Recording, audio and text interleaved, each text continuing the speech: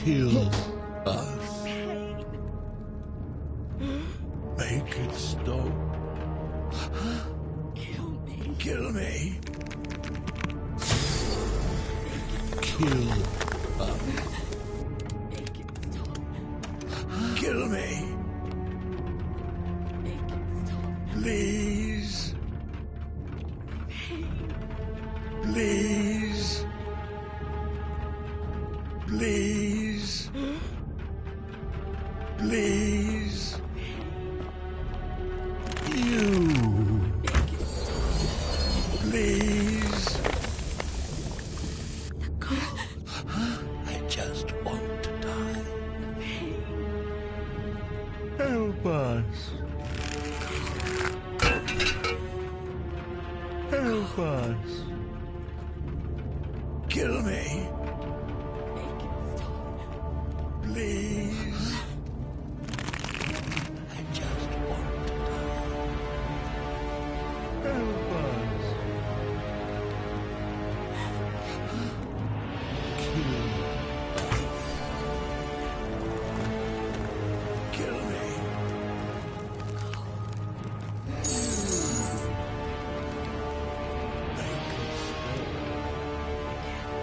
I just want to die. Kill me. Kill me.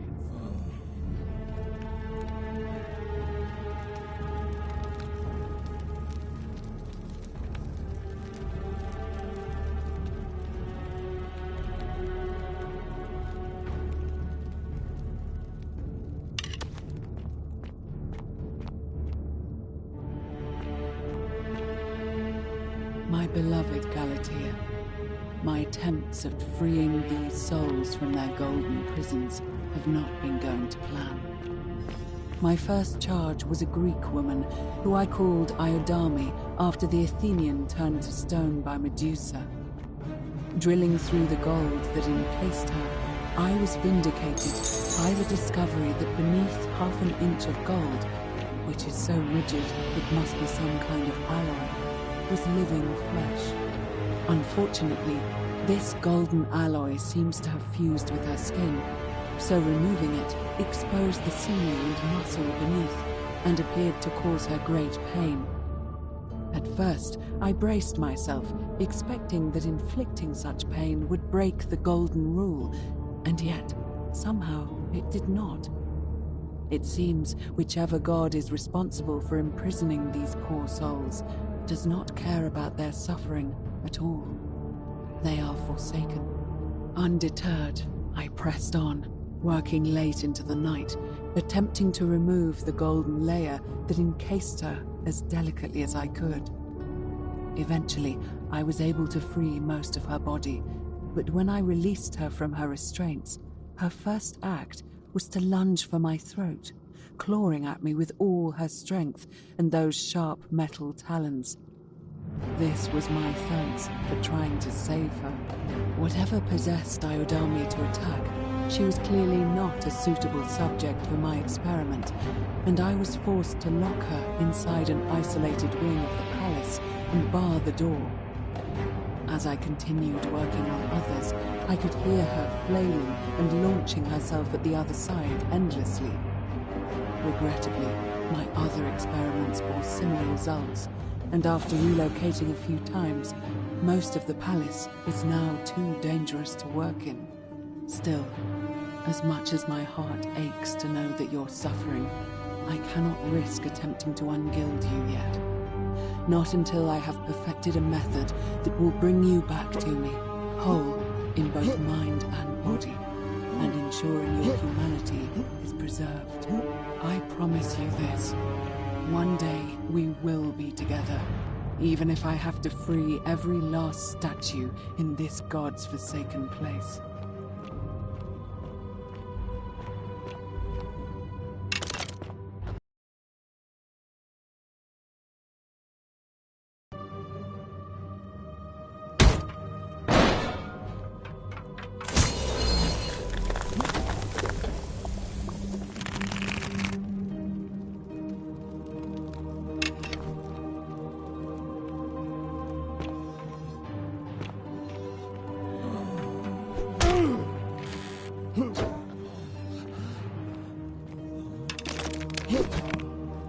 I just want to die.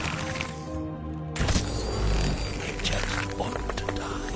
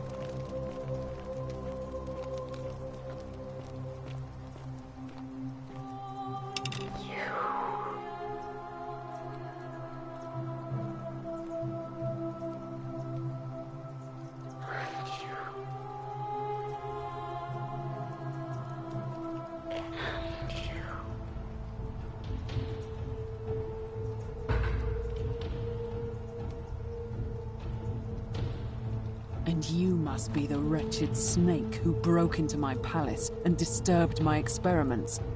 And worst of all, look at what you made me do to her. This never would have happened if you just stayed away. You're going to pay for that.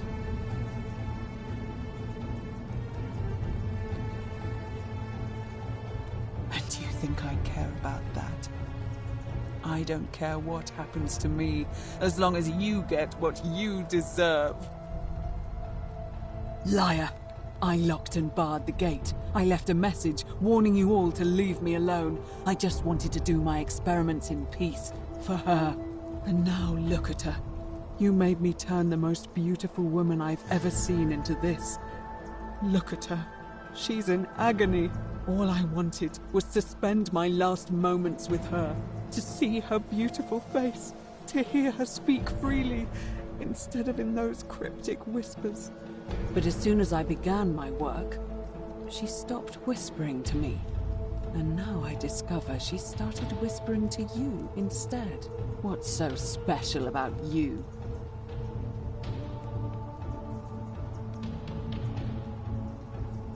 What do you mean, the same voice? Yes. I remember when they used to whisper to me. They did sound similar. I just thought it was because all voices sound the same when they whisper. But now that I think about it, they were all benevolent and seemed to share a common knowledge. But if these bodies are mere conduits for that one voice, then this body is nobody. And everything I've done here was... Wait, I see what you're doing. You're trying to steal her away from me. Were you planning to wait until I'd done all the hard work, then swoop in? Is that it? Liar! You tried to steal her away from me, and now look what you made me do. Give me one good reason why I shouldn't peel you, too. What? What are you talking about? Wait. So you're saying you weren't coming for us? So I did all this. I ruined her. For nothing. What have I done? Oh God, I feel sick. I can't bear the thought of her being like this. And in so much pain. It's the air. Coming into contact with her flesh. It's agonizing for them. But the only way to fix it will be to break the golden rule and let it run its course. At least that way she'd be golden again, and we'd be together. All it would take is one little cut.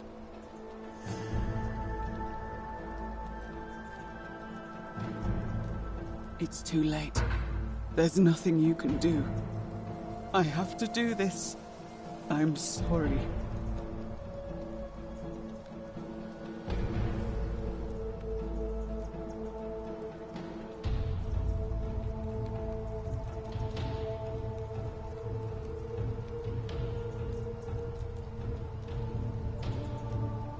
What?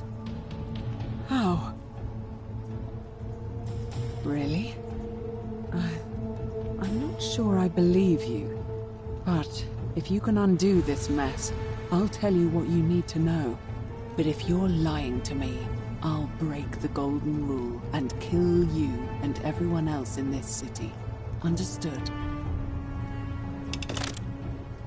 At least we'll all be golden together.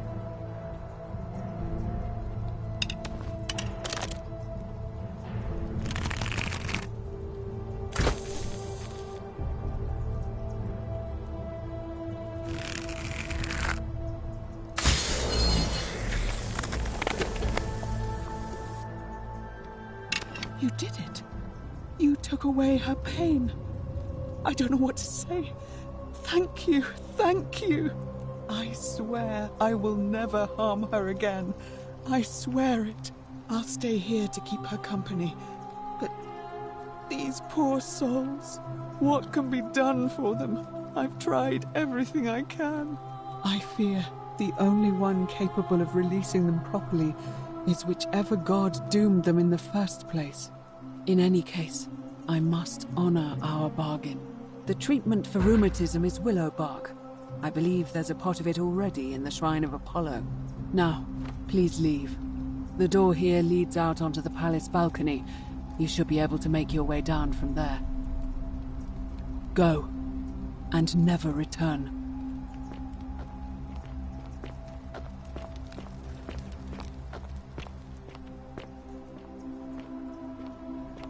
What?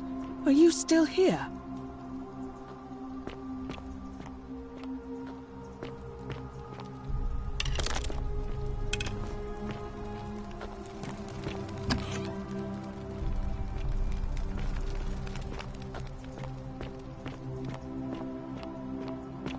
What other secrets have you stolen from the gods?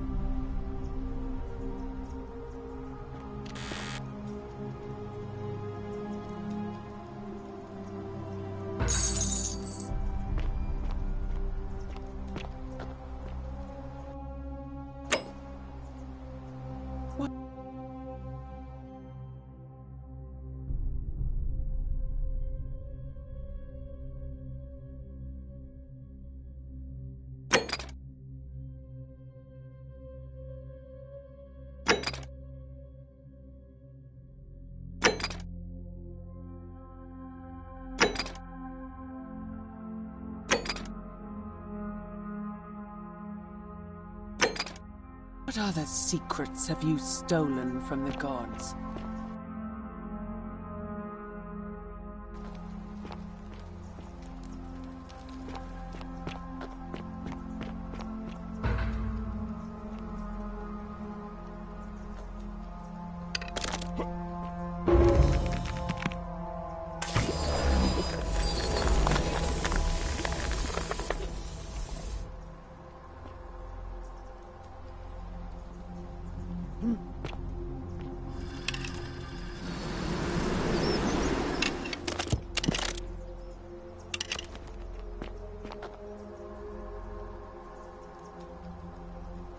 A new face. Ave, and may Vesta watch over you. I'm Equitia. To what do I owe the pleasure of this visit?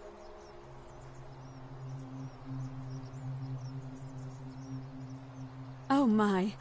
I take it people are quite direct where you're from.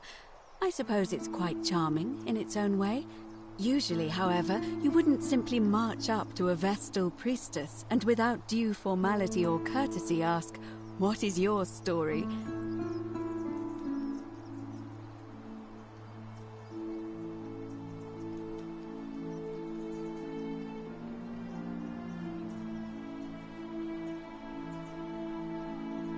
The proper approach would be to arrange an introduction through a mutual acquaintance in high office, by which time you would already know how to address me.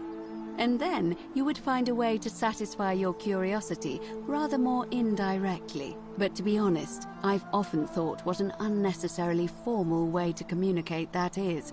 So, let's do it your way. You just keep being yourself and ask whatever you like. It'll be a refreshing change. You know, I'm not entirely sure. But what about you? How did you end up here? Karen, you say?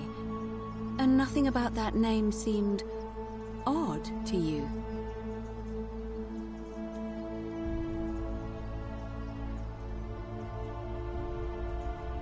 Older. I see. I wonder if... No. I apologize. I don't mean to be cryptic. It's just that you've got me thinking. Have you spoken with any of the others about how they arrived here too? I really think you should. Go around and ask them what they remember and see if you notice any patterns.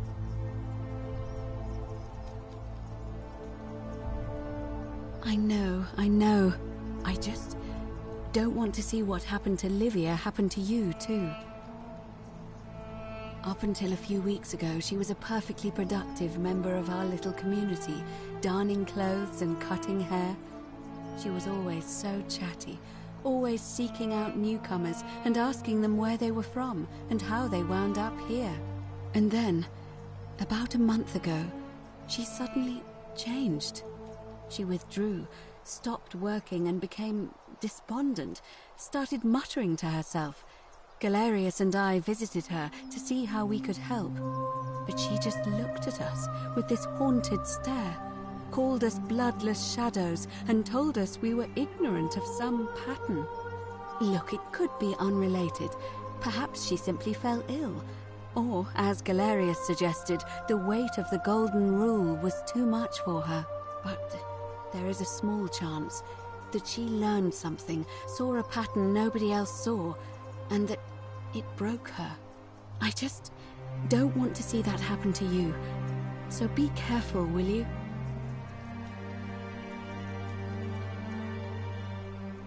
Thank you. Now, go and follow the thread of truth through this labyrinth, and come back to me if you discover any patterns. Come back to me once you've acquainted yourself with the rest of our neighbors.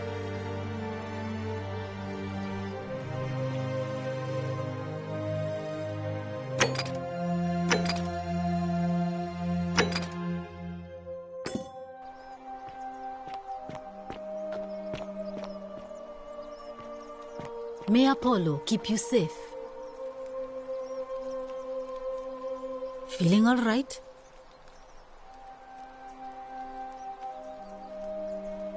You made it into the palace. I'm impressed. How is Nevia?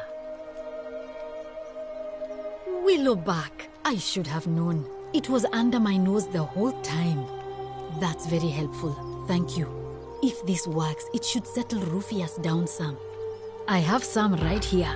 Could you do me a favor and give him some of this? He'll just need to swallow a pinch of it. I'm hoping it will avert disaster.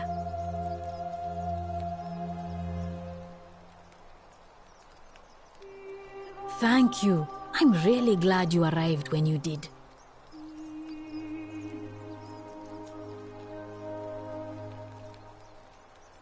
That's a shame. Thanks again for saving Yulia's life.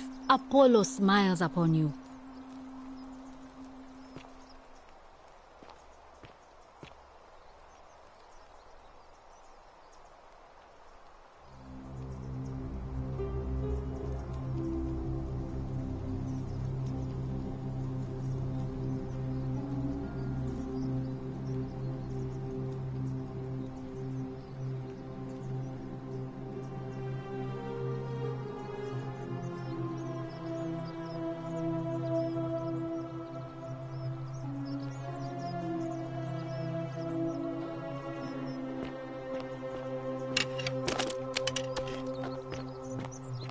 That lamp!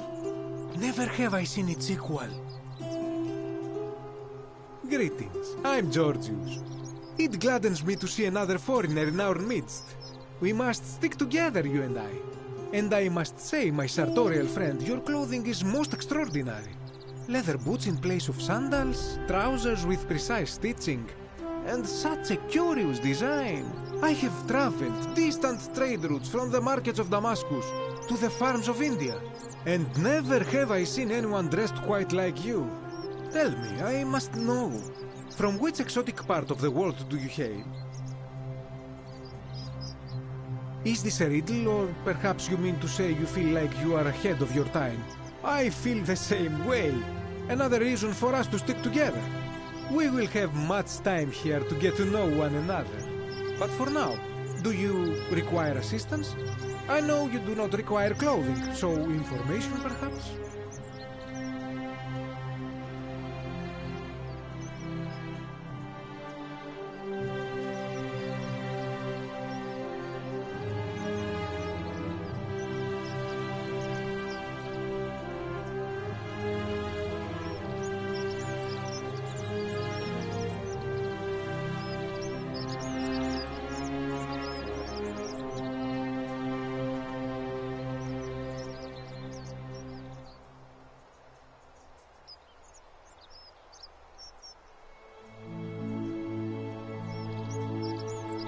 My story?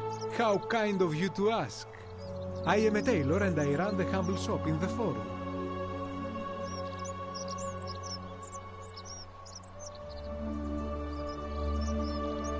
You mean to say, with all the turmoil and terror of the Golden Rule, and so few customers, why bother setting shop at all?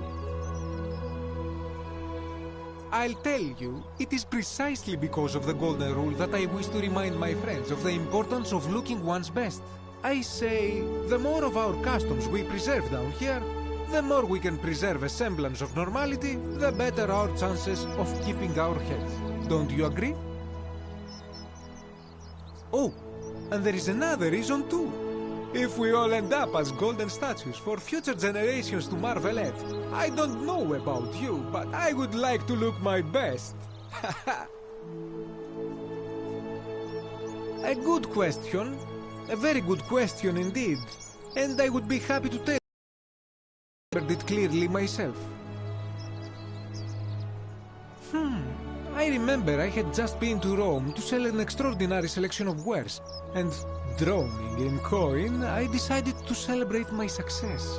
I rented a prestigious villa by the Tiber, invited over a few select friends, and we began making our way through some of the most exquisite wine money could buy. Quite a lot of it, in fact. Now, I have had visions and awoken in strange places before. I have even found myself naked in the desert sands more than once, but none of that compares to this. This time, I remember people screaming, then falling into a void as empty as time before creation, gasping for air, and then nothing. When I regained my faculties, I was lying naked by the banks of the Tiber, gods know how many miles from my villa. Indeed. I'm lucky I was carrying a little extra weight. I believe it kept me afloat. In any case, it seems I'd been rescued and resuscitated by a benevolent stranger.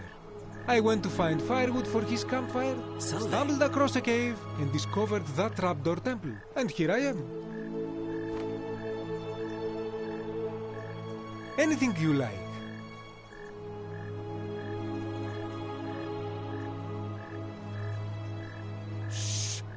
Not so loud! What are you playing at?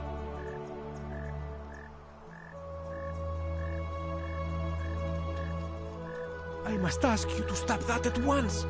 Have you not been told about the last attempt? Oh, then I suppose this duty falls to me. It is a long story.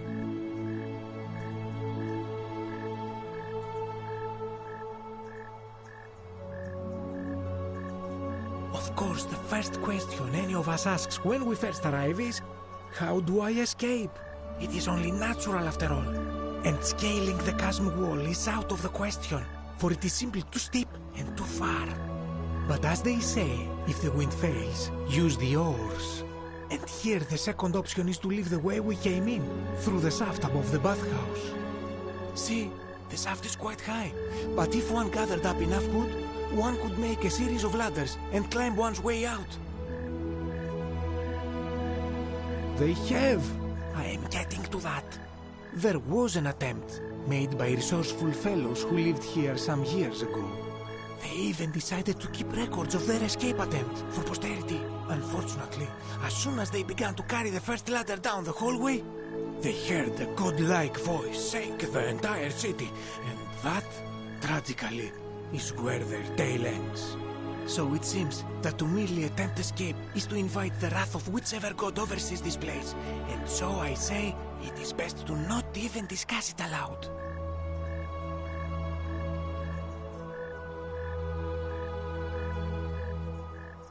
Ah, yes. The many shall suffer for the sins of the one. As a Greek, this is nothing new to me. It is how our gods operate.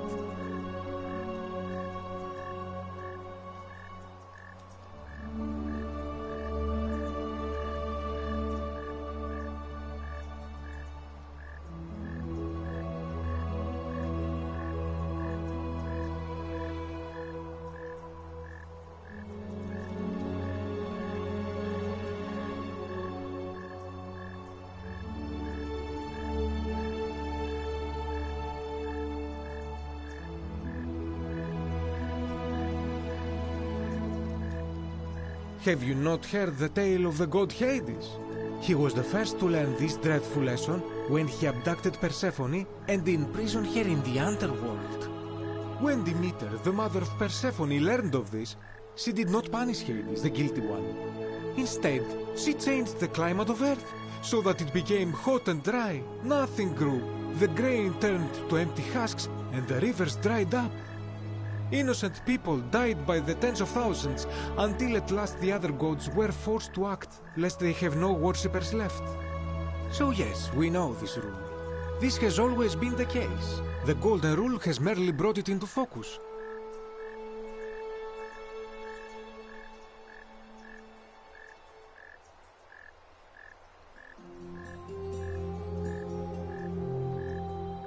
If we are to survive, I say we must each heed the simple wisdom of Thales of Miletus, first of the 7 sages of Greece, who said, "Avoid doing what you would blame others for doing."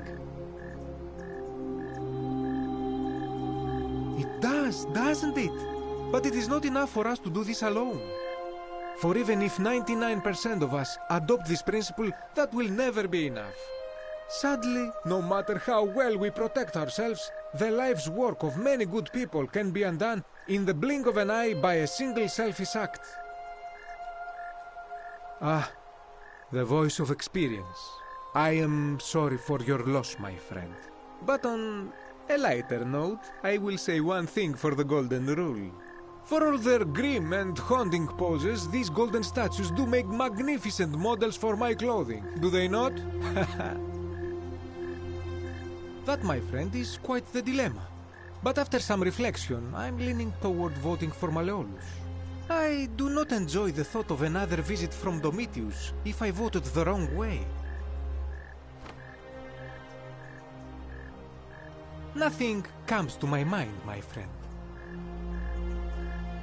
I hope that our paths cross again soon, my friend.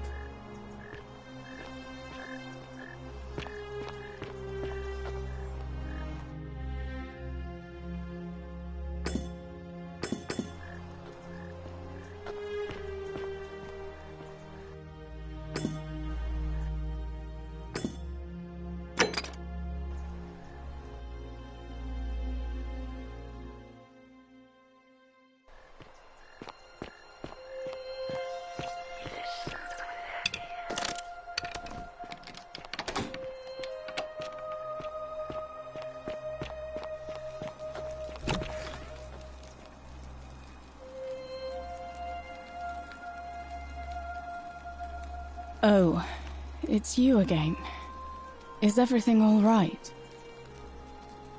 You mean my life story? Oh, well, I grew up as part of a big family in Rome. Me and 3 older sisters.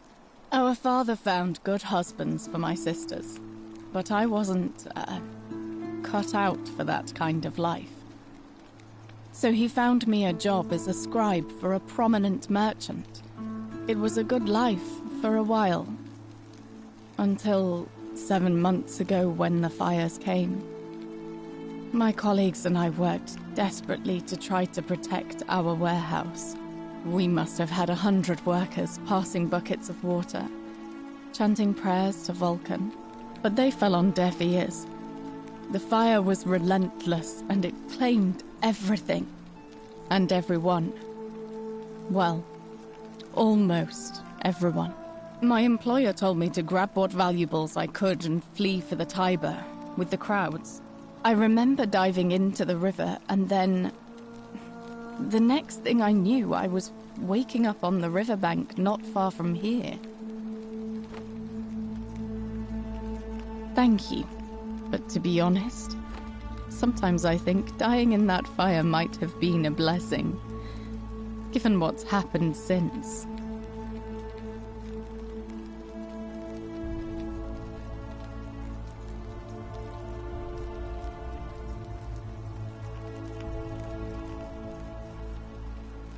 If that's your idea of a joke, it's not funny.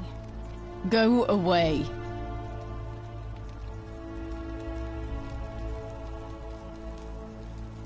I know what kind of person you are.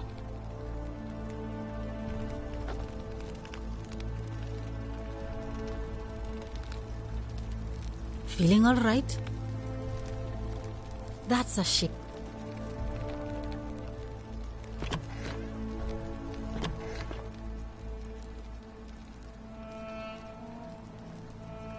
I know what...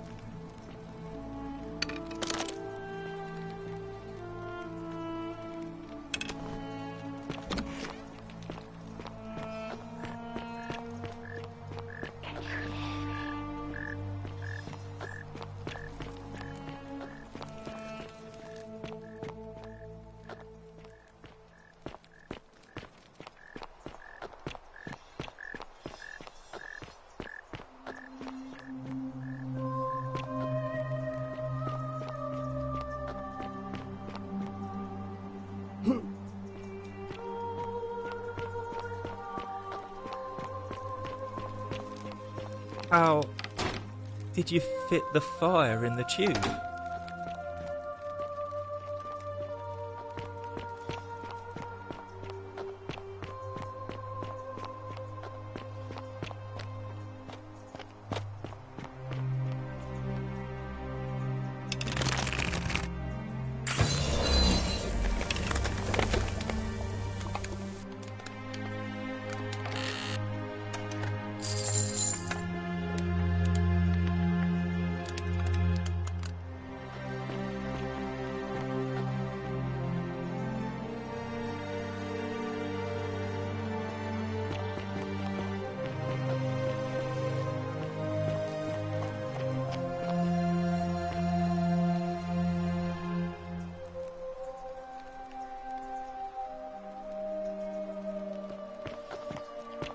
That lamp!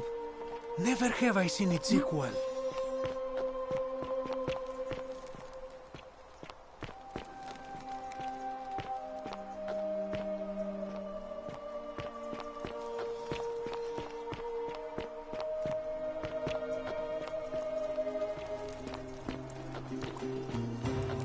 It's time! The election's on!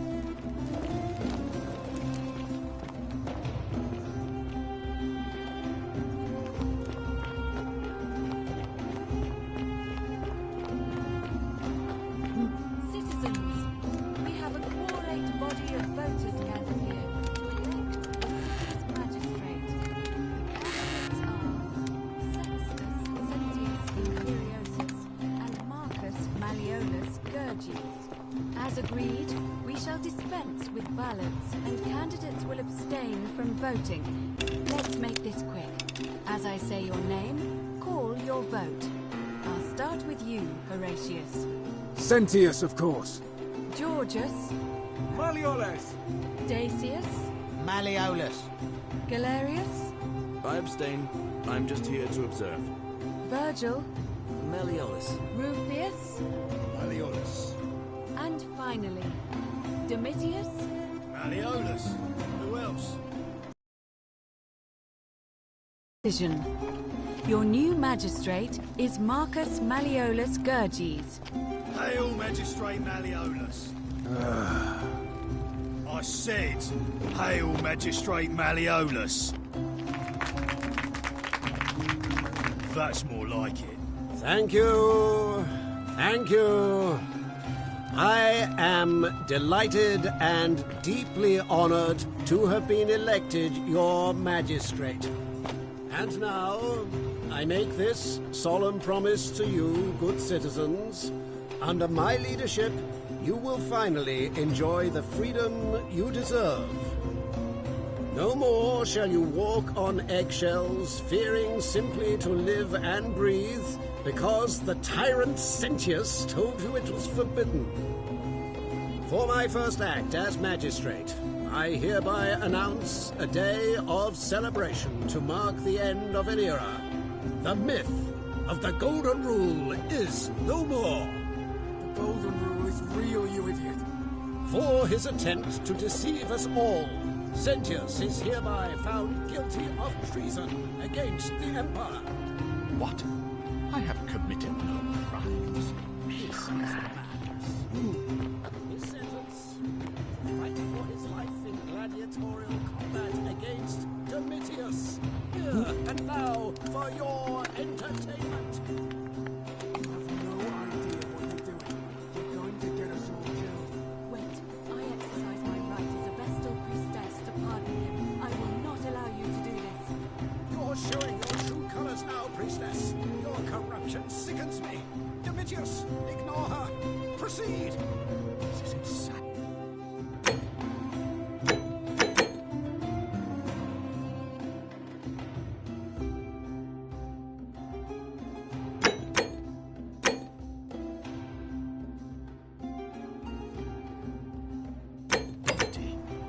You'll doom us all. Lies! It is time the Golden Rule was exposed for what it is, a children's fable, exploited by a treacherous leader to instill fear in all of us. This is why he's in his gladiator gear. They've been planning this all along. Shut up, all of you. The magistrate has spoken. I'm going to enjoy killing you, old man. It's real! The many shall suffer for the sins of the one. Let them hit you! Out of my way! Oh!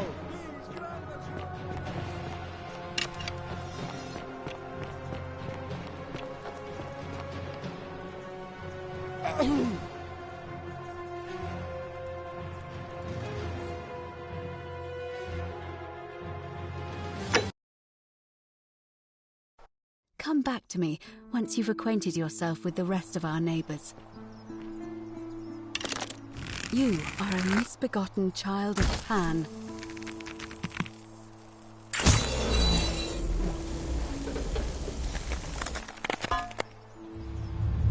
The many shall suffer for the sins of the one.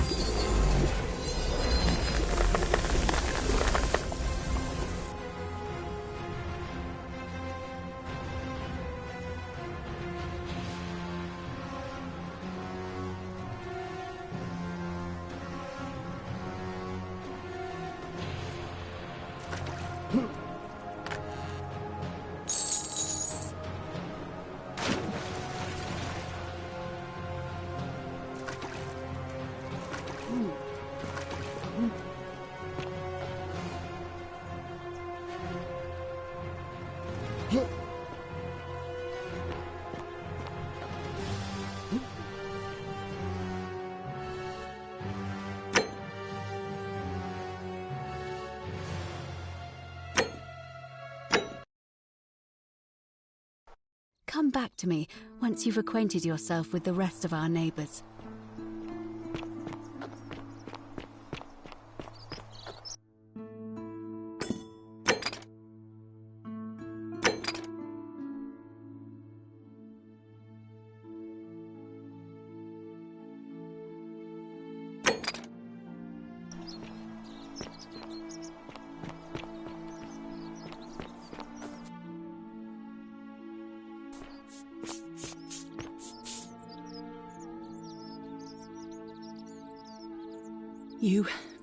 You took care of him?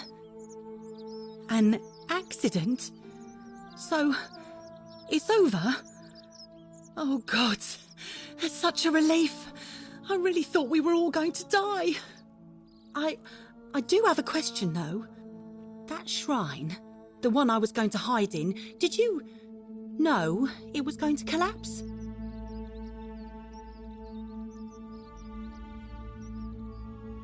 I don't understand. Oh, I see. Oh, I should probably keep my big mouth shut then. Sorry. I promise, nobody else will ever know what you did. But I know. That was really clever. Thank you. I'm glad you're here. Oh, speaking of which, welcome. I'm Fabia. Sorry I was a bit frantic before. Need anything? Oh, there's not much to tell. I mostly just bake bread and try to help out where I can. I suppose it all started about 8 months ago. I was living in Rome with my family when I got sick. Terrible timing. My pa had just arranged a husband for me, a fisherman's son.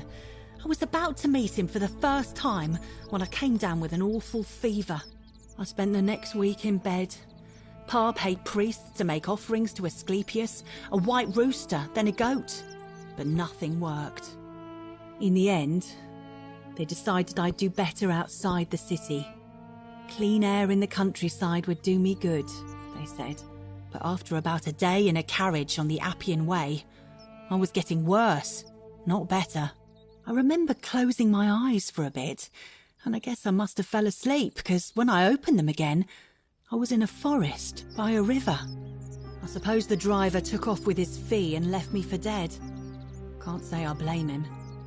I wouldn't have wanted to catch what I had either. Anyway, I went searching for help, stumbled across the trapdoor temple, and here I am. It's nice of you to say, but you should save your sympathy. Lots of people here need it more than I do. What? You've been here a few moments and you're desperate. Good people here. Galerius works... Well, I'm just saying. Well, I can tell from your funny accent. Oh, I try not to worry about it. Thanks. And I like your teeth. They're so white. And your clothes. And I'm sure he'd love to chat. He'll be just across... All right. Ah, a fellow...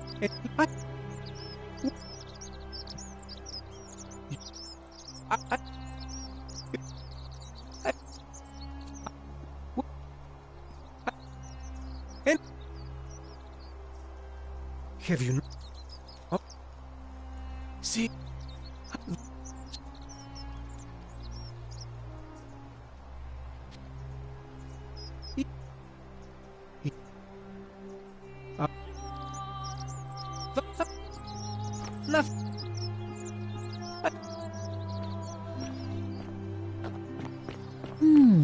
A golden bow, just like Apollo and Diana's.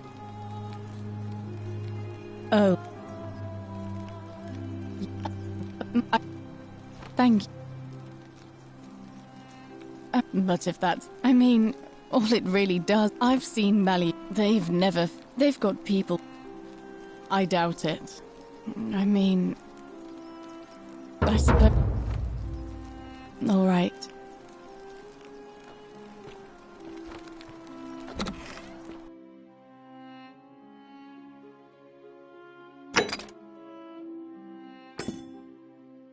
May Apollo keep you safe.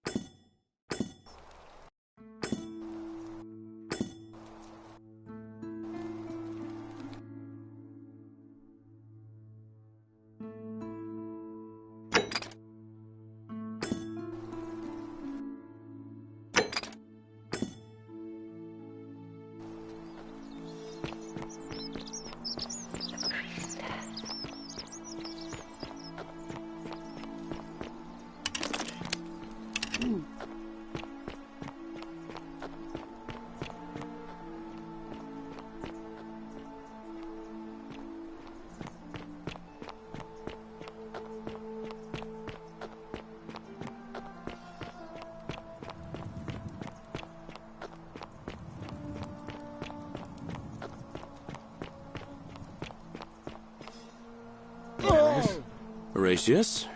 I'm Looking guessing a that bit troubled Promethean there. fire's not for sale. Still no sign of Not Scintilla. bad. And I haven't Not at slept all. right in 3 weeks. Don't be too hard on yourself. Oh, From what I hear, nobody saw hello it there, coming. partner. Anyway, I thought you I'm Stoics glad you're weren't here. supposed to worry I about think there might have been things you can't some control. confusion about my little practical joke earlier. Keep thinking. You see, my plan was What to if give you a there little is fright. You know, something there? like two friends joking What if around at the she's out there Saturnalia, and then somewhere surprise, suffering, I'd waiting to open be the found? door. But when I Sounds opened like it, you're torturing you were yourself. gone. Leave that for the gods. Try to relax. Partner, Get some there's no rest. need for threats. Tomorrow's a new day. Yeah, well, I don't have to listen to suppose this. you're right. Get lost. Don't even talk to me.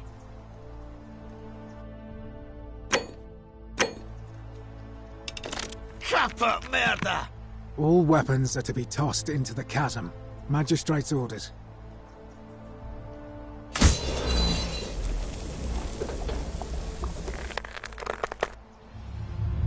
The many shall suffer for the sins of the one. Does not know how to die well.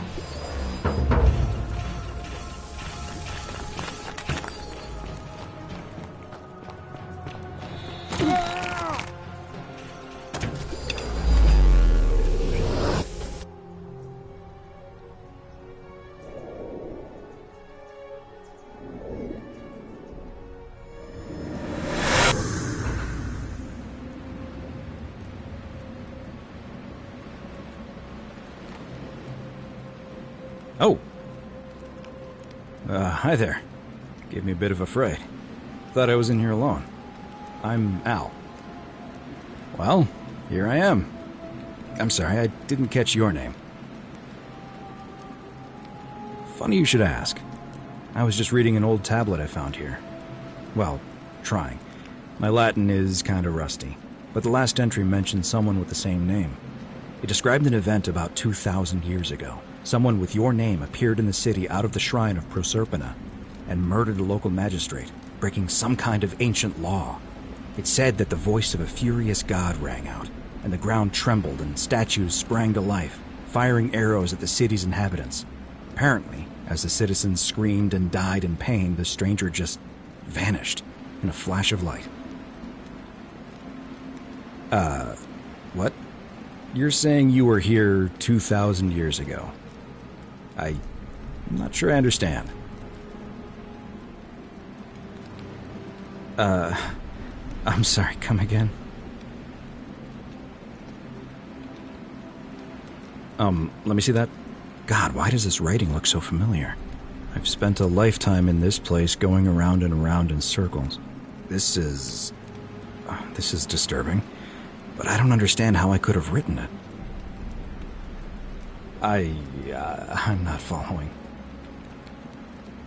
So you're saying, because a man from 2,000 years ago is dead, he never created a time portal, so I never went through it, and that's why I don't remember any of this. I guess. So what you're really saying is, you brought me back from the dead to let me die all over again. You saw the tablet. I spent a lifetime searching for a way out, and never found one. I can't see how I could possibly find one now, so it seems like we're both gonna die here.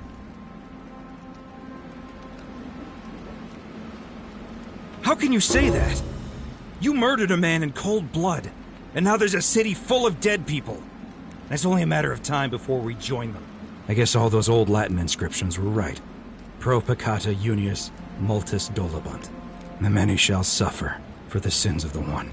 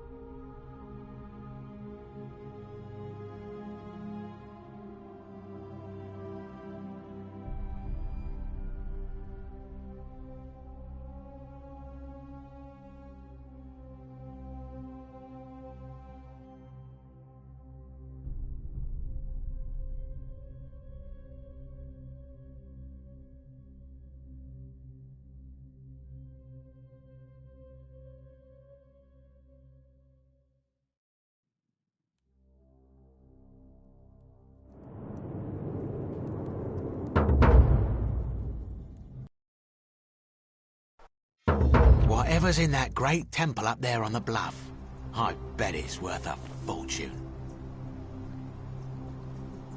Salve. Don't even... Ah, it's you again.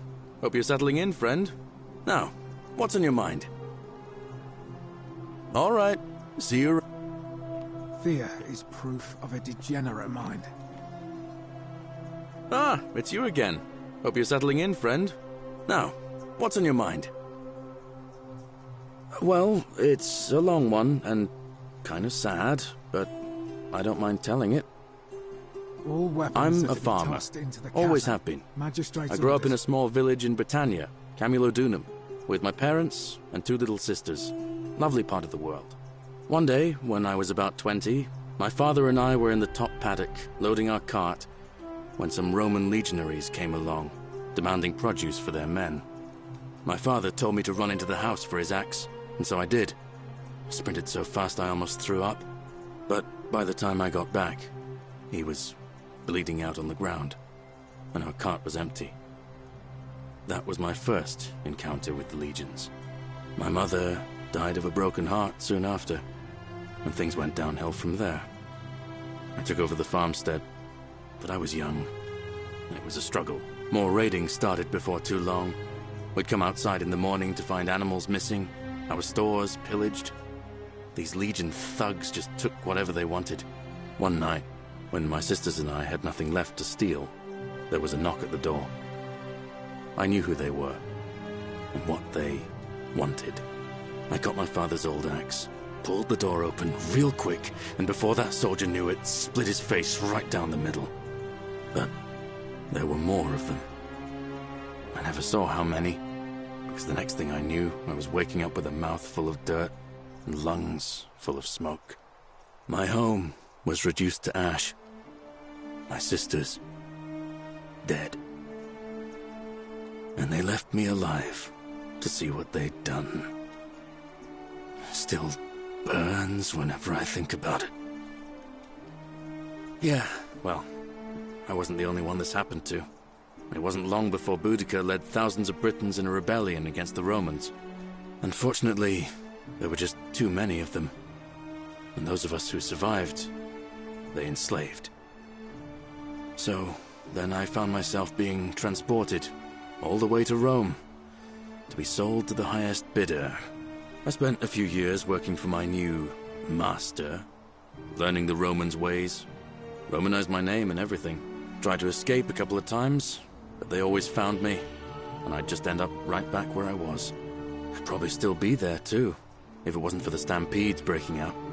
You see, about 7 months ago, an enormous fire broke out in Rome. Everybody was running down toward the river, screaming and shouting. Never seen anything like it. Human beings acting like cattle. I got swept up with them somehow, and the rest is a blur. The next thing I knew, some stranger was dragging me out of a river. Stumbled across this place, and I started my life over again. That's what I thought too, for a while.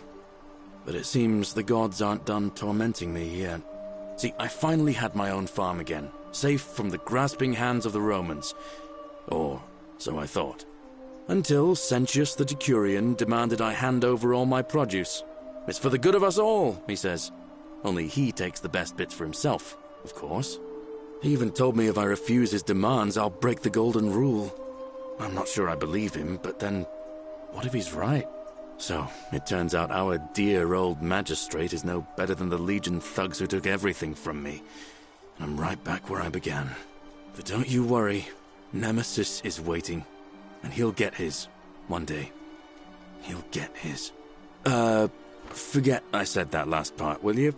I get carried away sometimes.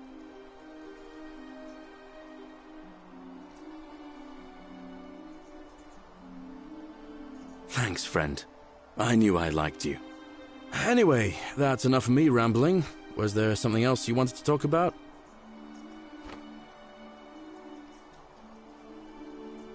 I've bounced the idea around once or twice, mainly as a way of getting Dooley set free.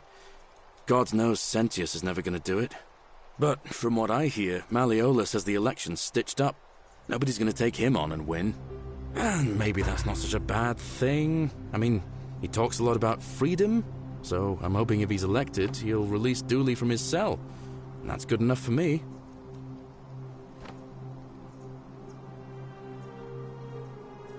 Because Sentius put him there. Poor Dooley was just wandering around looking for some imaginary treasure. Now a magistrate accused him of being a thief. It's nonsense, of course. Dooley's the most harmless man you'll ever meet. But Sentius really has it in for him, for some reason. Gladly. Well, as much as I'd love to get out of here, the harvest's always more fruitful in another man's field, isn't it? But Scintilla, Sentius's daughter, went missing a few weeks back. Could be she found a way out. If anyone knows for sure, it'll be her sister, Sentia. But she'd never tell the likes of me. Oh, I don't give it much thought these days. I mean, everybody here's got their own view about what we need to do to survive. But I say, let's spend less time arguing about what it means to be good and just get on with it, you know? All right. See you around. Handsome. What is it, citizen?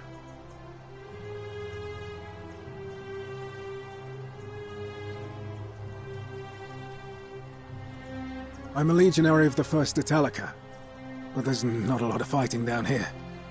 So the magistrate has assigned me other duties. I act as the magistrate's right-hand man, keeping an eye on his daughter, I should say, and the others, and making sure they're all behaving. I also keep a register of new arrivals. I'm from Liguria, up north originally. I was doing all right for myself. 12 years into my service. Had a nice girl lined up for when it was all over. Not anymore. She's probably figured I'm long gone and moved on by now. I try not to think about it. My commander sent me to deliver a message to Rome. While I was there, I thought I'd do something nice for my girl, and pick up a little pendant from a silversmith. That's when the crowd started flooding through the streets, shouting fire. People were screaming, trampling each other. Then some Genetricum Fugitor tried to take advantage of the chaos and pinch my pendant. I remember chasing him through the crowds, down towards the river. And then, nothing. Blacked out and woke up near here. No idea how I ended up floating so far downriver. But I'm fortunate to be alive, I suppose.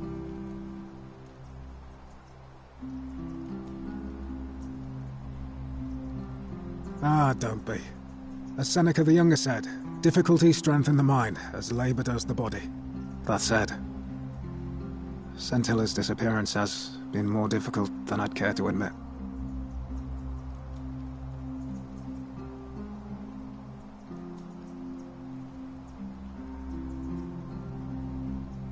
I don't see why not. Just make sure I get it back by tomorrow.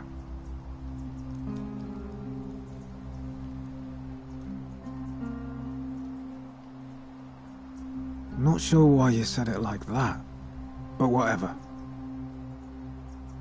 He's one of the better commanders I've ever had, that's for sure. Good stoic. Lives by Seneca's words. Treat your inferior as you would wish your superior to treat you. Can't ask for much more than that. I went around asking the same questions when I first arrived. Never did find a way out. But I learned how to accept my situation. To bear trials with a calm mind robs misfortune of its strength and burden. That's from Seneca the Younger, if you're interested. Not that it's any of your business, but my loyalty is and always will be with Sentius. Unfortunately, I don't think my vote is going to make any difference today. See, Domitius has been going around town, shoring up votes for Malleolus with lies, bribery, and intimidation. The man's a savage, but he's a gladiator, so people fear and respect him more than they should. Sentius knows about it, of course, but he doesn't have the same rat cunning as Malleolus. This place will be different with that sleaze at the helm. But I try not to worry about things I can't change. Cerberus lifts his triple head and lets out his threefold braying.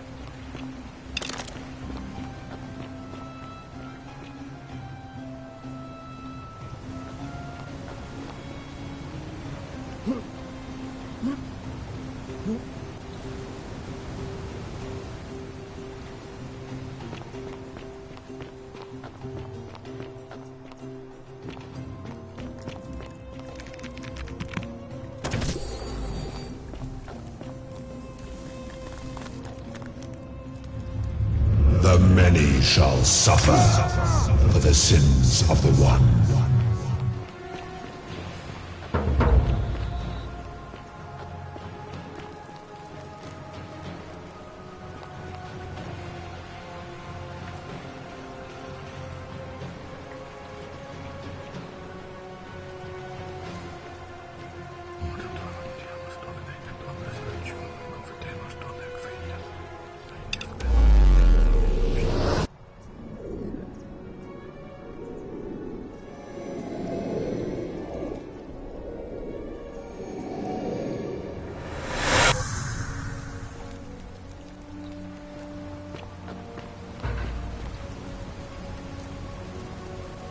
Salve. Oh, so.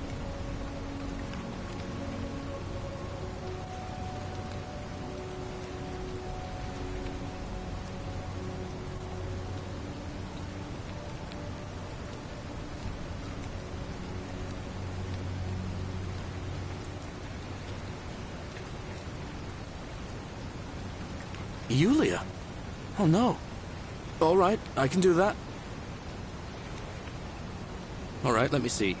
Stop Fabia going in, but send the new arrival to the empty shrine. I'll go, but once I'm done, I'll need you to tell me how you know all of this.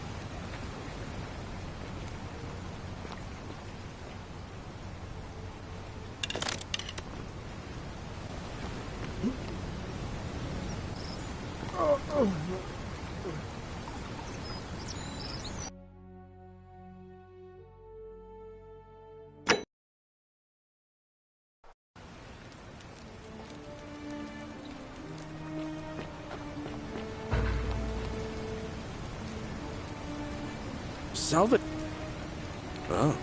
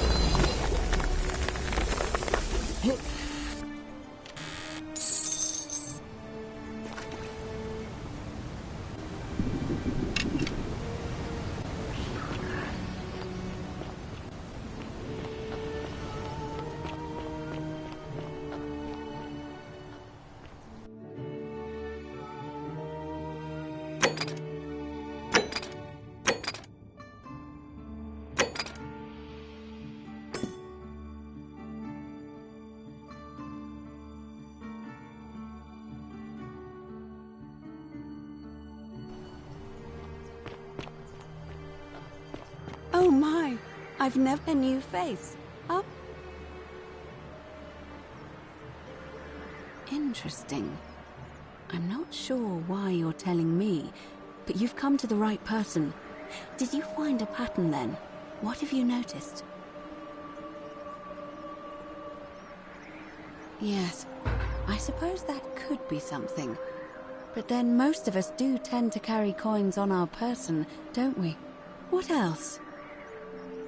Yes, I understand many of our friends were carried here by a river current. What else? That's true. I know I wasn't entirely sure how I wound up here. It's as I feared. I think I understand what poor Livia has been going through. Let me ask you this. Did you happen to encounter a stranger in the forest before you arrived here? And did you happen to catch her name? I see. And was this Karen, by any chance, wearing a hood? Because I've seen her before. There's something I think you should see. I think you'd better follow me to the baths. But don't follow too closely. We can't have people thinking we're bathing together.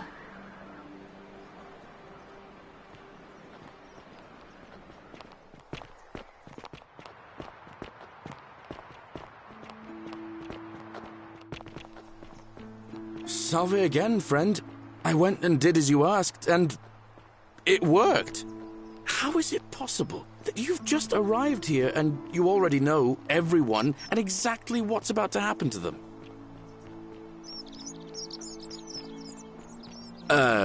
You're toying with me, right?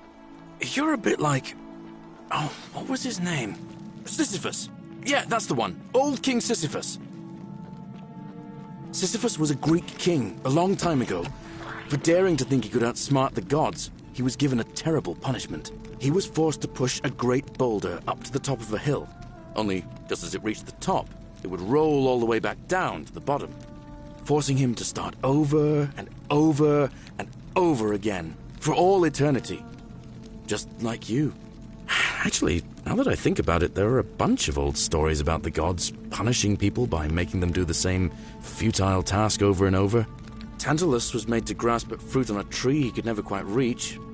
The Pleiades had to keep fetching water in a sieve. Oh, and Ixion was strapped to a wheel going round and round forever. But, on the bright side, at least you're not stuck in the underworld like they all were. Anyway, I don't know which god you managed to upset to get yourself into this position, friend, but you seem all right to me. So, I'll tell you what. I'll keep doing whatever I can to help you. And you just focus on finding a way to break the cycle you're in. Oh, that's kind of you to say. Now, I'm going to keep your secret. Although, it's not as if I'll remember this next time we talk anyway, right? Oh, and if our conversations ever start to annoy you, just tell me you're busy. I know when I'm not wanted. May fortune smile on you, friend.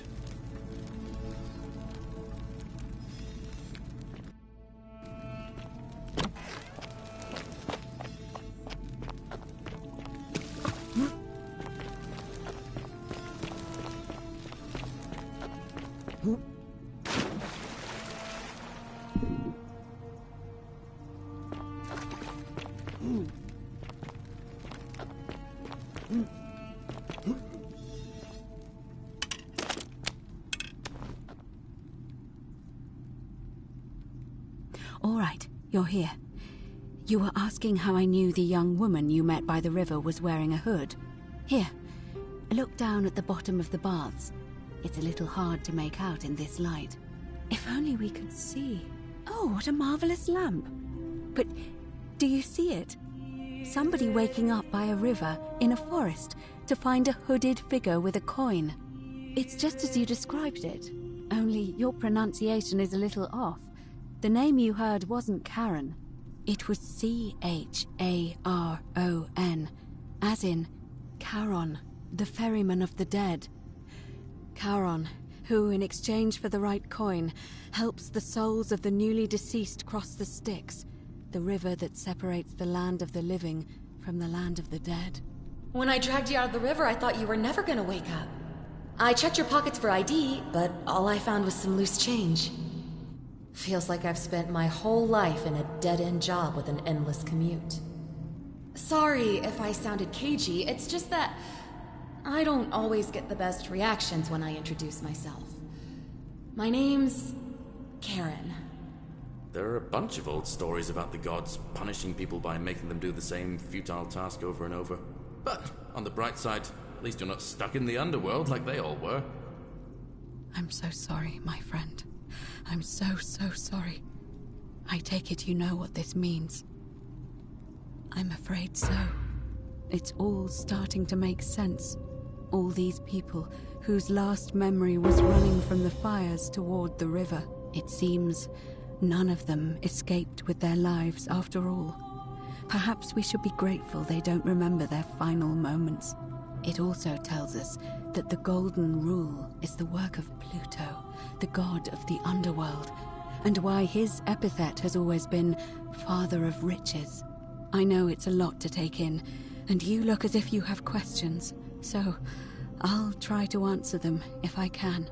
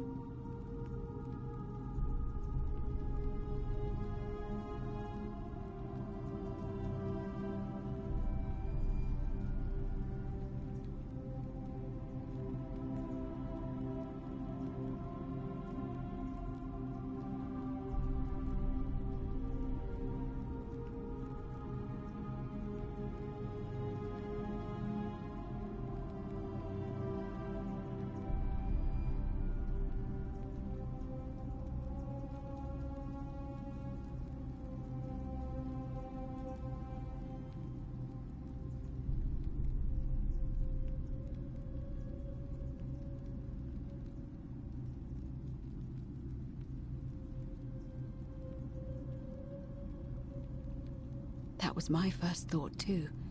In the old stories, the underworld was where the souls of the deceased were taken. But it was also possible for the living to reach it without dying, if they were particularly fearless. So I'm afraid I don't know. Oh, I'm sorry. I keep forgetting you're not from here. If you were Roman, or even Greek, you would know these stories. Each of them is slightly different, whether the storyteller was Plato, Homer, Virgil, or Ovid. But they always involved the souls of the dead meeting a grim ferryman named Charon on the bank of a river. It was said that he'd help the new arrival cross, only if they could pay him with a coin, an obol. That's why it was once our custom to bury our loved ones with a coin in their mouths. Charon's obol, we called it. Of course, an obol was a kind of Greek coin, because we inherited this knowledge from the Greeks. To be fair, the ferryman isn't exactly as the poets described, and he, she, they seem to appear to different people in different guises. You say you saw a young woman named Karen with a hood, and I once heard Kabash mention a stranger in a ram headdress named Kerti, and Rufius described meeting a stranger named Kamut Tabal wearing an eagle headdress. But whatever form this stranger took, they were always wearing a hood of some sort, and their name always began with a K sound. I suspect the only way you'll solve this riddle is if your paths cross again. Good question. Let's see. In the stories, Charon would always require a coin as payment for passage across the river. But that never made any sense to me. What does an ancient immortal being need with coins? In our case, it seems Charon didn't take the coins we had. He or she merely checked we had one in our possession. So, maybe there's something special about the coins each of us had on us. That might explain why we wound up here, but so many others did not. No. I mean, I had my suspicions, especially after Livia's ramblings, but I would never have figured it out without your help, I promise you.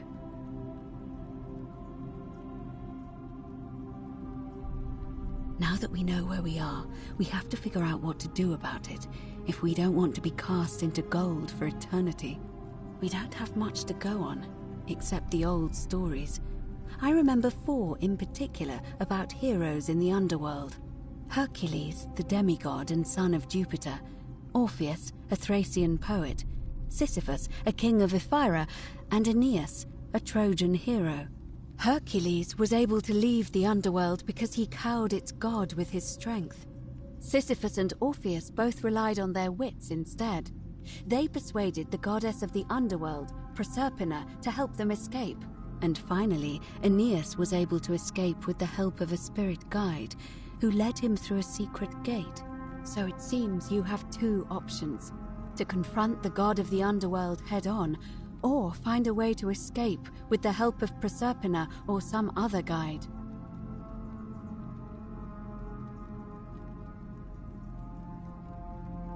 It's a reasonable question, but the problem is, this place is fairly well designed to keep us here.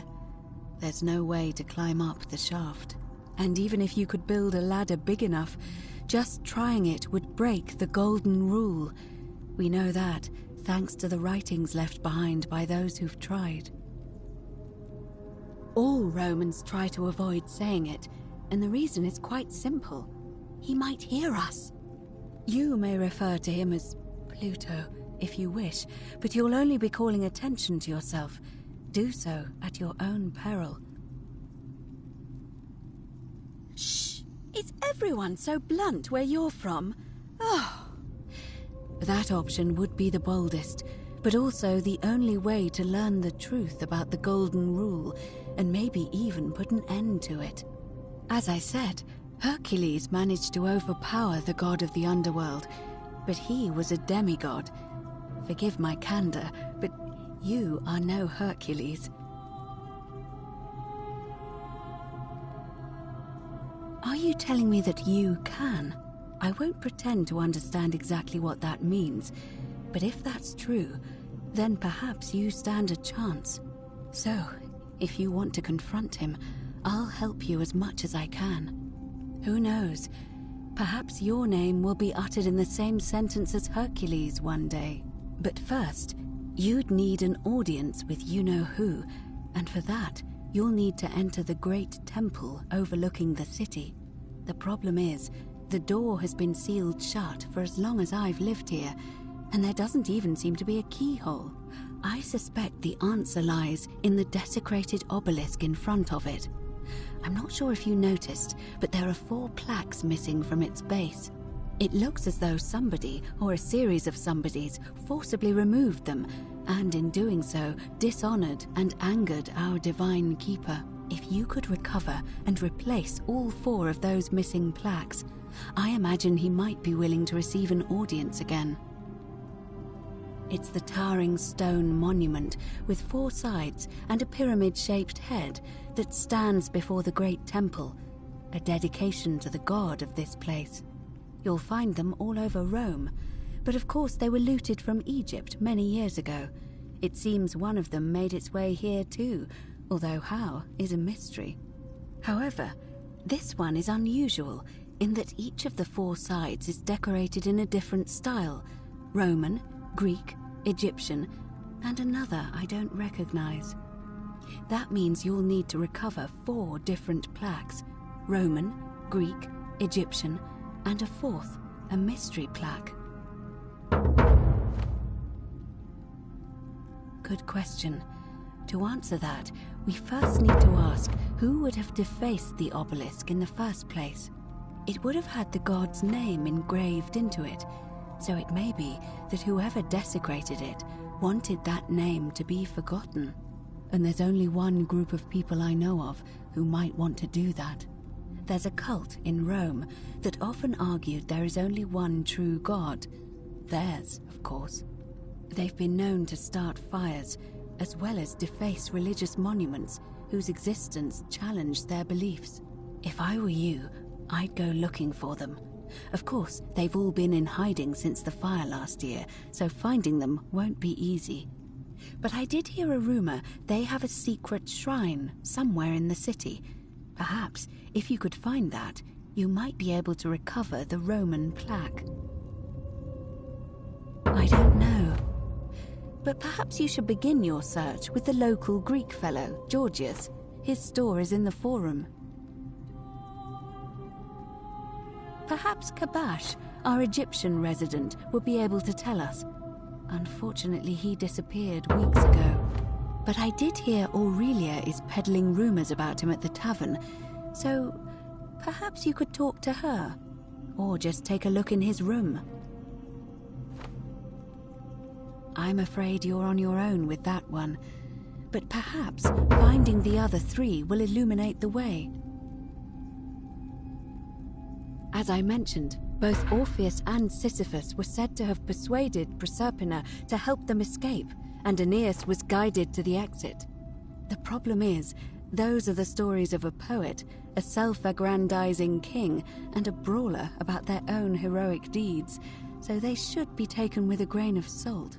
First, Proserpina. What we do know about her is, well, it's a grim tale. It's said the god of the underworld abducted and dragged her here against her will, forcing her into marriage. It is. The gods are a mirror image of mankind, as far as cruelty is concerned, I'm afraid. If the stories are true, I imagine she's as desperate to escape as we are. If she really did help Orpheus and Sisyphus, perhaps she'll help us too. The problem is, how do we communicate with her without being noticed by her captor? Leaving that aside for a moment, there is also the possibility of a spirit guide. I don't suppose you've come across one of those in your travels? Truly? And you're only bringing this up now? Then again, I suppose you were worried I'd think you were as mad as Navia. Can you tell me more? Is it the same voice? What kinds of thing does it say? Fascinating. Perhaps she is a benevolent spirit. Or perhaps... Perhaps you're hearing the voice of Proserpina herself. If she has indeed been abducted, it would make sense for her to speak in cryptic whispers to avoid detection. Tell me, has she told you anything that might lead you to the way out? Oh, I see. Well, let me know if you hear anything that might be a thread through this labyrinth. All right. I would suggest not discussing this with anyone. The best we can do for them is to let them remain oblivious for as long as possible. As for Livia, it seems she's been shouldering the weight of this terrible secret all this time. Perhaps it would comfort her to know she's not alone.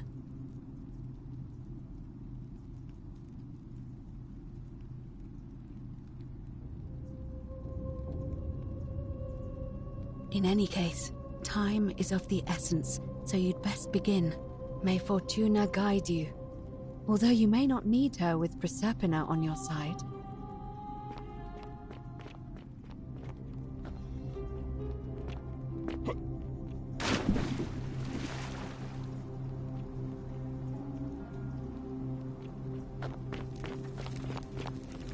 Isn't the great temple majestic?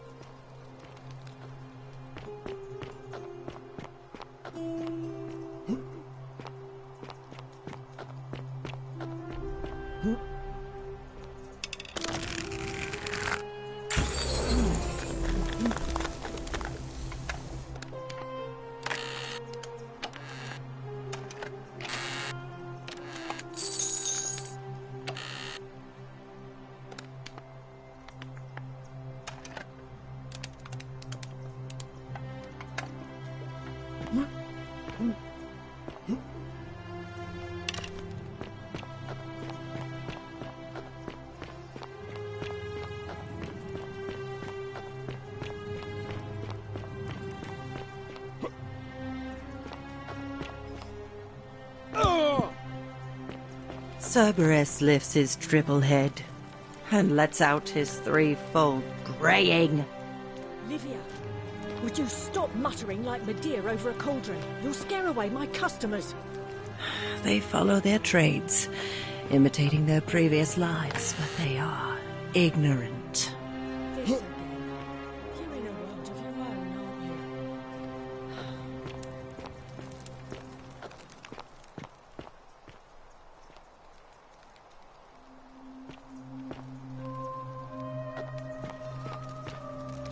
Just as the ocean accepts the rivers of all the world, so this place accepts all the souls. But it does not notice the crowds that come.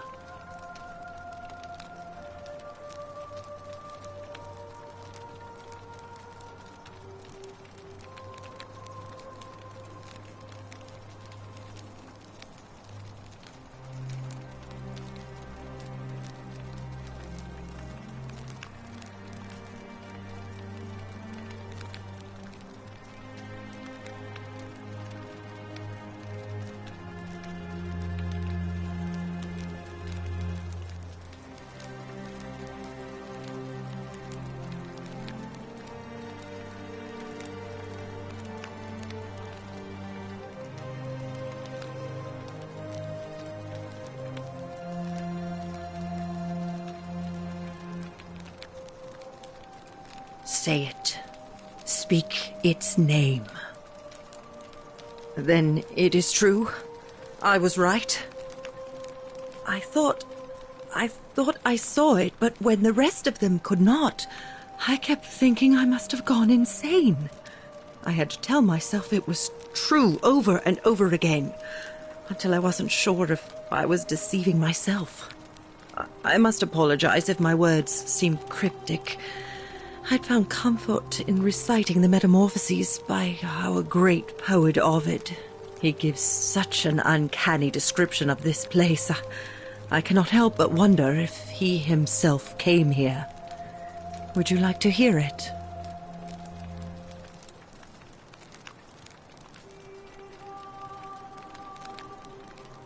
I will do my best to remember the relevant verse. There is a downward path, gloomy with fatal yew trees. It leads through dumb silence to the infernal regions. The sluggish Styx exhales vapor, and by that way, the shadows of the newly dead descend, entombed with full rites, and the ghosts of those, at last, given proper burial. The wide, thorny waste is cold and pallid, and the newly arrived shades are ignorant of the road that leads to the Stygian city, where Black Dis has his cruel palace. As the ocean accepts the rivers of all the world, so this place accepts all the souls, and is never too small for any populace, nor notices the crowds that come. There the bloodless shadows wander without flesh or bone. Some crowd the forum, some the house of the ruler of the depths. Others follow their trades, imitating their previous lives. And still others incur punishment. I hope I have done it justice, and now we share a secret. It's as if you've lifted a great burden from my shoulders. Thank you, friend. I think I should rest.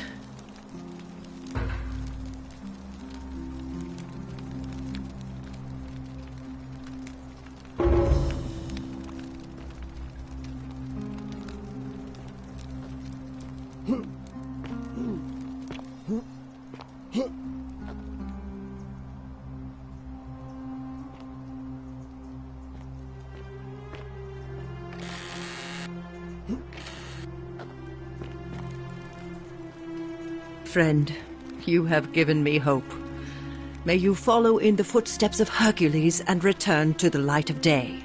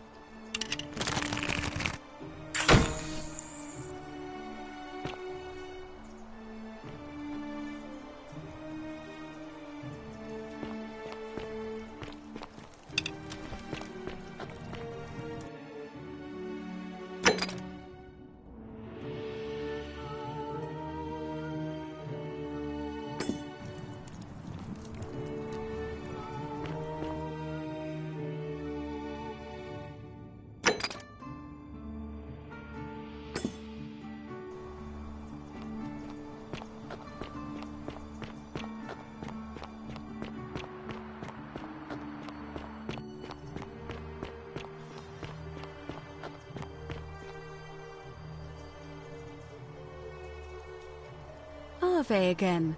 Did you find what you need?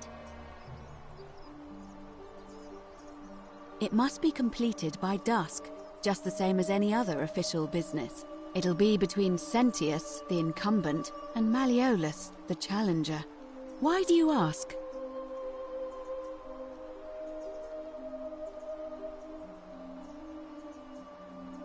You can, assuming they're eligible and willing to accept the nomination.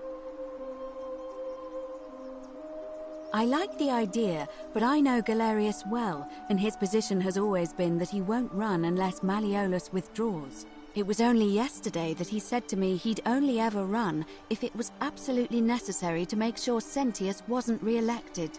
So, I suppose if you'd like to see Galerius elected magistrate, you'd need to persuade Malleolus to withdraw somehow. All of the male citizens who are willing and able to attend, unless they're running, of course. Well, you're not a citizen yet, so no, I'm afraid not. But if it's any consolation, there are other ways to influence the outcome of an election. By using whatever gifts the gods gave you. Nothing untoward, of course.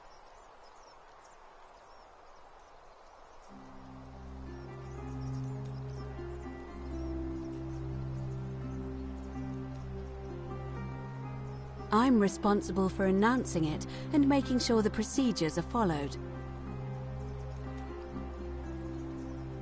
As I said, I'm planning to hold it before dusk, but I suppose I could hold it sooner.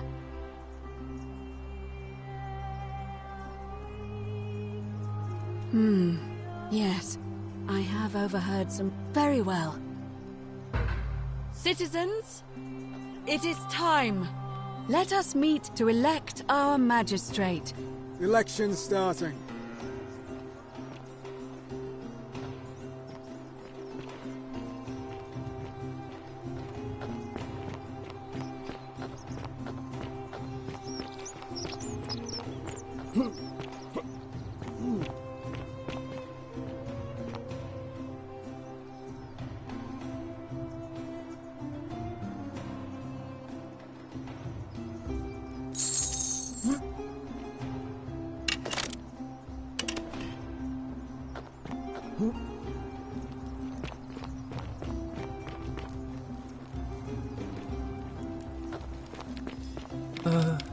Hello.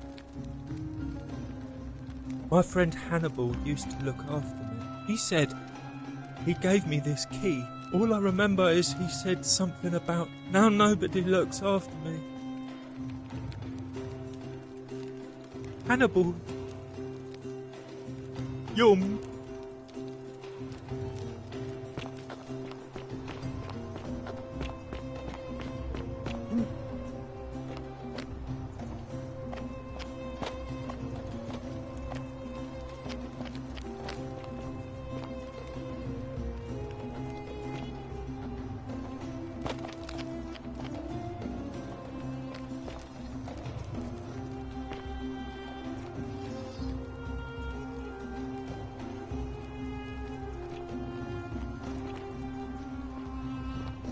Citizens, we have a quorate body of voters gathered here to elect the city's magistrate.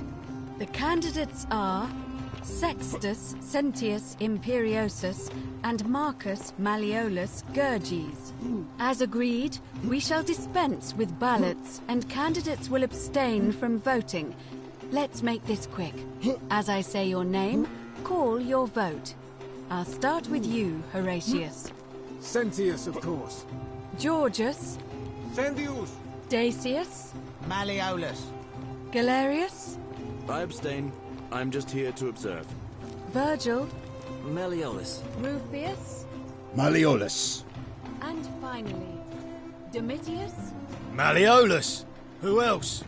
Citizens, you have made your decision. Your new magistrate is Marcus Malleolus Gurges. Hail, Magistrate Malleolus. I said, hail, Magistrate Malleolus. That's more like it. Thank you. Thank you. I am delighted and deeply honored to have been elected your magistrate. And now, I make this solemn promise to you, good citizens. Under my leadership, you will finally enjoy the freedom you deserve. No more shall you walk on eggshells, fearing simply to live and breathe, because the tyrant Sentius told you it was forbidden. For my first act as magistrate, I hereby announce a day of celebration to mark the end of an era. The myth of the Golden Rule is no more. The Golden Rule is real, you idiot. For his attempt to deceive us all, Sentius is hereby found guilty of treason against the Empire. What? I have committed no crimes. This is madness.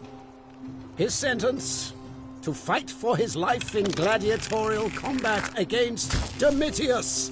Here and now for your entertainment. You have no idea what you're doing. You're going to get us all killed.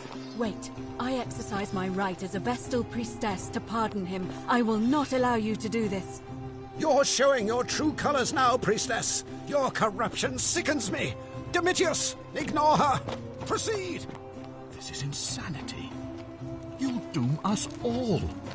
Lies! It is time the Golden Rule was exposed for what it is. A children's fable, exploited by a treacherous leader to instill fear in all of us. This is why he's in his gladiator gear. They've been planning this all along. Shut up, all of you. The magistrate has spoken. I'm going to enjoy killing you, old man. Impossible! The many shall suffer for the sins of the one.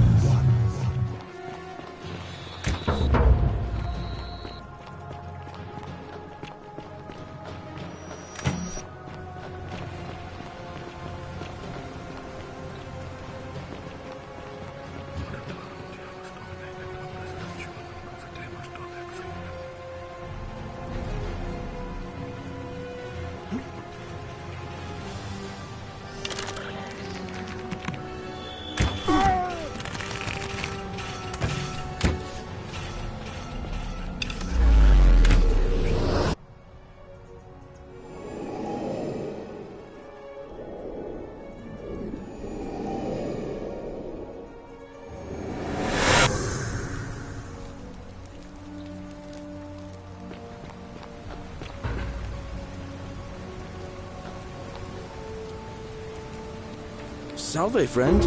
Mind telling me...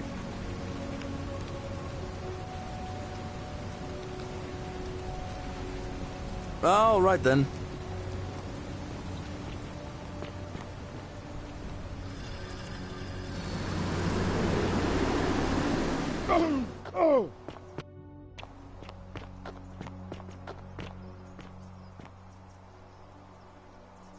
Name's Rufius.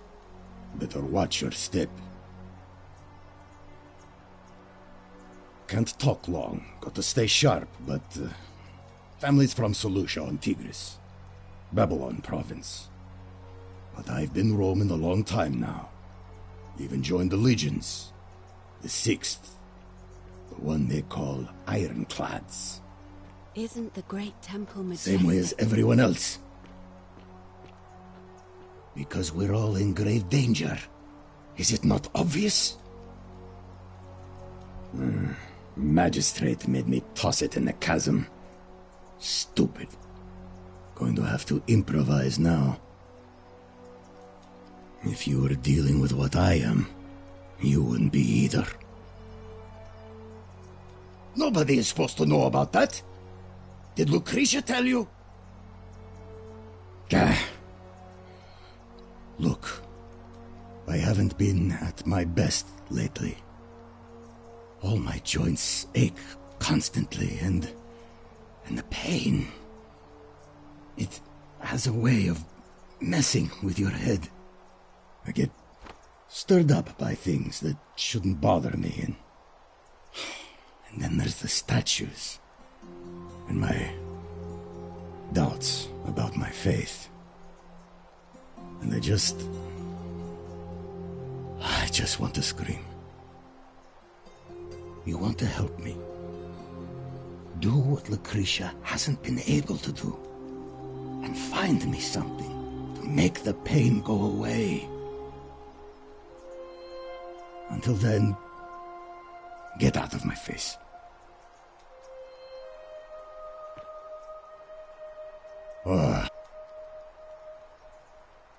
What about it? willow bark. And this will work? Oh, thank God. Finally, some relief. This is what I've been praying for. Maybe God hasn't abandoned me after all. Thank you. I've been in a lot of pain lately. The rheumatism, these cursed statues always watching, and the crisis of faith. It was too much. Started messing with my head. This is exactly what I needed to set it straight again. I owe you one.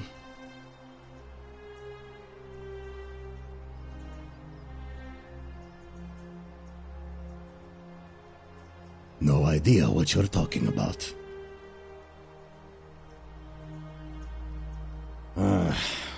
All right. But after this, we're square. I think I have seen that plaque.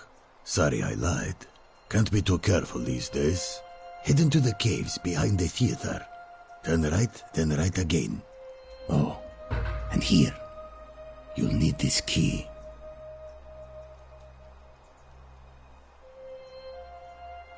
You didn't get that from me. Meliodas. Not sure I trust Sentius. Couldn't even protect his daughter in a city without sin. How's he going to protect us? No. See you around.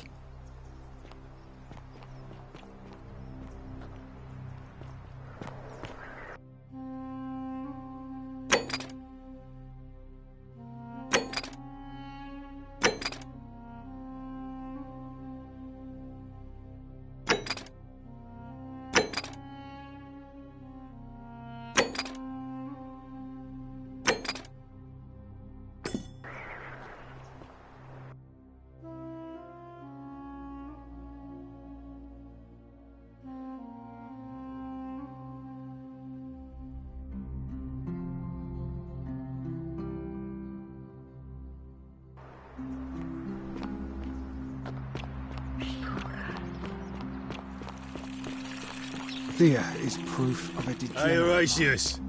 How's it feel knowing your man's doomed to lose the election today? If you're trying to goad me into an argument, it won't work. I'm stuck. If the old man couldn't even keep his own daughter safe, how can anyone trust him to keep us safe, eh? That's quite an impressive bow you have there. Just like Diana's.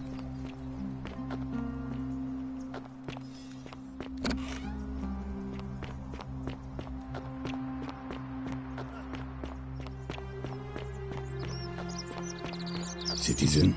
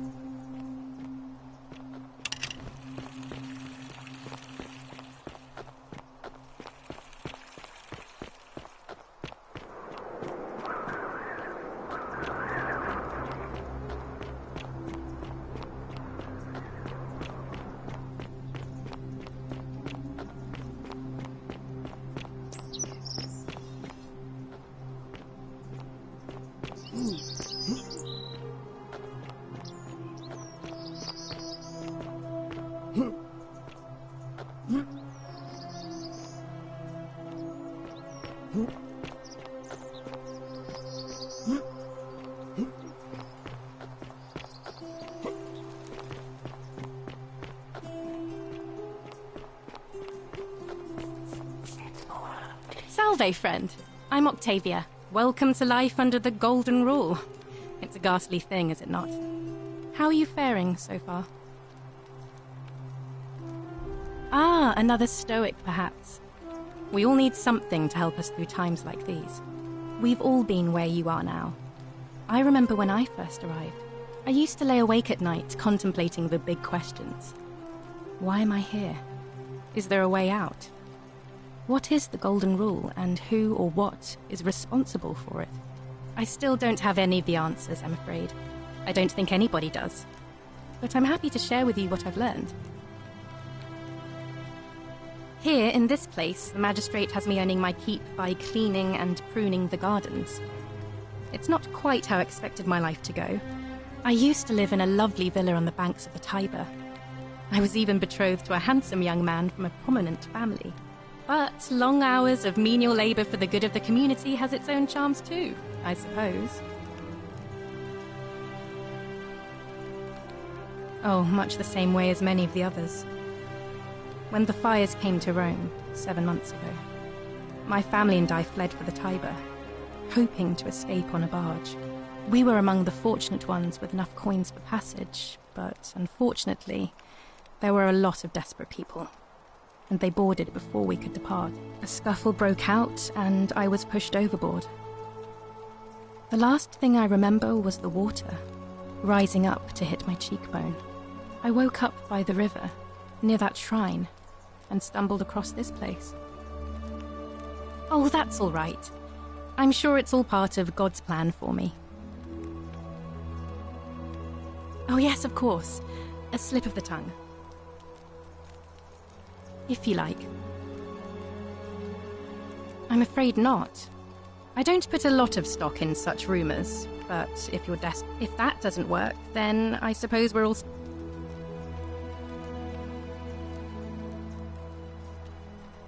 Oh, I see. Well, that doesn't surprise me. I'd like to think that if we all love our neighbours as ourselves, but on the other hand, and that's where I get stuck. You don't think that's innocent men and women torn apart? If that's true, then sooner or later... Please keep that to yourself. I know you're not from around here, but things are very difficult for us right now. There was a terrible fire in Rome last year, and our emperor decided to make us his scapegoats. There were executions. It was horrible. Even if I had seen it, and I'm not saying I have, I could... What you're doing is disgusting. Even if I had seen it. All right, well, it was lovely to meet you. I can't believe this is how it ends. Oh no. No. No. Ulpius, what are you doing? Get back from there. If you lose your balance, you'll fall. That's the idea. What? Why? Why would you want that? Why do you think I'm stuck for the rest of my life working for a man who treats me like an animal? I know things are hard for you right now. They're hard for all of us. We're all in this together, Ulpius. Please just think this through. If you do this, it could be the sin that seals all of our fates. Is that what you want? I'm sorry, but I just don't care anymore. Please, Ulpius. Help him. If he goes through with it, it could be the end for us all. I don't know what to do. I've never had to deal with this sort of thing. Please, you need to talk to him.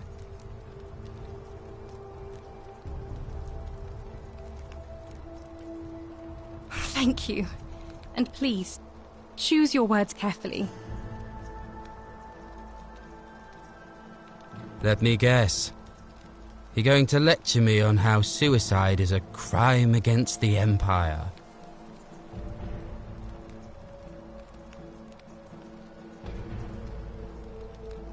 You're not going to trick me. I'm no coward. I intend to go through with it. Like what? I'm stuck slaving away for that culus cumulatis for the rest of my life.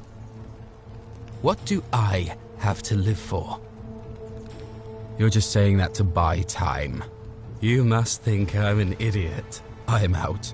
Wherever you are. Scintilla, my love. I'm sorry. Ulpius, no!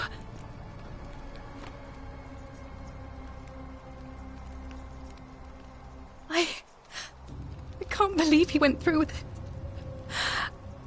Oh Lord. That poor lamb. Well, I suppose it means suicide isn't a sin under the Golden Rule. So I guess that means whichever god is responsible for it, it isn't mine. That was not your fault. I'll have to let everyone know what happened. And I guess Malia, and I'd best pray for poor Ulpius.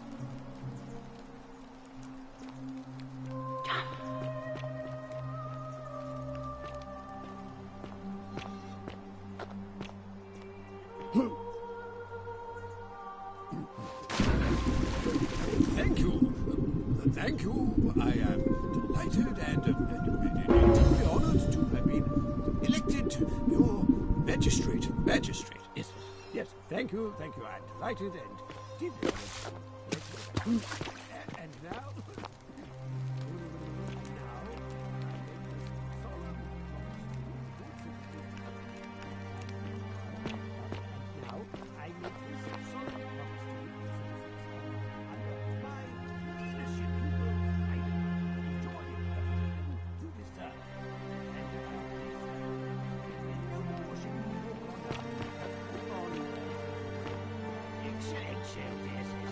No more should you walk on eggshells, fearing simply to live and breathe because the tyrant Sintius told you it was forbidden.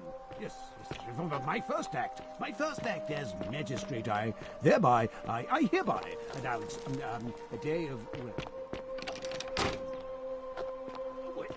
a day of celebration. I hereby announce a day of celebration to mark the end of an era. Yes, yes.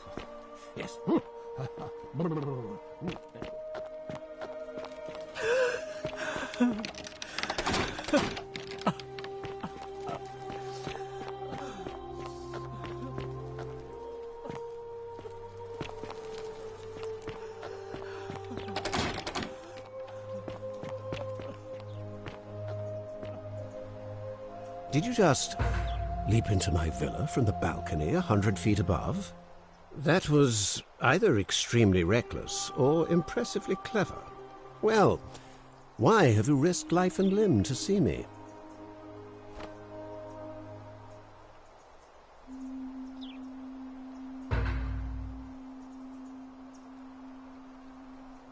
My name is Marcus Malleolus Gurgis. You mean my heterochromia? I am guilty of nothing more than having different-coloured eyes. And I'm hardly the only person with the condition. Alexander the Great had it too, as it happens. I like to think it is simply the way the gods have chosen to mark a natural-born ruler. Nothing more.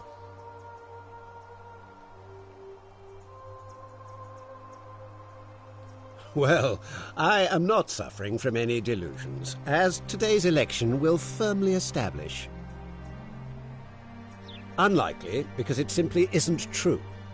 Now, was there something else you wanted? Are you insane? You barge into my villa uninvited and then make outrageous demands? Why would I withdraw from an election I'm bound to win?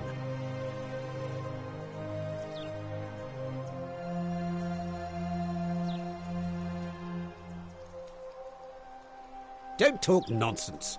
There's no such thing as the Golden Rule. How could you possibly know that?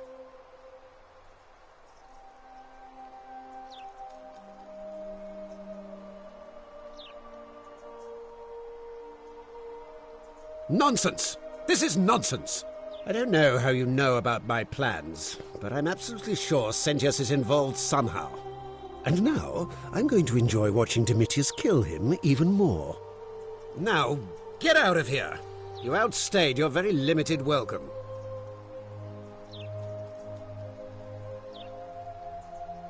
Get out of my villa before I have to...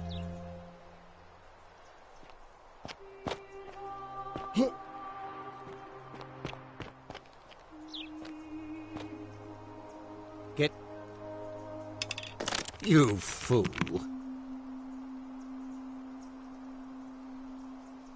You fool. Get out of my...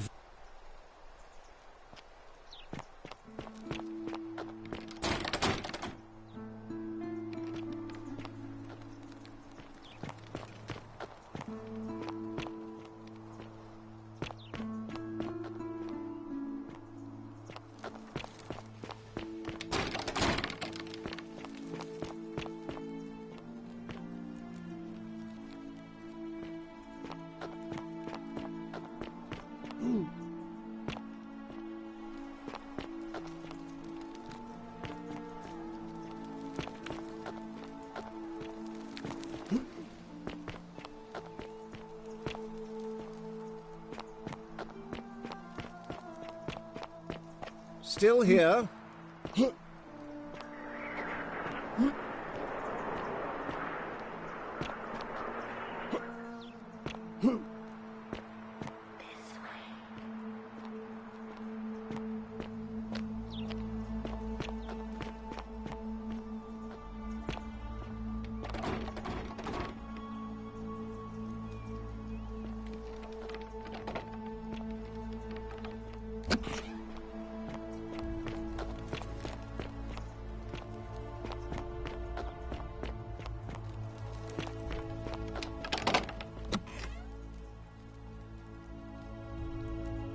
You're not supposed to be in here. Talk. What business could you possibly have with me?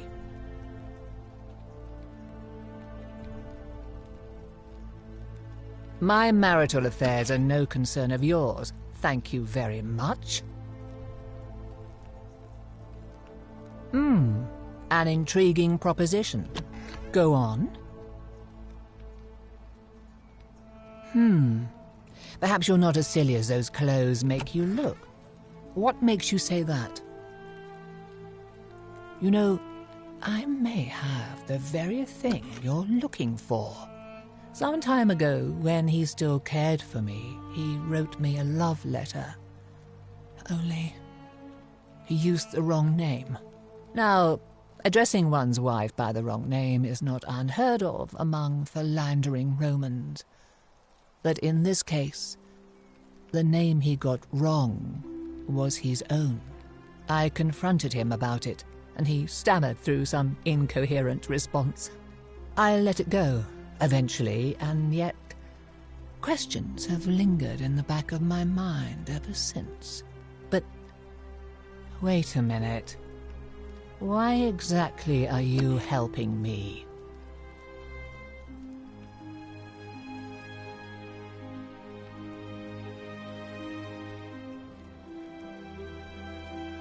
Oh, aren't you charming? It seems our interests are aligned.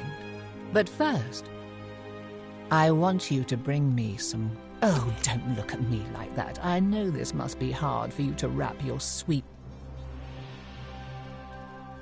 Let me tell you something about Malleolus. He talks a lot about freedom, but what he doesn't tell you is that he means freedom for men. After all I've done for him, counselling him through his entire election campaign, and he had the audacity to lock me in here. He said it was for my own good, and that my drinking was unbecoming of a lady, let alone the wife of a magistrate. I'll show him unbecoming. Tonight, at his victory party, I'm going to get good and merry, and if he tries to discipline me again, I am... You mean, aside from the fact because there's barely any left in the city? So... Excellent. Now, you'll need to pay a visit to that strumpet Aurelia in her tavern. I expect you'll have to flatter her a bit. If that... I heard they used to be close. They...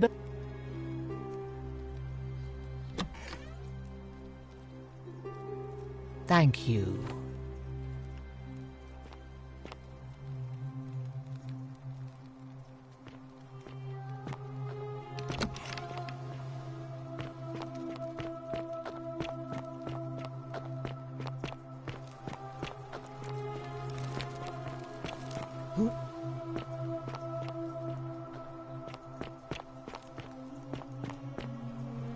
Get...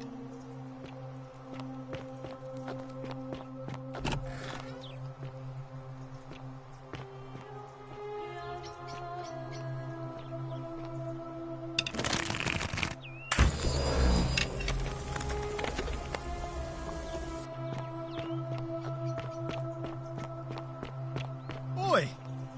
How did you get in there, you cheeky little stirkers? If I cop an earful from Malleolus, I'll be coming for you. Keep an eye out for Keeping Scintilla, an would eye you? on things, Horatius? As always, Princess. Any news about something? Wonder how much one of these statues is worth on the outside.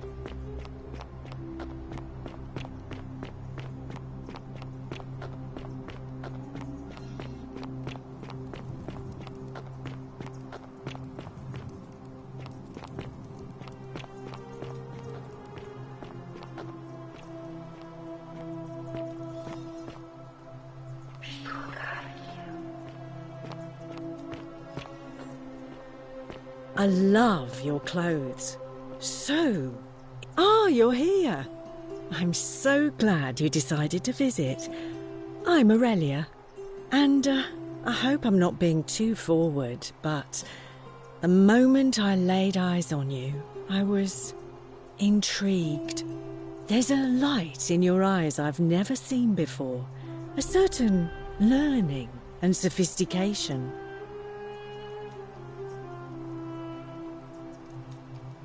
Coming on a bit strong, don't you think? I take back what I said. Let's just forget that ever happened, so we can at least do business. I do, but I'm afraid it's not for sale. Really? That's your move? Unfortunately for you. What's that supposed to be? I do. Everything? Well, even if you could get into my locked cabinet, and you can't, you'd be breaking the gold. Good idea. Of course, I'm happy to tell you all about it, but this is... So, how badly do you want it? Is it worth, say, 1,000 denarii to you?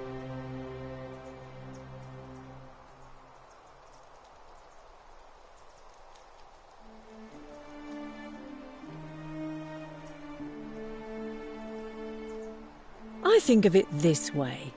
I have something of value. Simple. It's a one-way trip, and I'm not ready to go just yet. I like my life here. One day, maybe, but not now. Well, I can't tell you too much, or you'd figure it out for yourself.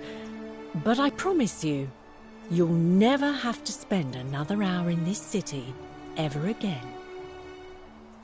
Ha! It's hardly my fault if people misunderstand the terms of a deal. I mean, it does say, let the buyer beware, right outside my tavern.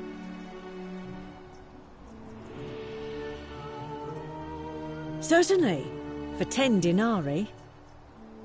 Have you met Livia? She used to do my hair, until one day she just snapped. This place has that effect on people. Now, she just stands around, caked in filth, muttering nonsense to herself. It's a real shame. Now I have to do my own hair. I hear that if Malleolus is elected, he's gonna throw a small festival to celebrate, with entertainment and everything. Can't wait to find out what it is.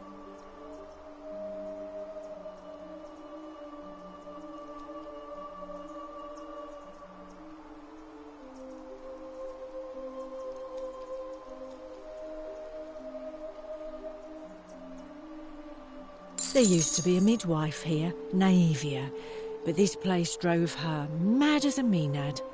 Said she could hear the statues whispering to her. Can you imagine? Fortunately for us, she locked herself in the palace weeks ago and hasn't been seen since. Good riddance, I say.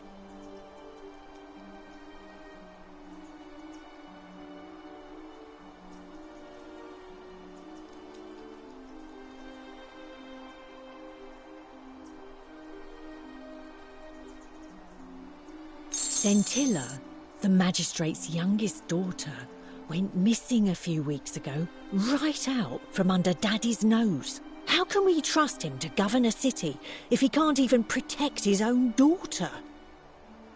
I heard Dacius has been offering a lot of money. Have you seen the way? But then I hear Galerius has a thing for... Why do silly boys... I hear there are blasphemous cultists. Some even say... I've already told you everything I know. Not for a few weeks now. Last time I saw him, he was sitting at a table with Georgius, whispering about some job. I remember because they kept looking over their shoulders as if they didn't want anyone else to know. So, naturally, I hovered.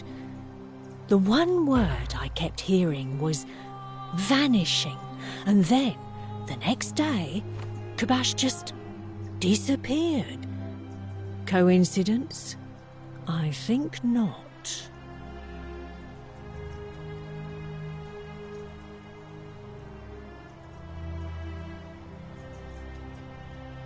Ugh, let it go. You know, normally, I'd expect you... Straight to business. As a matter of fact, I'm happy to tell you all about it. So...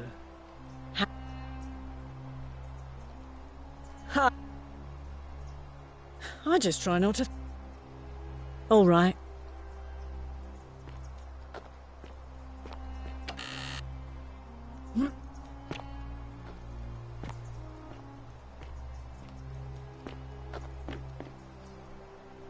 You stay away from my money!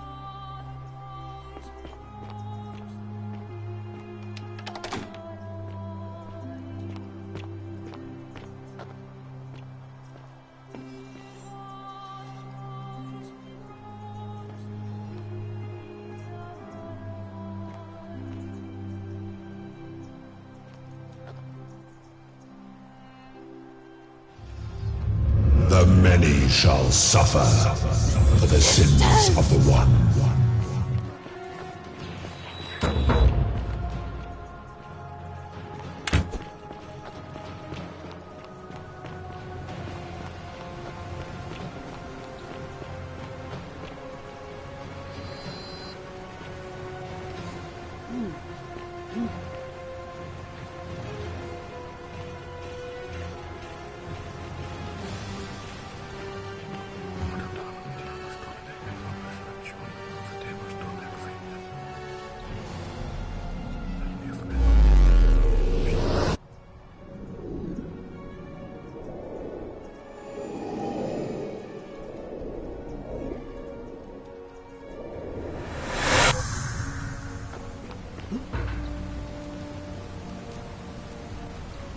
Salve.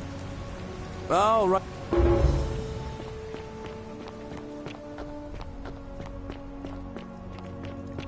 Wow, isn't that a big long bow? You stay away from my money.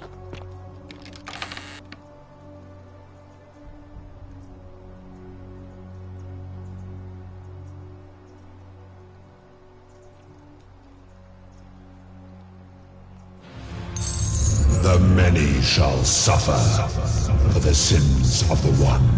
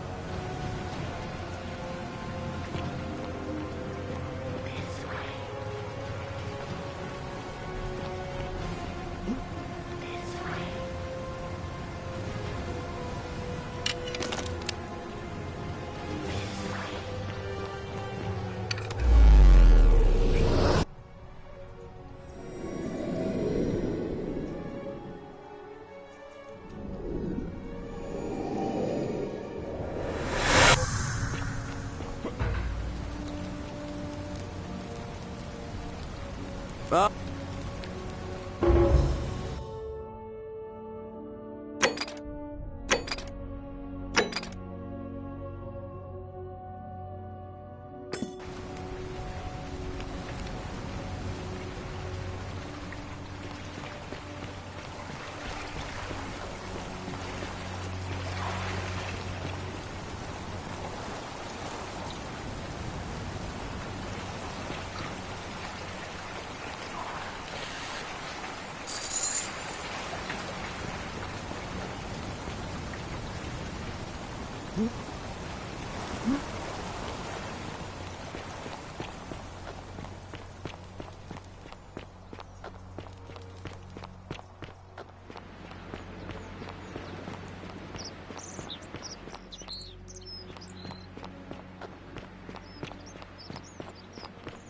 Salve.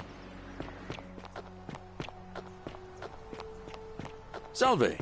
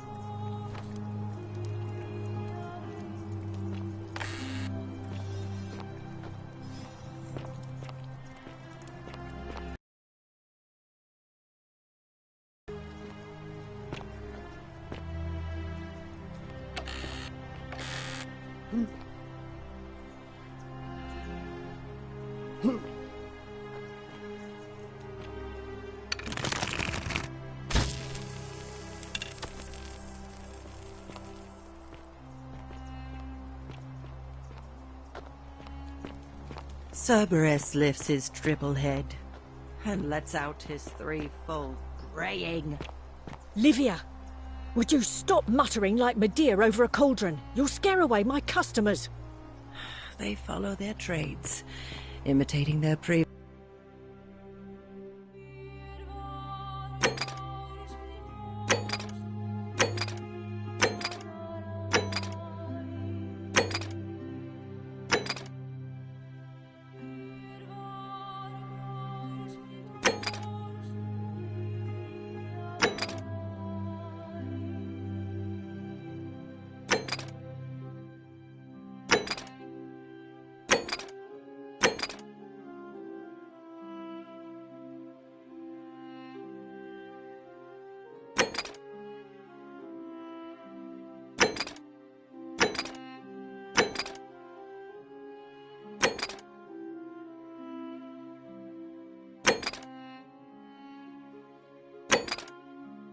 Various lives, but they are ignorant.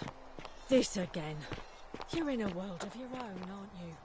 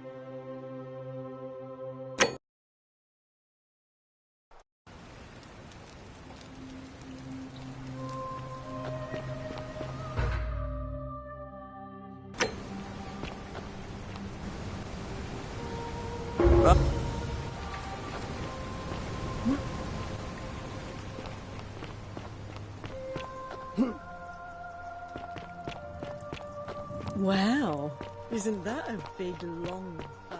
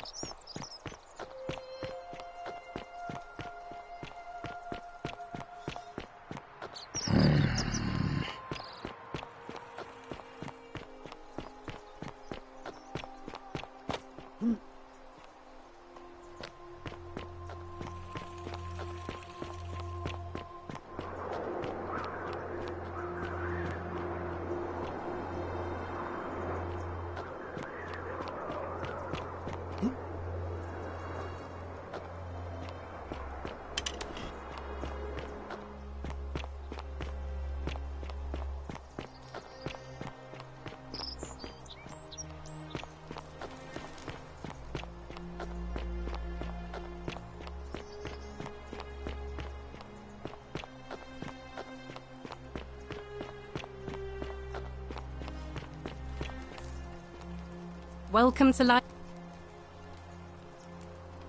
All right, well, it was... I can't believe this is how it ends. Oh, no. No. No, no, no, no, no. Ulpius, what are you... That... What? Why do you... I know. Please. I'm sorry. Please, help him.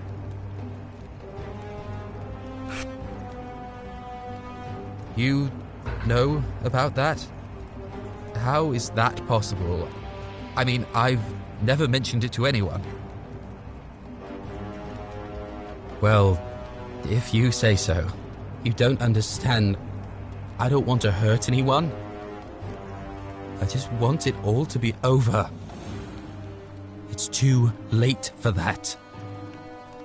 Yulia and I made a pact, and she's already swallowed hemlock this morning. If I backed out now, I'd be betraying her. I can't do that. No. No. Time's up. I'm out. Wherever you are, Scintilla, my love, I'm sorry. Ulpius, no!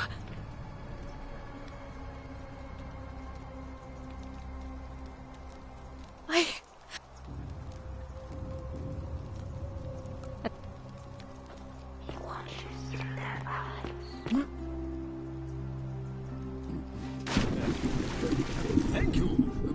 Thank you. I am delighted and deeply honored to have been elected your magistrate. Magistrate, yes, yes. Thank you, thank you. I am delighted.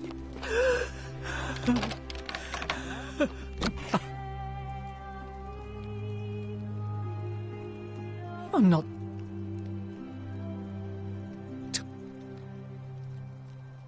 You barge into my villa and offer me wine. The question is... Ah, it seems Bacchus smiled. Some time ago I'll happily show it to you. Thank you. Here's the letter.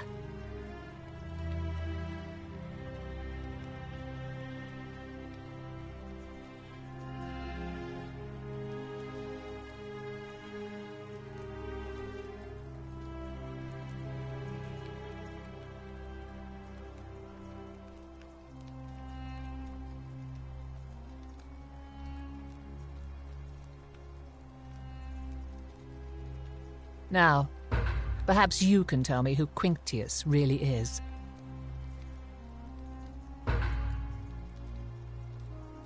What? He's... Oh no, that's... quite a lot more serious than I imagined. I only wanted some leverage over him, not to destroy him. Give me that immediately. Nobody else must know.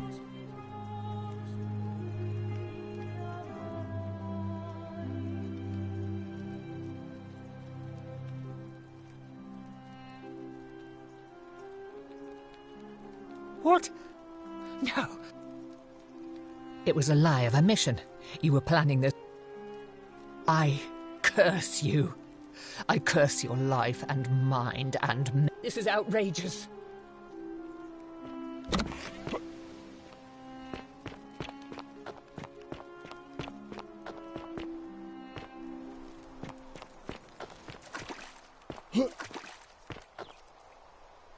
Did you just... that... well... Ha!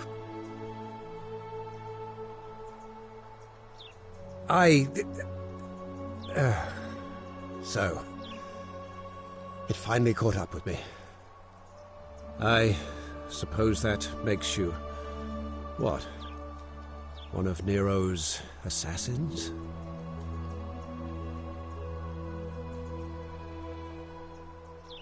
So, you're not going to kill me?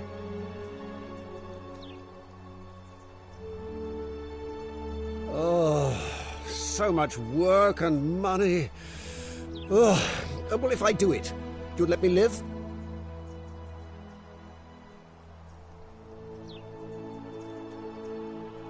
Fine. Ruling this cesspit of a city would have been beneath me anyway. I'll have Domitius notify the priestess of my withdrawal and release those two from debt bondage. There, you got what you wanted. Now, please, leave my villa and never speak to me again.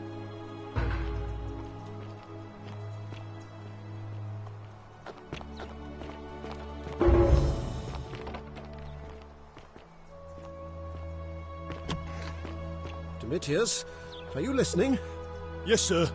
I've made a decision to release Julia and Ulpius and withdraw from the election. I want you to go and inform Equitia. Sir? Are you under duress, sir? I've just had a change of heart. But you were on track to be magistrate, sir. All that work, all that money wasted. Those are my orders. Carry them out. As you wish, sir.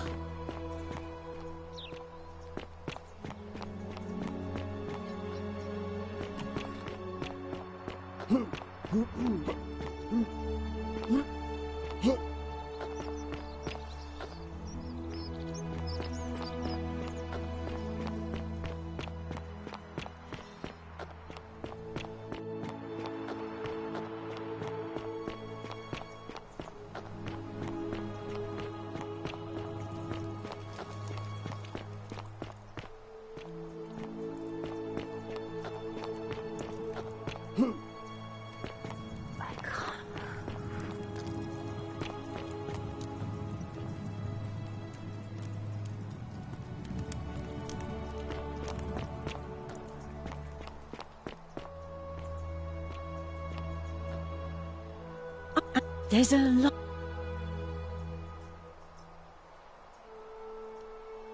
What was that? I take back. Let's just forget. All right. Oh.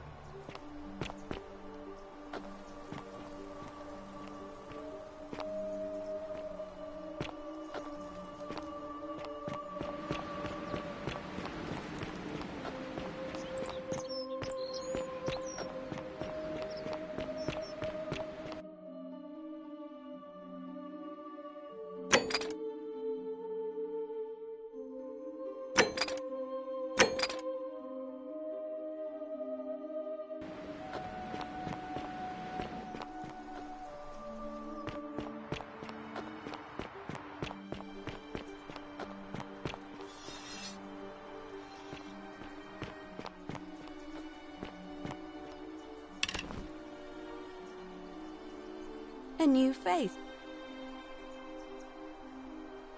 Oh my. That is quite a lot to take in. You'll have to give me a moment. Let's see. If that is indeed the case, I suppose we better figure out what to do about it, hadn't we? We don't have much to go on, except the old stories. I remember 4 in particular about heroes in the underworld. Hercules, the demigod and son of Jupiter, Orpheus, a Thracian poet, Sisyphus, a king of Ephyra, and Aeneas, a Trojan hero. Hercules was able to leave the underworld because he cowed its god with his strength. Sisyphus and Orpheus both relied on their wits instead. They persuaded the goddess of the underworld, Proserpina, to help them escape. And finally, Aeneas was able to escape with the help of a spirit guide, who led him through a secret gate. So it seems you have 2 options: to confront the god of the underworld head-on, or find a way to escape with the help of Proserpina or some other guide.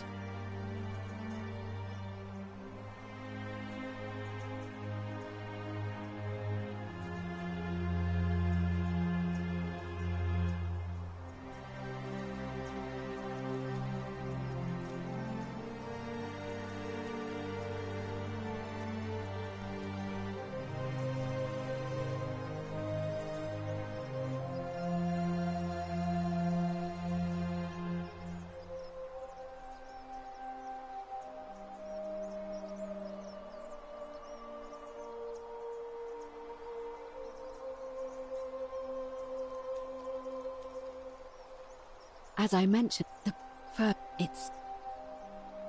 if the stories are true, then the problem is, how, leaving that aside for a moment, true,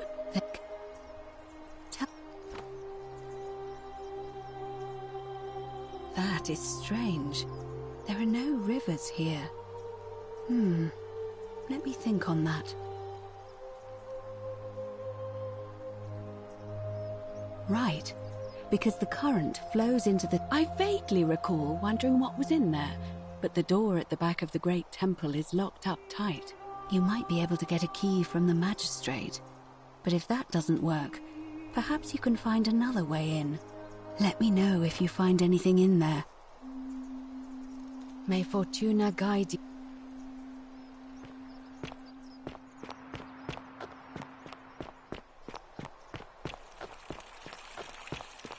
On your best behavior, I trust?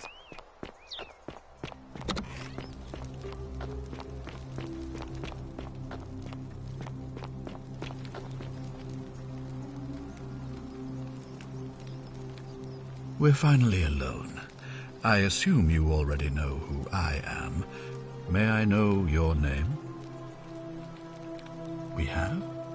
Wait, if I understand correctly, someone is about to break the Golden Rule, forcing me to create a portal in time to bring you here? I must have entrusted you with figuring out who the culprit is. Only, I assume we failed, and you had to start over. Is that about right? If so, what happened?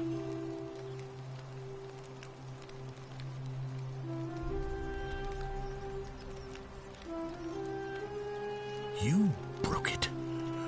Why in Pluto's name would you do that? Well, it seems you failed spectacularly. Look, it's unfortunate, but all that matters now is that you make use of what you've learned and gathered and do better next time. Now, I assume you've sought me out again for a reason.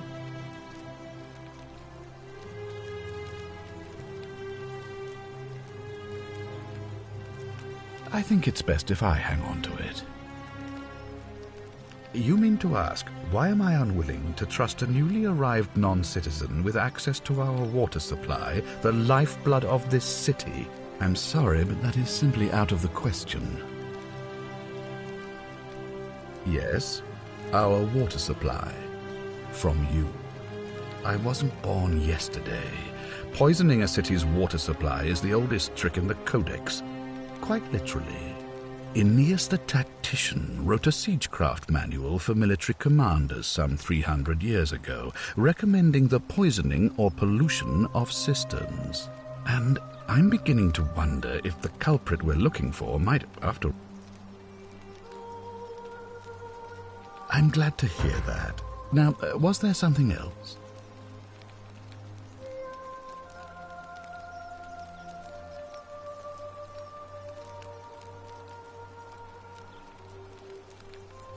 You mean Duilius?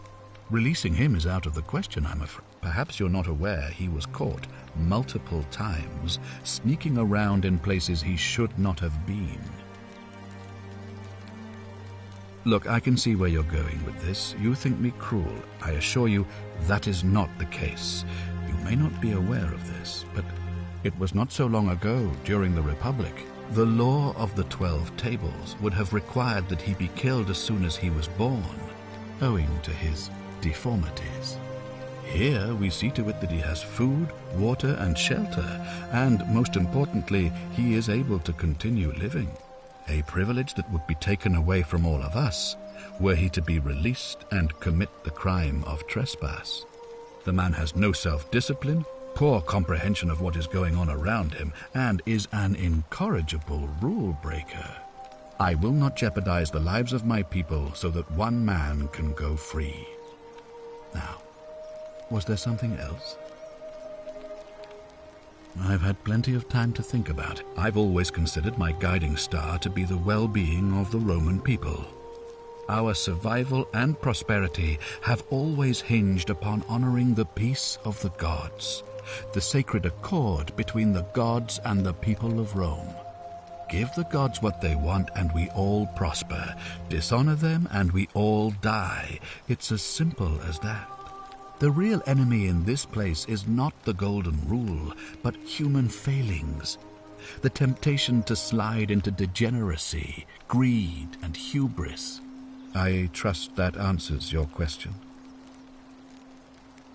If I did, I'd have led... Sextus Sentius Imperiosus is my name, though magistrate is the proper way to address me. Before I wound up here, I was a decurion in the cavalry of Imperial Rome, helping protect civilization from the barbarians. It's a cavalry officer. I had 30 men under my command. This was my uniform. As magistrate, I usually wear a toga, but today I may need to survive long enough to create the portal for you, so it seemed prudent. My men and I were at the Emporium in Rome as honor guard for a visiting dignitary. Now the port is usually bustling. They were trying to escape a terrible fire. Unfortunately, the next thing I knew, I was waking up. I went looking for my horse. I was elected 7 months ago, uncontested because of my command experience. They're supposed to be annual, but I agreed to hold it sooner, hoping it would placate my constituents. Unfortunately, it just seems to have emboldened certain elements instead. Very well. Ask then. Do you ever stare at what's needed here? Ah, so you know about that already. It's a devastating loss, of course, but that was over 3 weeks ago, and whatever happened to her, it didn't break the Golden Rule, so I don't think it's connected with our imminent demise. Still, if you happen to find her and return her to me, I would be eternally grateful. Well, all right. There are those who wish to vote me out of office so that they can pursue their own misguided political agenda. Frankly, their selfishness and recklessness risk destabilizing the entire city. If I understand Proserpina's ritual correctly, that problem should take care of itself. Let me see if I can explain. If you manage to prevent the sin that breaks the Golden Rule, I won't need to bring you here. I won't create the portal, and you will never have been able to come here. Thus, you'll have created a paradox. If this occurs, you should be flung back to your own time, having changed the past for all of us. Make sense?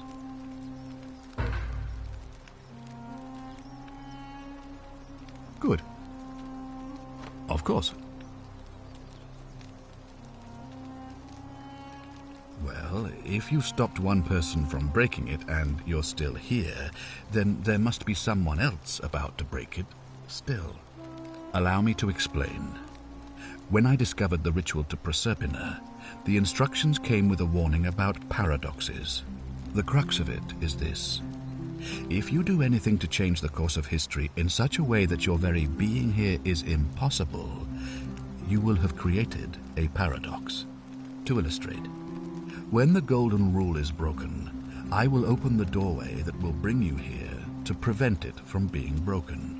If you manage to succeed in saving our lives, then I will have no reason to open the doorway, and you will never have come here. A paradox. You see? The same thing would happen if you, say, inadvertently, allowed me to die. If I can't summon you, then you can't be here, obviously. If either of those things were to happen, I am given to understand you would be flung back to your original time, having changed the course of history for us and yourself. So the fact that you are still here means someone is going to break the Golden Rule, and there is yet work to do. Understand? Excellent.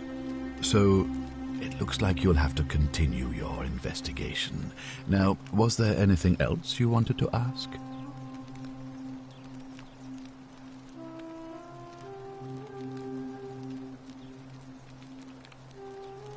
Thank you. I'll be...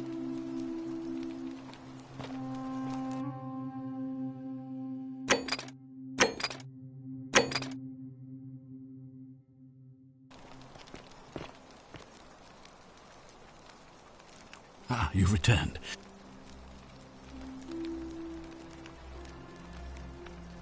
Ask then.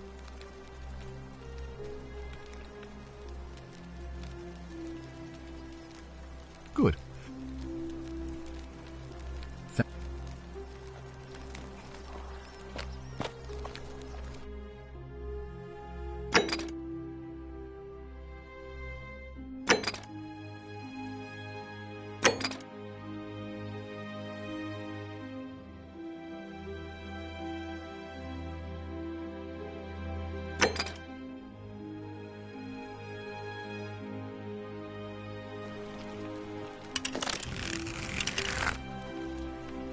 Don't be so foolish. If you kill me, we all die. Allow me to explain. The crux of it, to illustrate. If you manage to succeed, the same thing would happen. If either of those things were to happen... Indeed. Thank you. I'll be waiting here for news.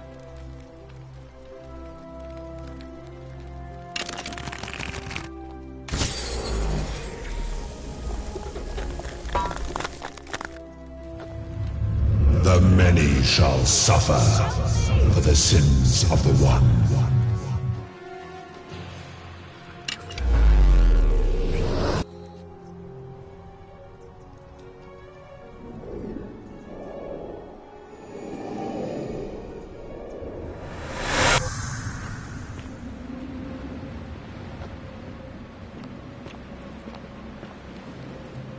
Oh. What? Really? And murdered a local magistrate. It said that apparently... I didn't for one moment think it was, but I don't understand. God, I've spent a lot this... I can't... Seems like we're both...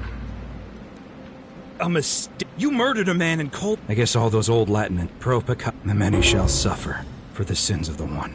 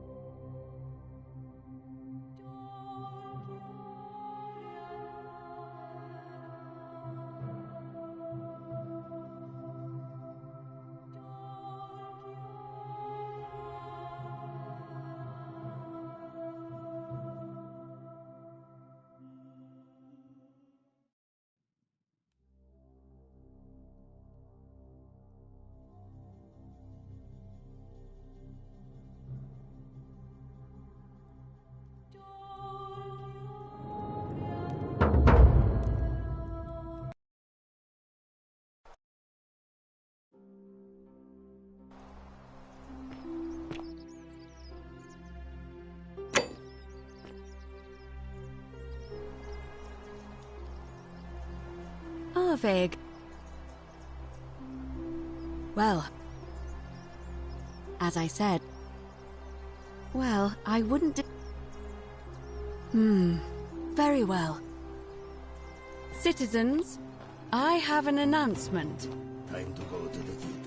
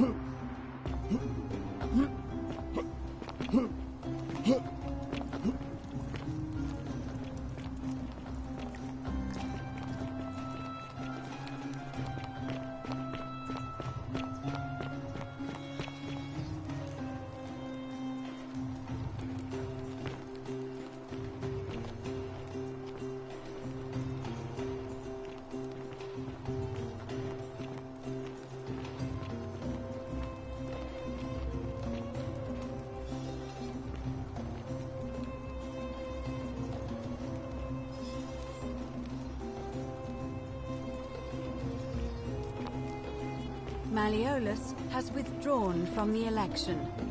Since no challenger has been nominated, Sextus Sentius Imperiosus will remain your magistrate for another term. My fellow citizens, you've placed your trust in me once again, and you won't regret it. I vow that each day henceforth will be just like this one, and I will deliver. You and your rival, whatever your name is, you're responsible for this, aren't you? Nobody likes Caput Murdae foreigners interfering in an election. Shut up and let the magistrate speak. Malleolus is going to be magistrate by the end of the day. You have no idea what you're doing. You're going to get us all killed. Just stay out of our way, and we won't have a problem. Wait, I will not allow you to do this. You're showing your true colors now, priestess. Your corruption sickens me. Domitius, ignore her. Proceed. This is insanity. You'll doom us all. Lies. It is time the Golden Rule was exposed for what it is. A children's fable, exploited by a treacherous leader to instill fear in all of us. The Golden Rule is real, you idiot. Shut up, all of you. The magistrate has spoken. I'm going to enjoy killing you, old man. The many shall suffer for the sins of the one. That must either not come at all.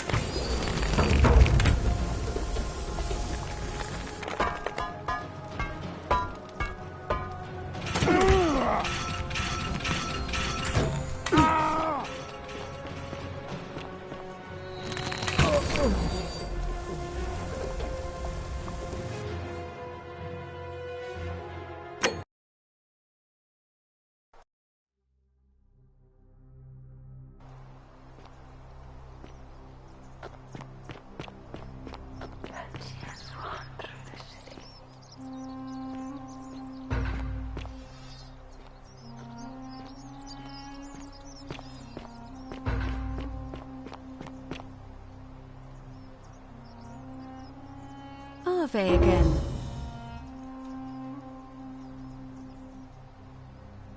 Certainly. May for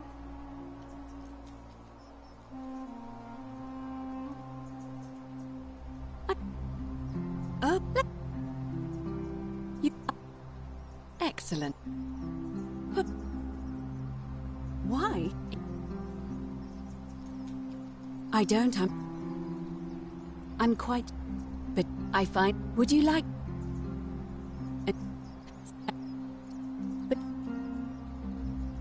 A cynic...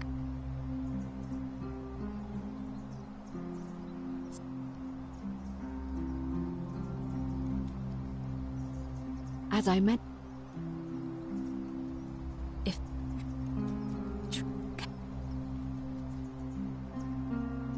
That is strange. There are no rivers here. Let me think on that. Well, as far as I can tell, water flows into the city from an aqueduct into one of two cisterns, the upper cistern. If that's the current she's talking about, then perhaps you need to get into the upper cistern somehow. I vaguely recall wondering what was in there. You might be able to get a key from the magistrate. Let me know if... Maybe...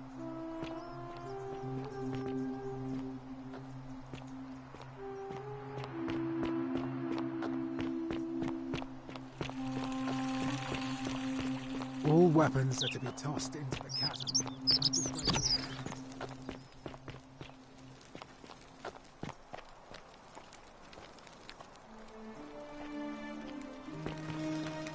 Ugh, this place has become a Ugh, what it is... Well, that's just... I don't know. Can you? It was 3 weeks ago. We ate our evening meal together, and I remember she seemed happy. In love. We went into our rooms, I went to sleep, and when I woke up, she was gone. That's it. I think so, yes. But she was very careful about keeping his identity a secret, even from me. Because our father had plans to marry her off, eventually, and even a rumor about her attachment to some mystery man might have ruined those plans. That doesn't surprise me. To him, he's upset, of course, but he says he's too busy with the election to help look for her, so he's letting Horatius do the heavy lifting. I don't know. But it's been 3 weeks since she disappeared, and he hasn't come forward. All I know is... You really aren't from here, are you? All Roman women are his family name is Sentius, so I'm Sentia because I'm the eldest. And my little sister is formerly Sentia Minor, but she is affectionately known as Sentilla. Why? Because I'm on this couch. I hope you're not insinuating... Oh, you're awful. Get out of my villa. Horatius, help me!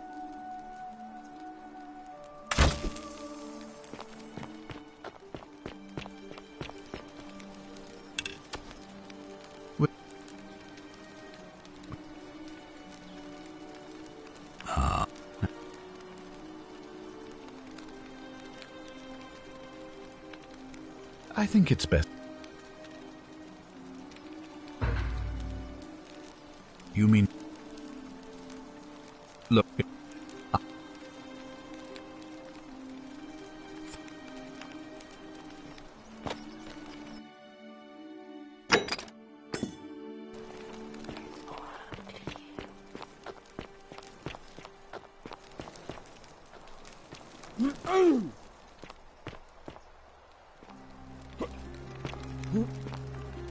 Oh, don't mind me.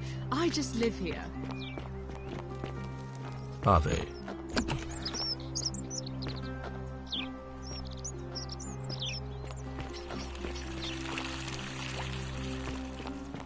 Oi! How did you get in there, you cheeky youngster? Fuck off with your thief and Malleolus, I'll be coming for you.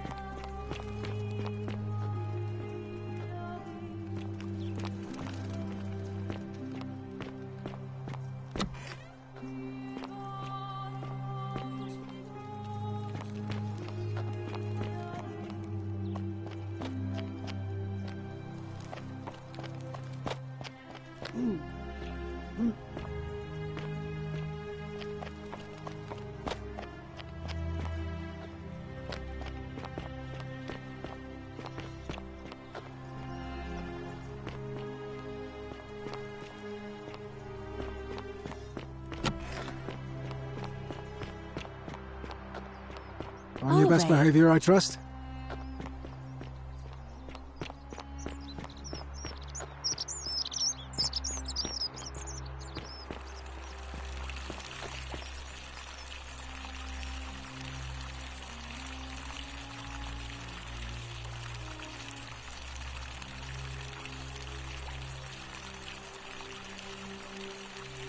I don't know. Of course.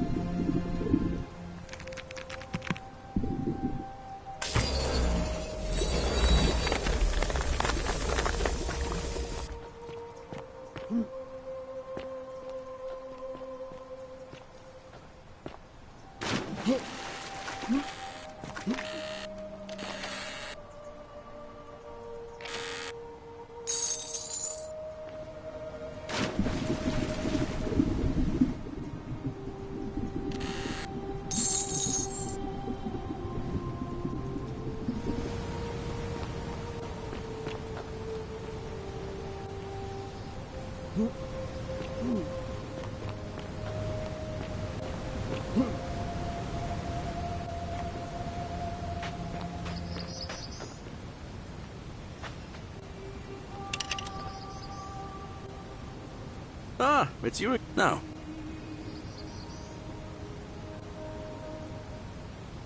I've bounced the idea around once, but from what I hear, maybe that's not... He did? Oh, that was... I'll let Equitia know I'll be running. All right, see you around.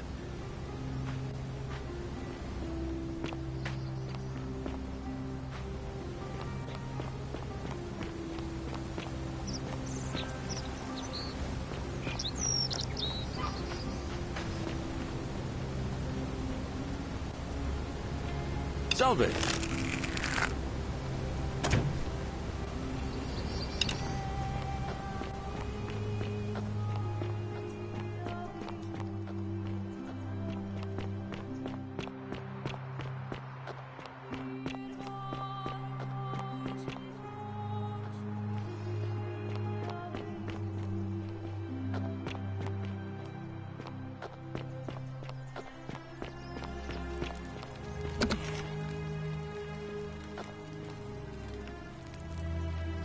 What are you... You hope... Our... You made... Willow...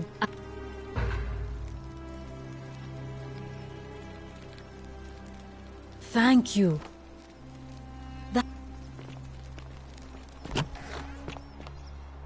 Fortune smile on you, brother.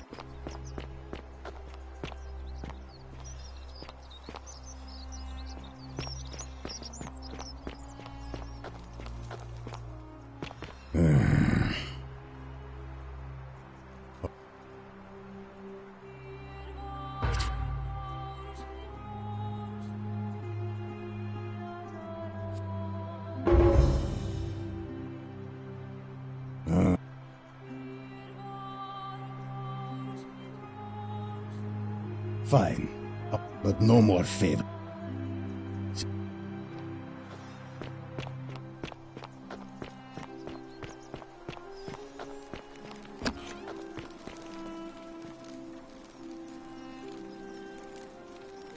Was there... No. But... If...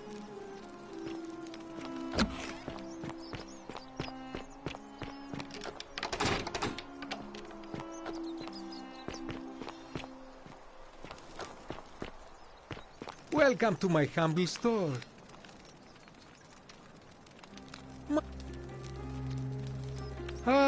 I knew this day. Please, let us leave. Very well, but for several months now, each day, I leave offerings of food in the hope that the offering it. So I ask, who? Stranger still. Once I sat in front of my shop like the 100 I died.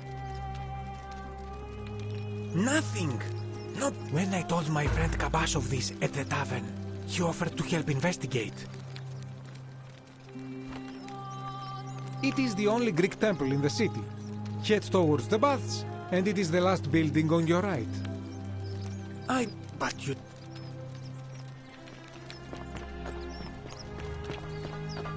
Make sure you stay away from that empty shrine. It's going to collapse at any moment. Ah, a new face. Salve, and welcome to a little community. My name's impossible to pronounce for most people, so you can just call me Virgil. I hear we have you to thank for saving Julia's life. I'm glad you arrived when you did.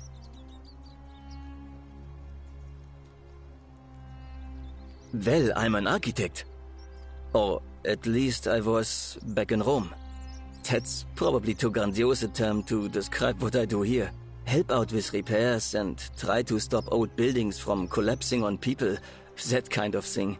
But you probably don't want to hear about the ingenious architecture or mysterious history of this place.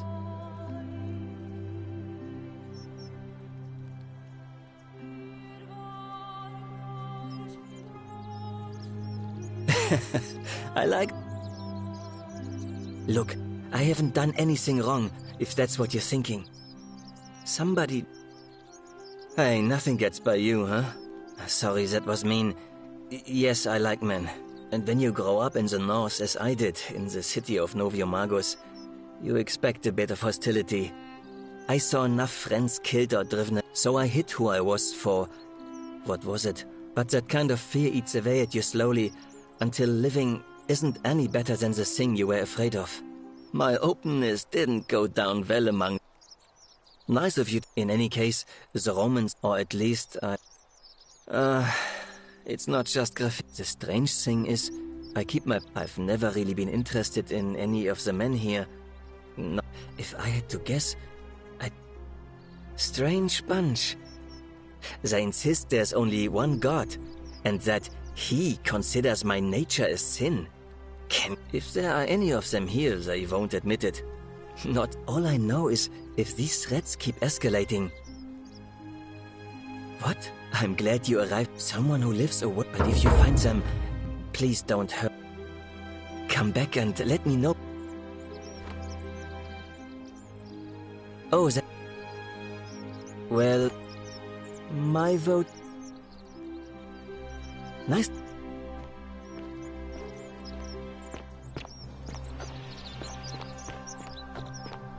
Wonder how much one of these statues is worth on the house.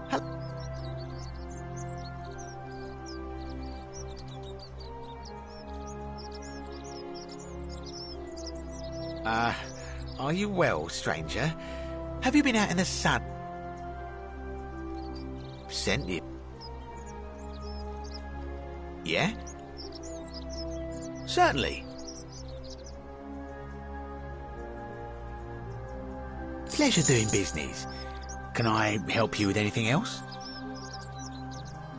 I don't, I'm afraid. But she was headed to the baths not long ago. Very well.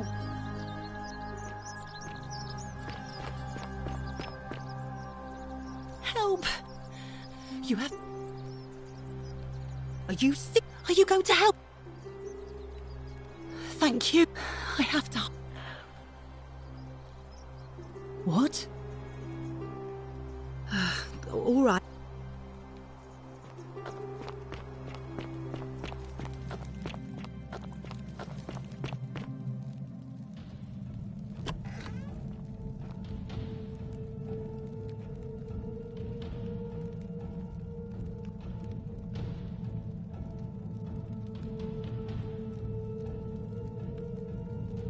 Thank you.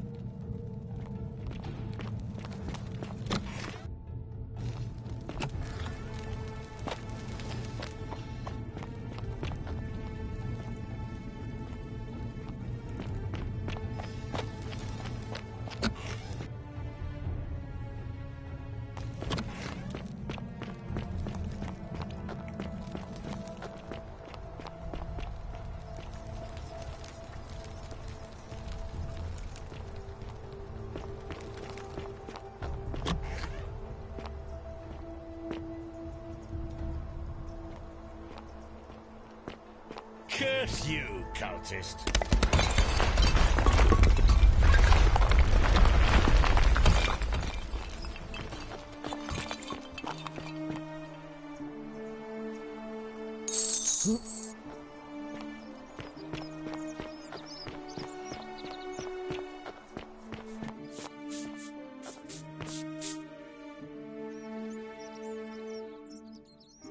You...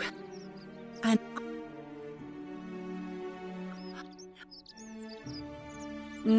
terrible shame, that is. The forum's usually dead quiet, to be honest. I thought maybe poor old so I put my head out and saw someone in front of... I called out to them, but all I remember is they ran past a lit torch and the light glinted off something metallic. Armour, I think. So I suppose it could only be one of three people. Horatius, Domitius or Rufius. I hope that helps. All right.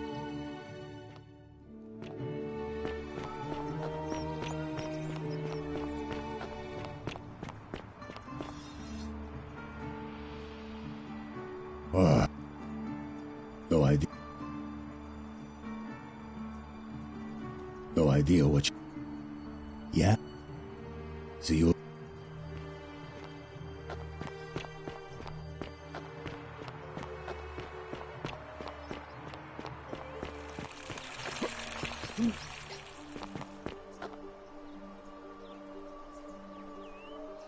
What now?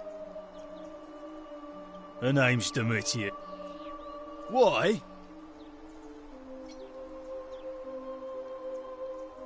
If I did... She's not. Had to carry her to Lucretia's clinic this morning. Shrine of... Do I seem like... You don't... What?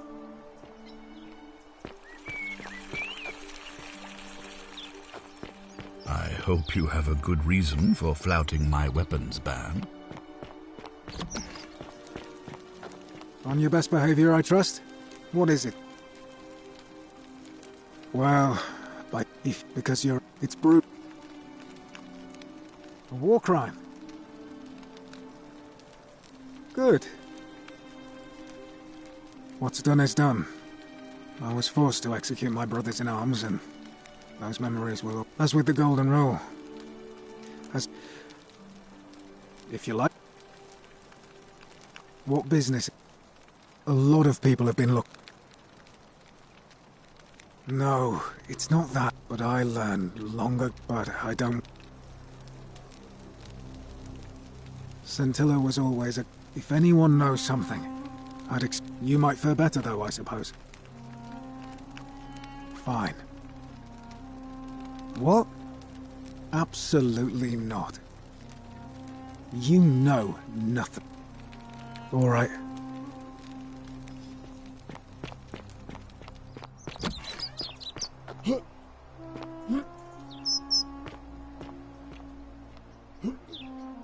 Are they?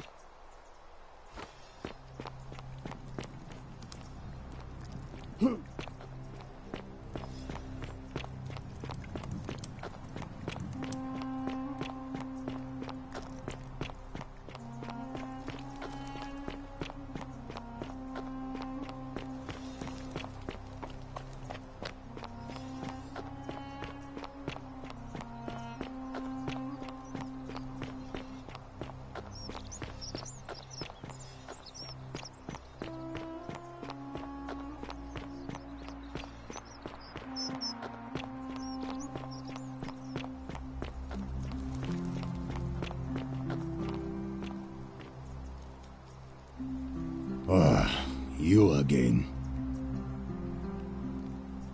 No idea what you're talking about? Look, I haven't been at my best lately. I know that. It's the rheumatism. It starts with... I know that's not an excuse. I'll leave him alone from now on. I'm going to go and clean up the graffiti. Just...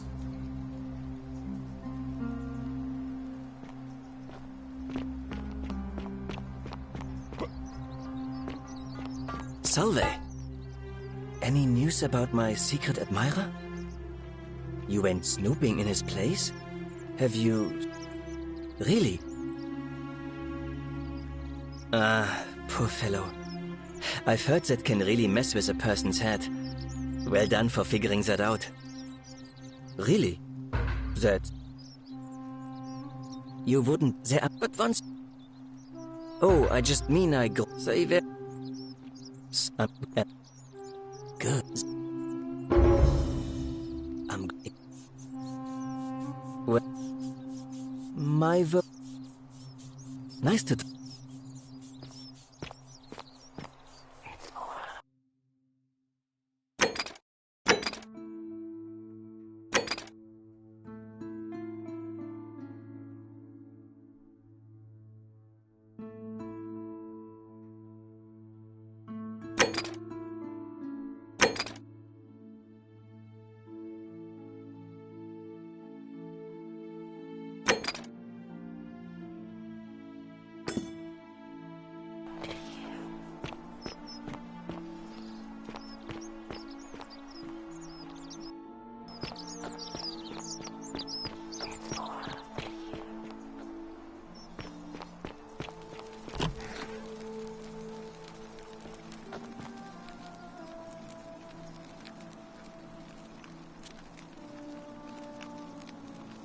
Oh, no. But... He's... You...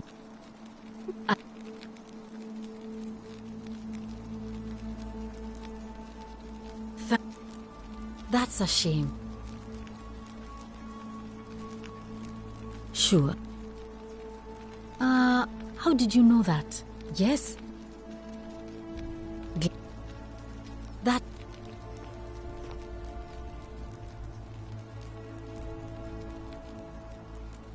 I know what...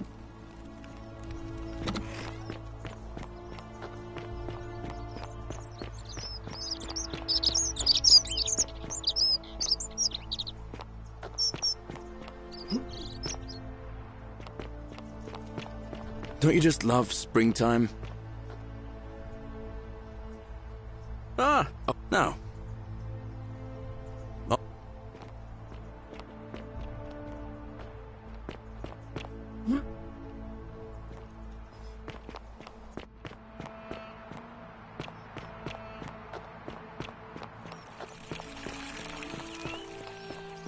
I hope you have a good reason for flouting my...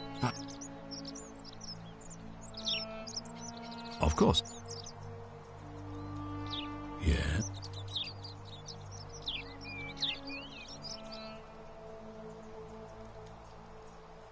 Why do you say that? What? That's... I'm speechless. How do you know? Of course, this isn't your first loop, is it? Well then, you must stop him from winning. I can't be seen to be involved. You'd better not waste any time. Good.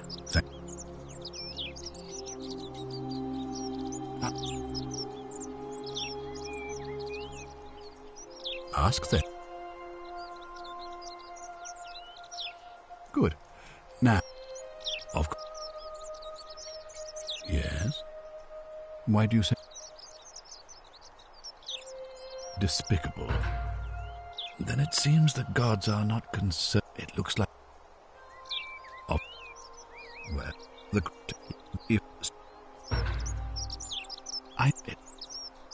Of... Why do you say that? So I'm told. Thank you for bringing this to my attention.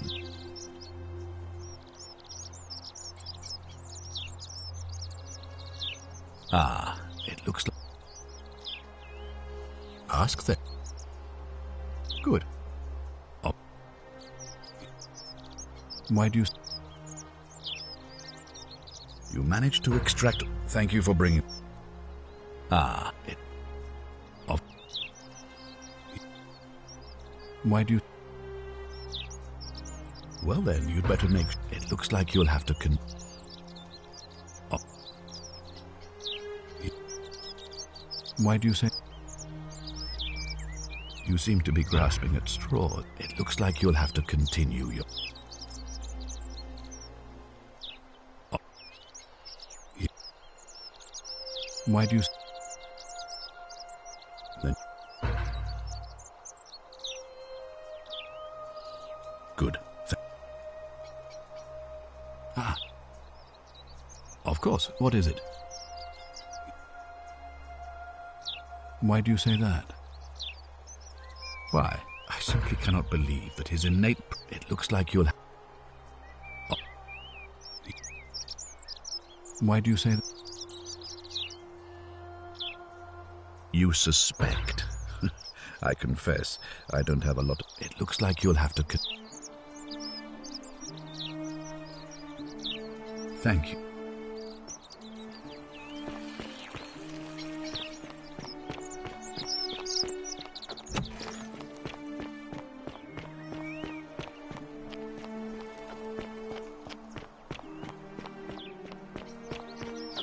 Citizen.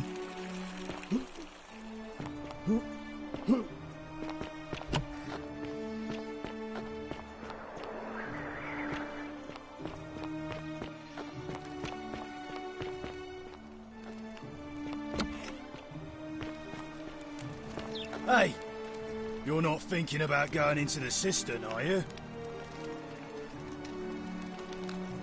Nobody's told you about Hannibal? Ugh. What? So, there was this guy called Hannibal, right? One day, a few said he could hear spirits wailing.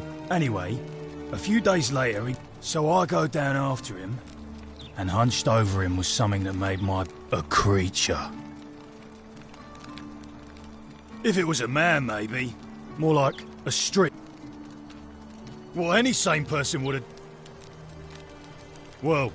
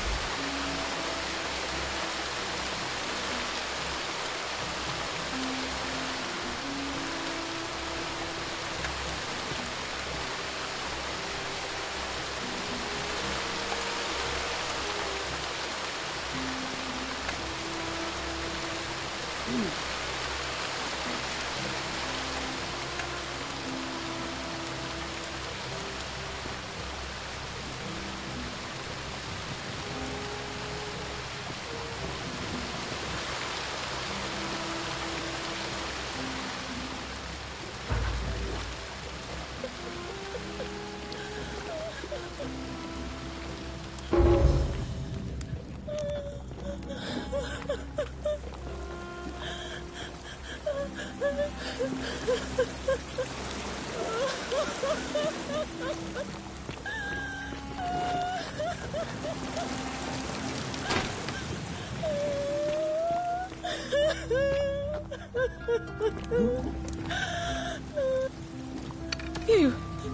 Who are you?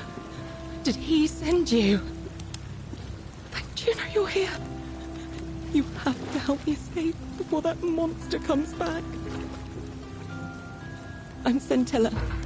I found a way out through the Gate of Horn, but it's locked. So I told him about it, and instead of helping me escape, he locked me up. He wants to keep us all here forever, or until we're turned to gold. He's a monster. You have to let me go so we can kill him and take his key. Sentius, my adoptive father. Furies help me. I'll castrate and crucify him. I don't know. He said the gods are on his side because they don't want... Behind me, there's an aqueduct tunnel bringing water from outside the city, so it should lead us outside. The only problem is it's barred by a heavy locked gate, and he has the only key. I'm going to take that key from around his neck, even if it means cutting his throat to get it. I'm done caring about the Golden Rule. There won't be enough time.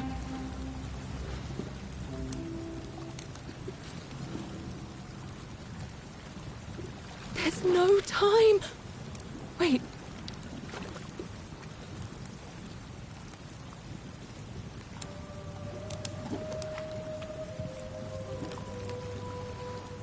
What? No.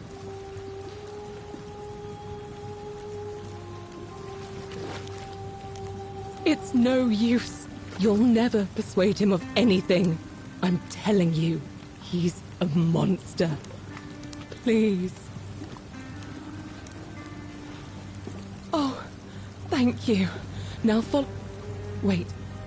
Did you hear that? He's here. He must be coming in through the door behind me. You distract him. Stay right here and keep him talking while I look for something I can use.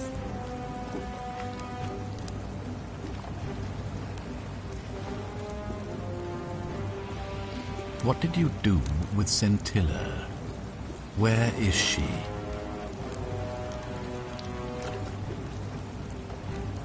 So that is how it's going to be.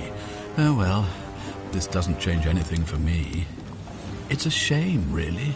If you'd just done what you were supposed to, you'd have been looping through time forever until you gave up and killed yourself. Just like that soft-hearted pleb, Al. Come now.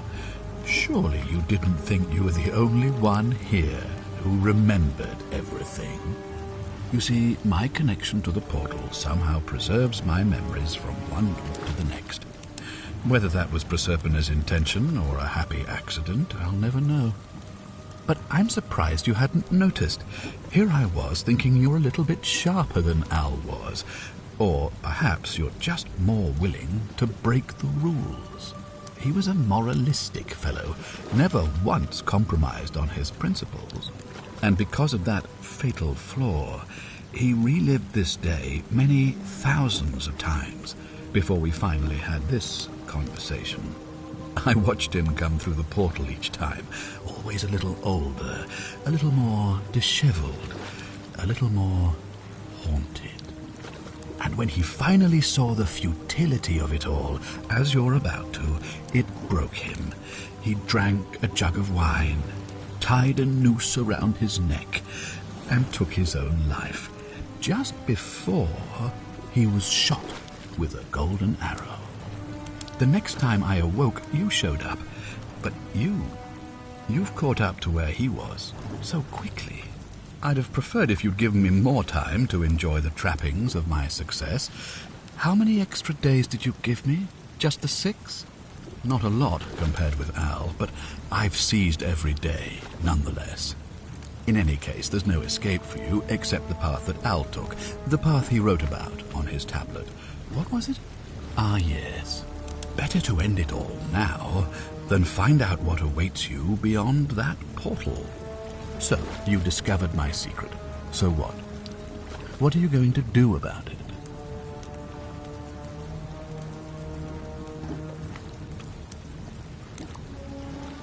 Of course. There's no way you could have succeeded. Every soul who has ever found themselves here has broken the golden rule eventually. It is inevitable. Man will always sin sooner or later. Any idiot could tell you this. But where others might see tragedy, I saw opportunity. As I told you the first time we met, I found a way to cheat death. By reliving the same day over and over again forever. And I will continue living long after your dust. Why? Isn't it obvious? Because I have grown attached to all this. My title, my beautiful villa, the sun on my face, the music of birds chirping. And as long as this day keeps repeating itself, I get to enjoy it all, over and over again, for eternity. Don't you see? I have found a way to prolong my life indefinitely, to cheat death. I have become, in effect, as immortal as the gods. Can you honestly say you would not wish the same for yourself? Do you really think you can take on a Decurion with that flimsy little bird? Who? Scintilla? Where is she? I'm right here, Father.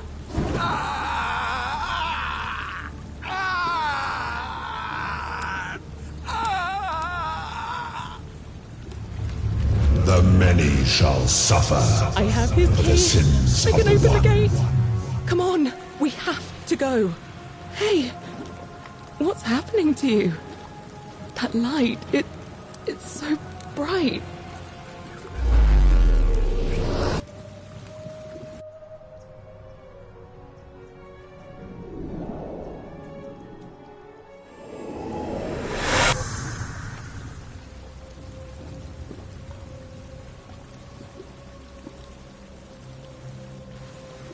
Hi there. Gave me a bit of a fright. Thought I was in here alone. I'm Al. Well, here I am. I'm sorry, I didn't catch your name. Funny you should ask. I was just reading an old tablet I found here. It described an event about 2,000 years. Freed an imprisoned woman named Scintilla, who then murdered her captor, breaking some kind of ancient law. It said the attack caused golden statues to come alive. Apparently, the only person to survive was Scintilla. What? God, why does this writing... I've spent a lifetime... This is... So you're saying, because a man from 2,000 years ago is... I guess you saved my life then, as well as helping that poor woman to escape. That's a lot to take in.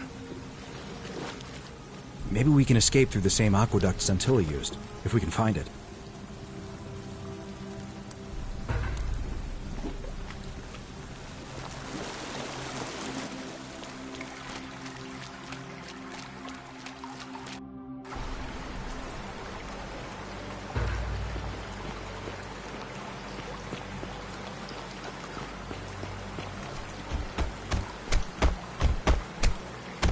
I'm gonna pause here for a moment and make sure nobody else has ever lured into this temple.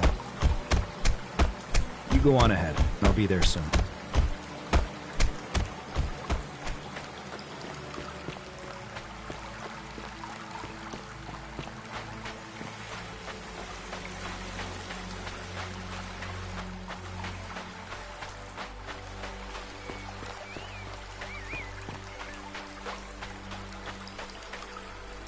You're back!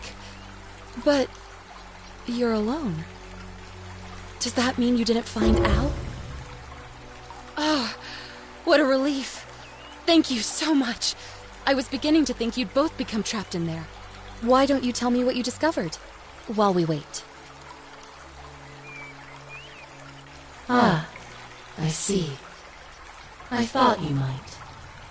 Well, now you know. I suppose you have questions.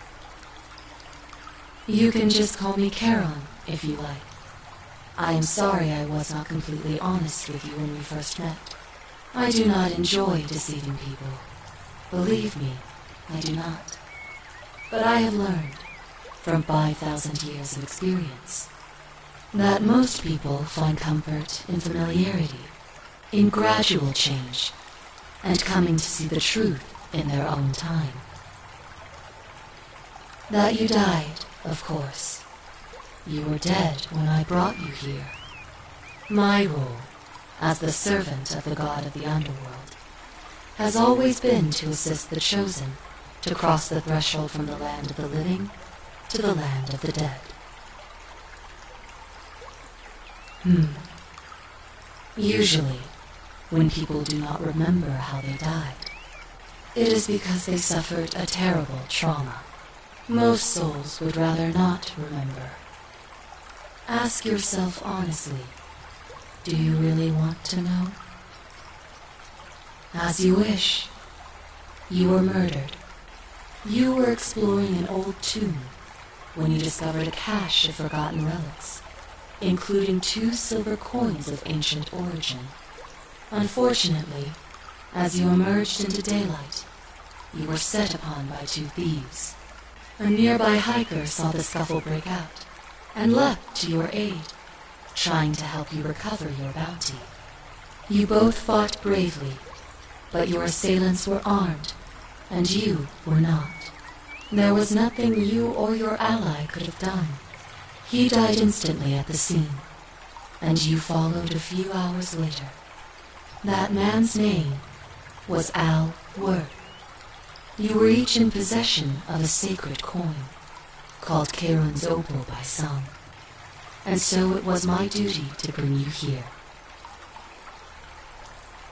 Perhaps you have heard the tales of the Greeks and Romans burying their dead with a coin in their mouths to pay the ferrymen for passage across the river. Well, those stories contained a seed of truth, but not any coin would do.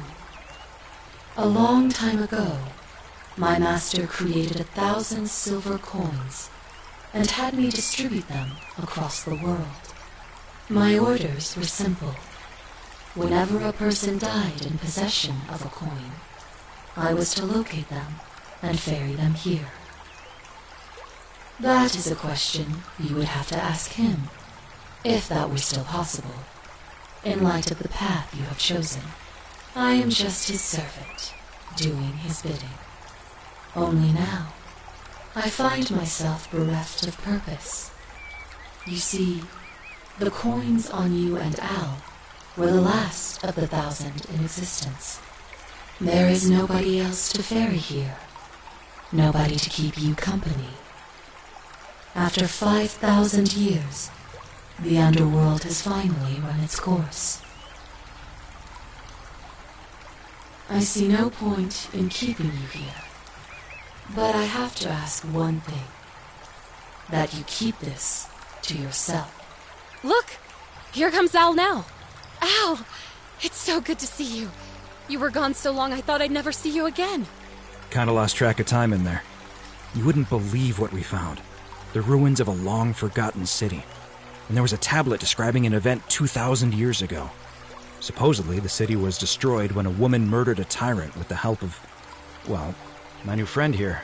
I know how crazy that sounds. Maybe not that crazy. That woman. I don't suppose her name was Scintilla? How could you... What? She left a tablet of her own. I stumbled across it while I was waiting here. I think she meant for you to read it. Here, take a look.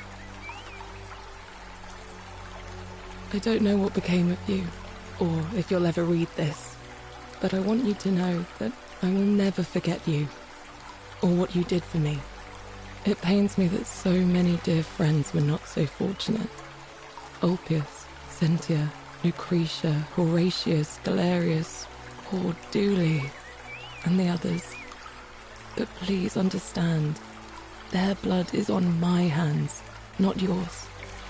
I will live with the consequences of my actions, and all I can do is move forward, trying to show others the same compassion you showed me. I promise you that saving my life will not be for nothing. Scintilla. Sounds like you meant a lot to her. I'd love to hear your story, but first, you two look exhausted. Why don't you hop in my boat and rest while I ferry you back to civilization? Sounds good to me. And you? Are you ready to go home?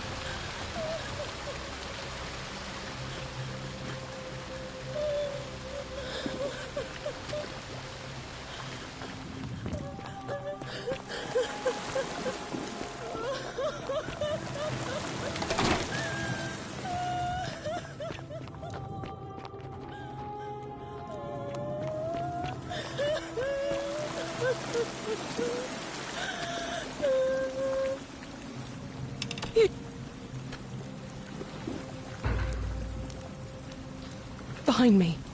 The... What? The...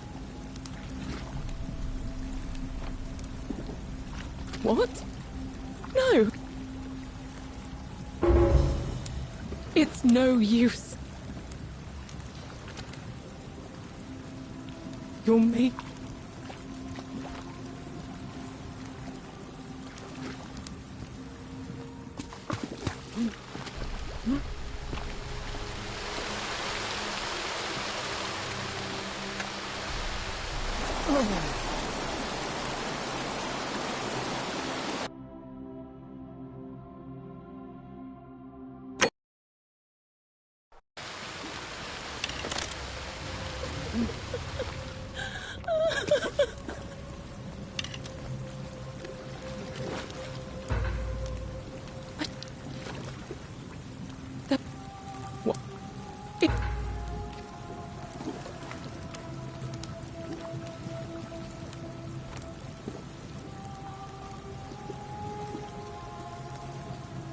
What?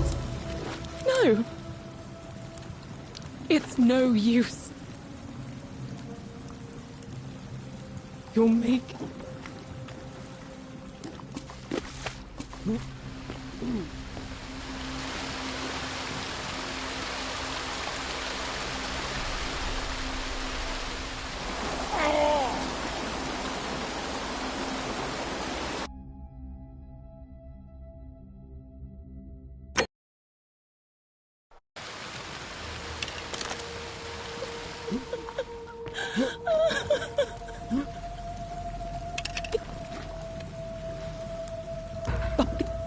Behind the only problem...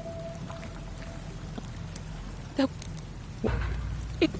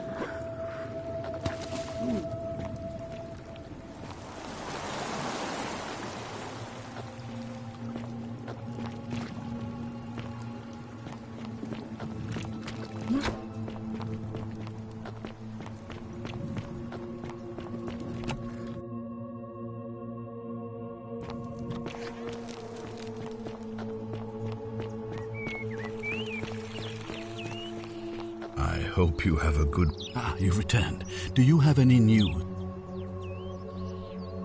Me? What are you talking about? You know, you remind me of him. Al Worth.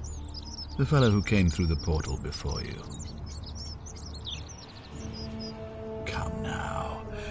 You see, but he was a moralistic, and because of that fatal flaw, I watched him come. And when he finally saw, the next time I mean, you've 7 times? Most impressive. And because there's no escape, except the path that Al took, the path he wrote about on his tablet. What was it? Ah, yes. Best to take your own life now. So, you discovered my secret. So what? What are you going to do about it? Why? I have... And...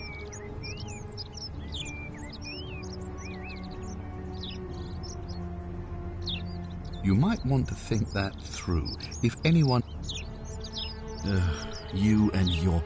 Understand that... The only way you're... And if I die, I won't be... You see, it was my actions that brought you to this point in time. That means if I die, you'll be flung back to your... I certainly hope not. In fact, I want it to go on and on forever until you wither. We both know you're not that, but believe me when I tell you. Now, get out of my...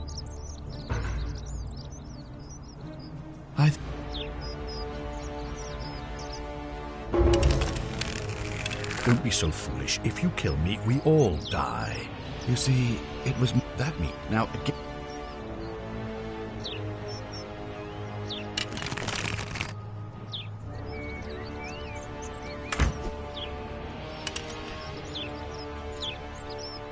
All weapons are to be tossed into the chasm.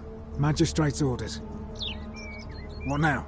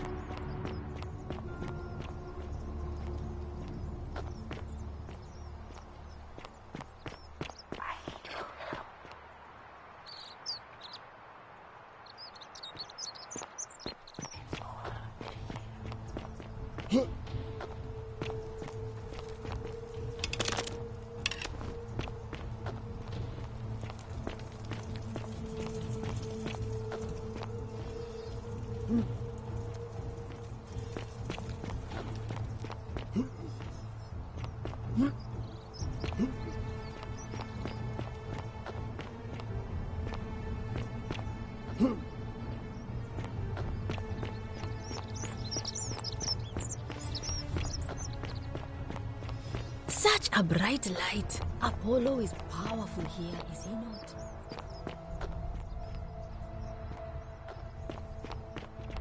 The light! Did you steal it from the guard?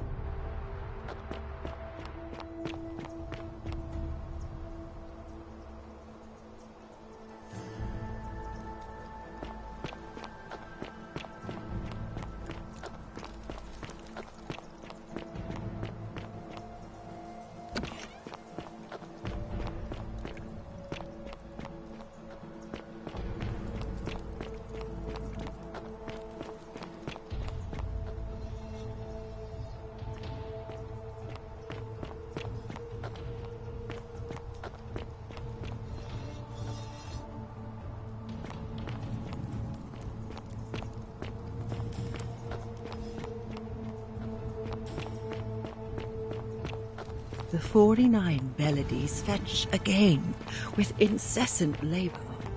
The water they have lost.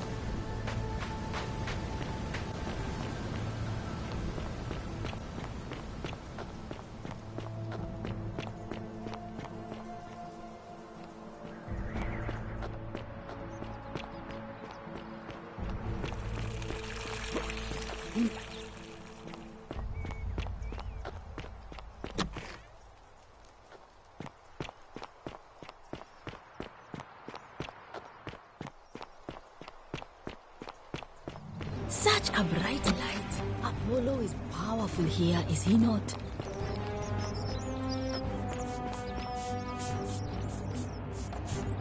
Oh, it's so pretty.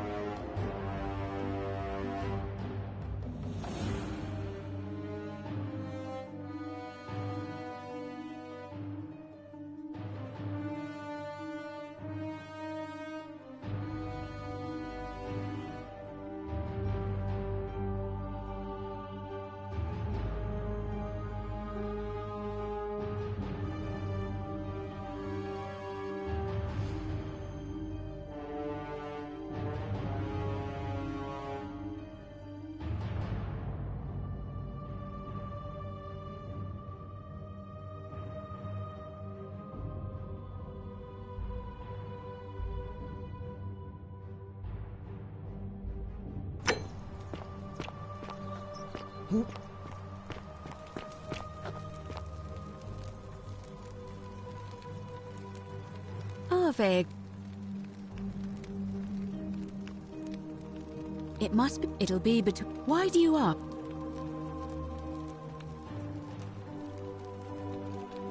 All of them. Well, but as I said, I'm planning.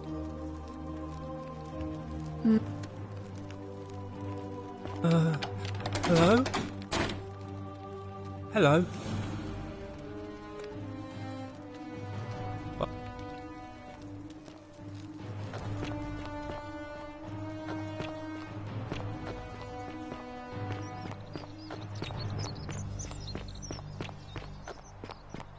Let us meet to elect our magistrate.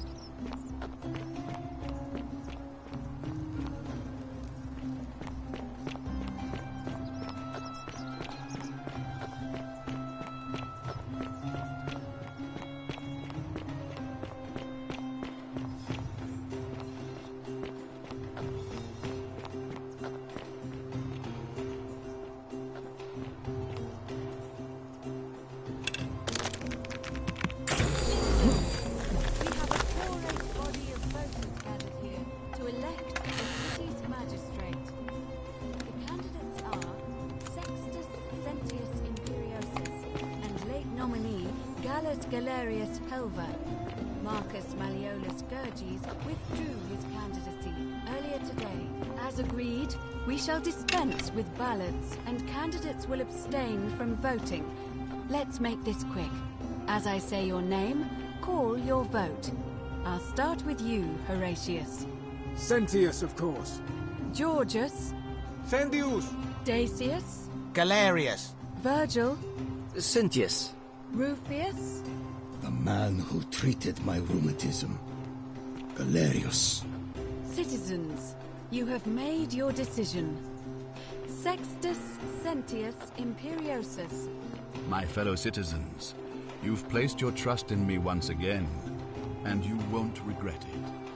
I vow that each day henceforth will be just like this one, and I will deliver. You, the new arrival, whatever your name is, you're responsible for this, aren't you? Nobody likes Caput Murday foreigners interfering in an election. Shut up and let the magistrate speak. Malleolus is gonna be magistrate by the end of the day. You have no idea what you're doing. You're going to get us all killed. Just stay out of our way, and we won't have a problem. Wait, I will not allow you to do this. You're showing your true colors now, priestess. Your corruption sickens me. Domitius, ignore her. Proceed. This is insanity. You'll doom us all. Lies. It is time the Golden Rule was exposed for what it is. A children's fable, exploited by a treacherous leader to instill fear in all of us. The Golden Rule is real, you idiot. Shut up, all of you. The magistrate has spoken. I'm going to enjoy killing you, old man. The Golden Staff! The many shall suffer for the sins of the one.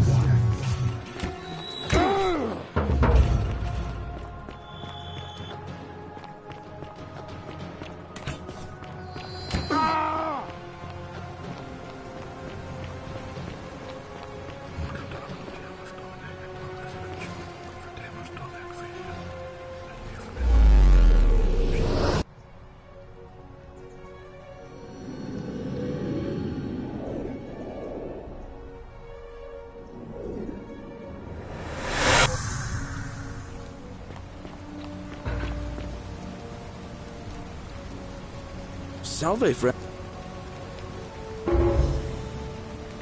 Well, Yuli. Poor Virgil. All right, let me see.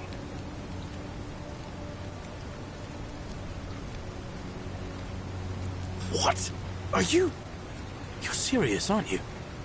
I doubt Domitius will let me talk to him, but I'll make sure he passes on the message. I'll go, but once I'm done, I'll need you to tell me how you know all of this.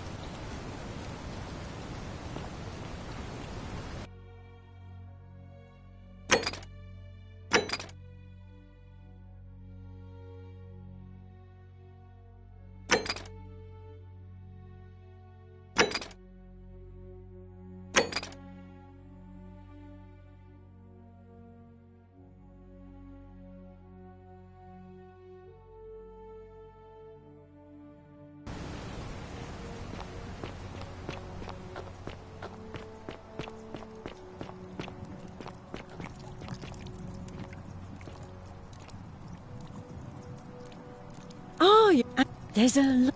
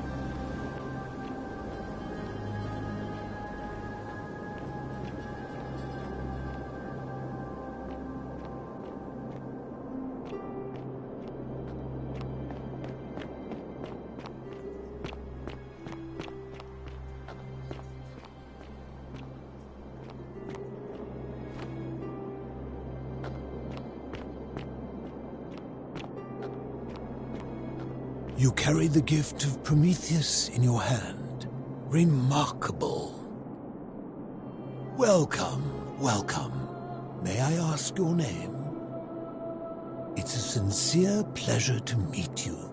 Tell me, what brings you all the way down here?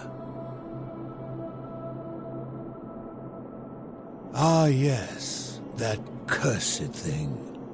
I know exactly where it is. I will tell you everything I know, but first, a request. I have been living down here alone for many years, with nobody to talk to but myself. The one thing I long for above all else before I die is a good philosophical argument with somebody astute. I'm hoping that person is you. Let us find out with this simple question. Have you deduced the name of the god responsible for the Golden Rule? Excellent. I see you are indeed quite astute.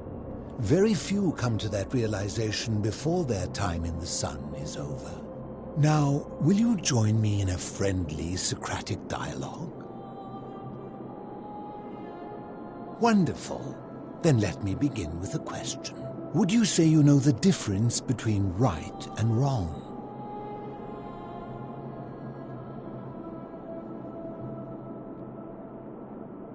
I see. Then a word of advice. You see, out there in the world, being uncertain about right and wrong was acceptable, because our mistakes rarely had consequences. So we would tell lies and bend rules and turn a blind eye and rationalize, and yet still find a way to think of ourselves as good people. But under the Golden Rule, morality matters. The slightest wrongdoing could result in a mass execution. So to navigate this maze, we would have to be certain about the difference between right and wrong. That is an excellent question, and it leads directly to my next line of inquiry. So let me ask you this. Is there one system of morality which is always perfectly correct, which you could follow in every situation and always do the right thing? How can that be? Since they all have differences, if there is a correct moral code, then would...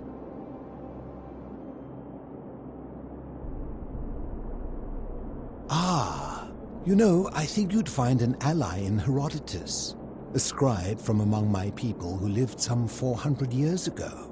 He told the story of a man named Darius, whose curiosity was piqued when he learned that a certain tribe had the practice of eating their dead.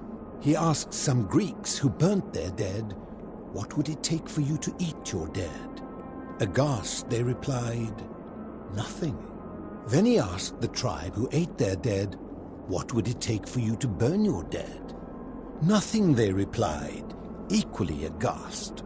From this, Herodotus concluded that custom is king, that right and wrong are merely local ideas which do not survive the journey from one tribe to another. I take it you're in agreement? Then let me ask you this.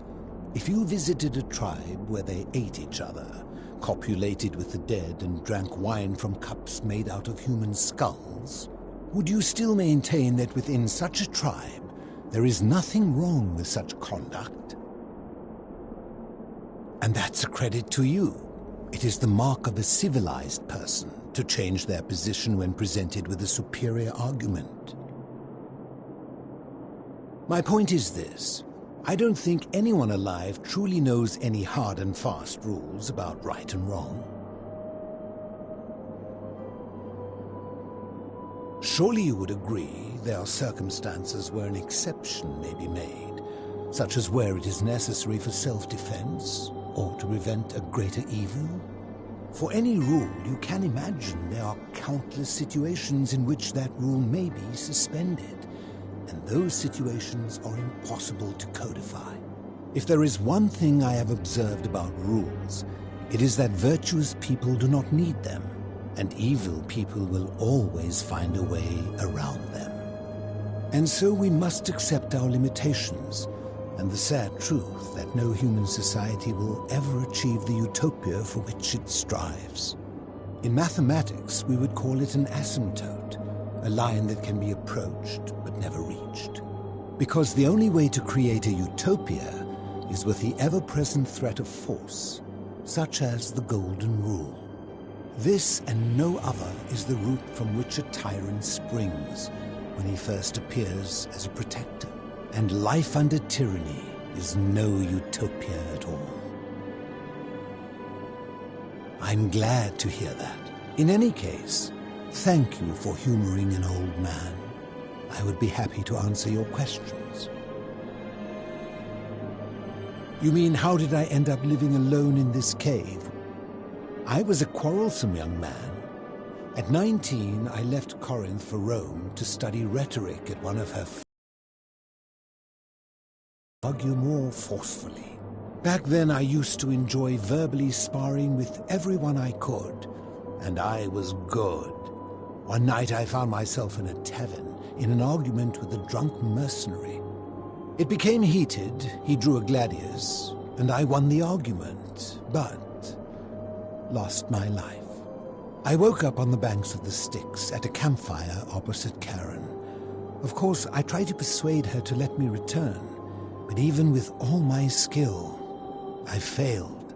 I settled in, made friends, and learned what I could, quickly realizing our little community faced certain death under the Golden Rule. So I began looking for a place to hide underground. Fortunately, I found this place waiting for me. You see, I was not the first to take refuge here. I returned to my friends above, persuaded them to join me, and 12 of us descended for the last time to live out our days hidden from Hades' tyranny.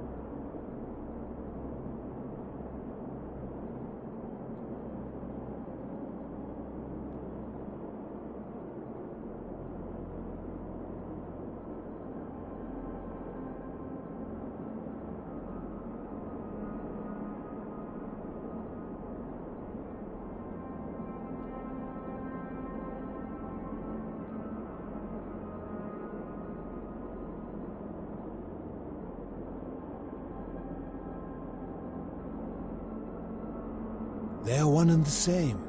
The Romans call him Pluto, but long before that, my people called him Hades. My generation was wiped out, turned to gold, many years ago. My friends and I were able to avoid the same fate by hiding down here. I think it's safest to assume that if I was to return, Hades would realize that his furies hadn't finished the job, and he'd send them after me again. I fear that if you were to utter my name in the city, even by mistake, that Hades would hear you and know I am still alive. I'm afraid I am the only one left. There were 12 of us in the beginning, but one by one, my friends passed away. Some from malnutrition, others from madness and despair. It has been lonely. Before my unexpected visit from Kabash some weeks ago, I'd not seen another person in many, many years.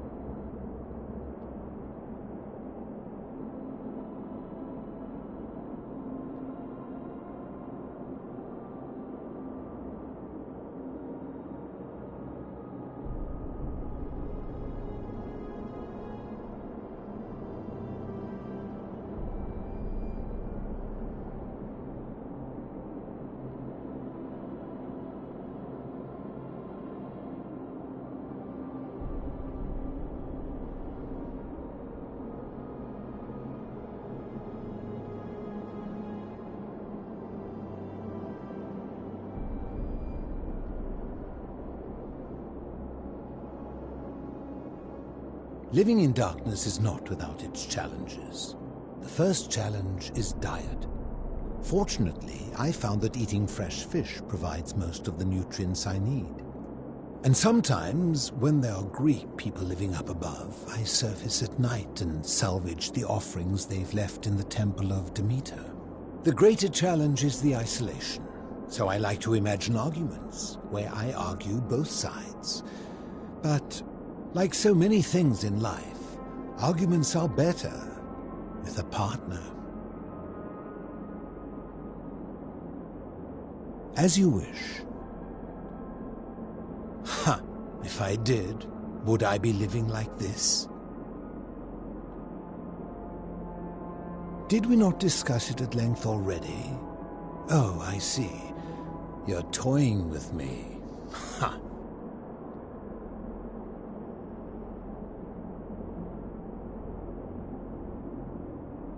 You seek the plaque bearing the Egyptian inscription?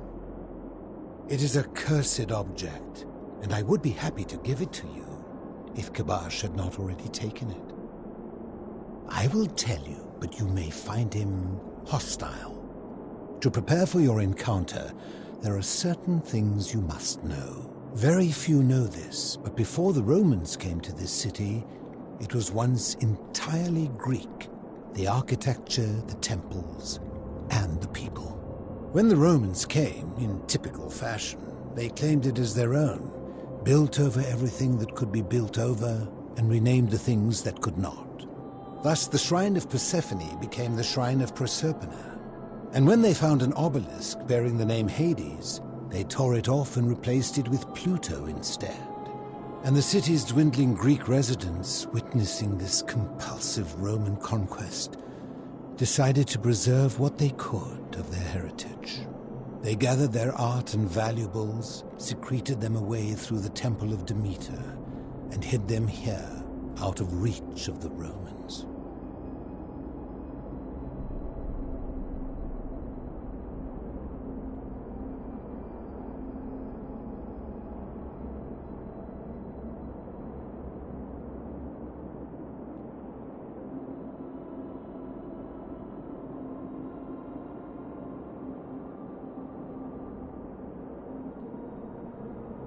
However, there was one thing that always seemed out of place to me, and it is the very thing you seek. An even older plaque bearing an Egyptian inscription. We had no idea until years later when the first of my friends began to die. As a result of their deaths, we began to dig catacombs branching off from this cavern to lay them to rest.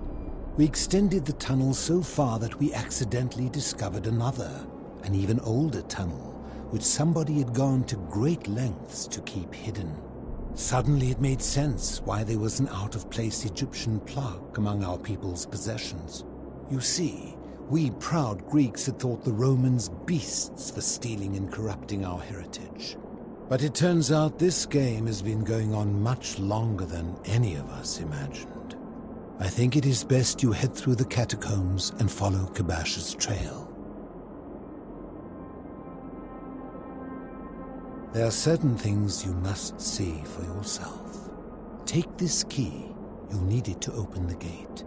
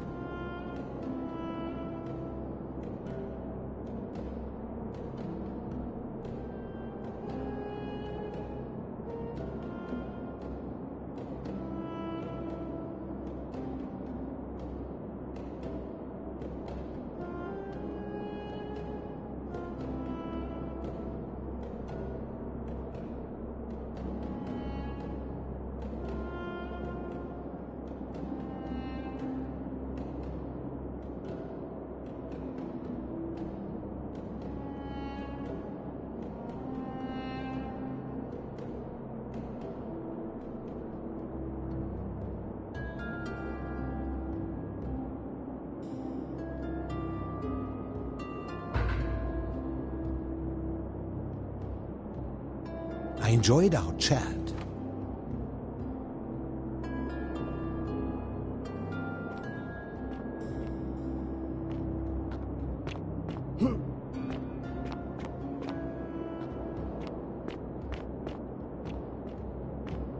Ah, you've returned.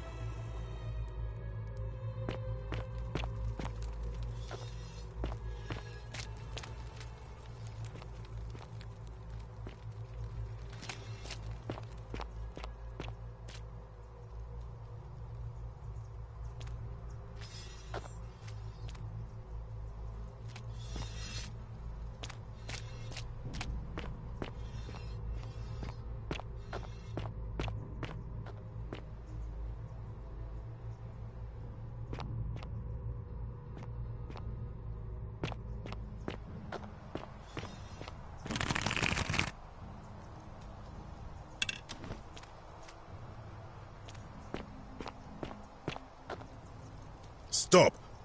Do not come any closer. Who are you? I am Kabash. And let me guess. Another Greek or Roman come to loot and plunder the resting place of my ancestors,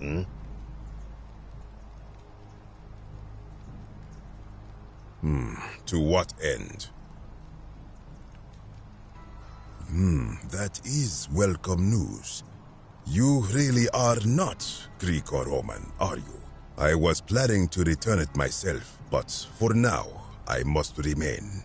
Here, take it, and restore the honor of Osiris.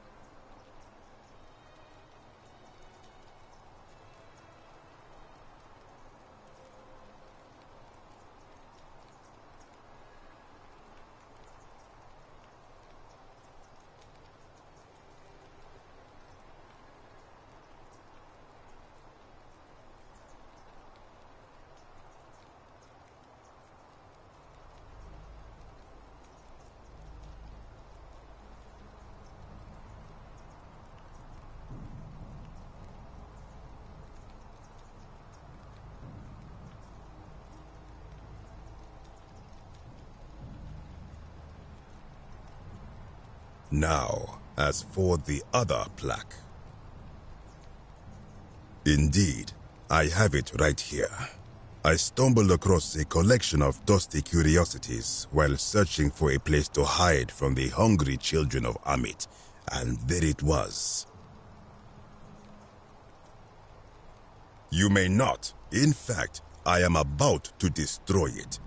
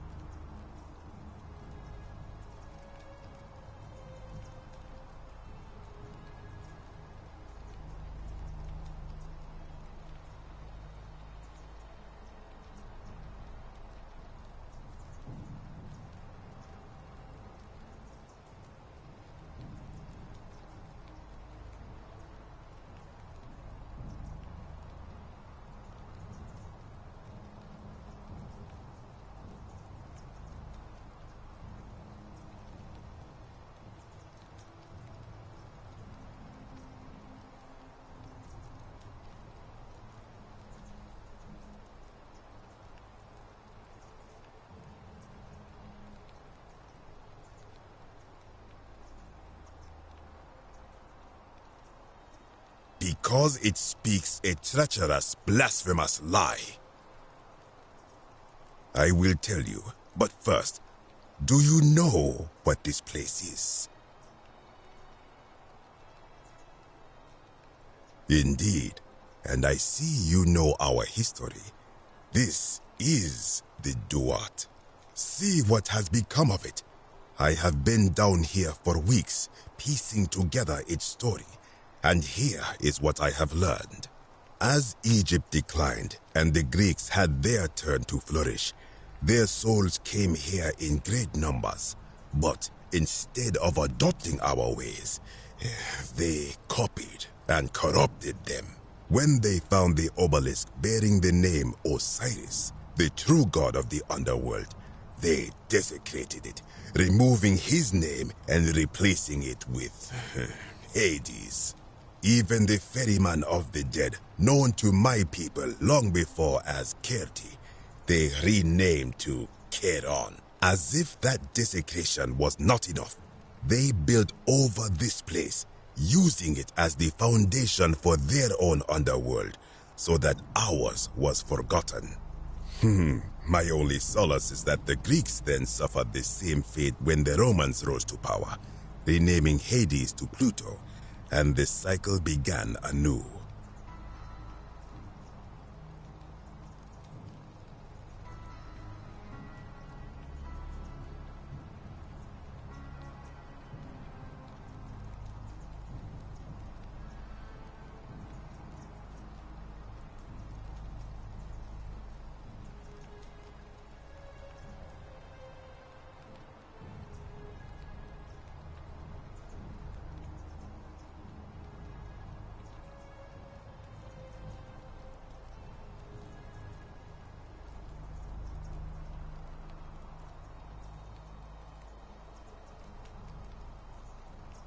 It is inscribed with a script I do not recognize, but it is ancient, almost as if it is older than the plaque bearing Osiris's name. But if that is so, it would imply the gods of Egypt are mere imitations too, copied and corrupted from an ancient people who prospered even before us, and that my people did to them what the Greeks and Romans did to us. But this, I cannot accept. I sense a deception. Perhaps it is the work of Set, the usurper, seeking to undermine Osiris once more. You will never know. This work of sacrilege must be destroyed, thrown into the black abyss below in Osiris's name. You are too late. It is done.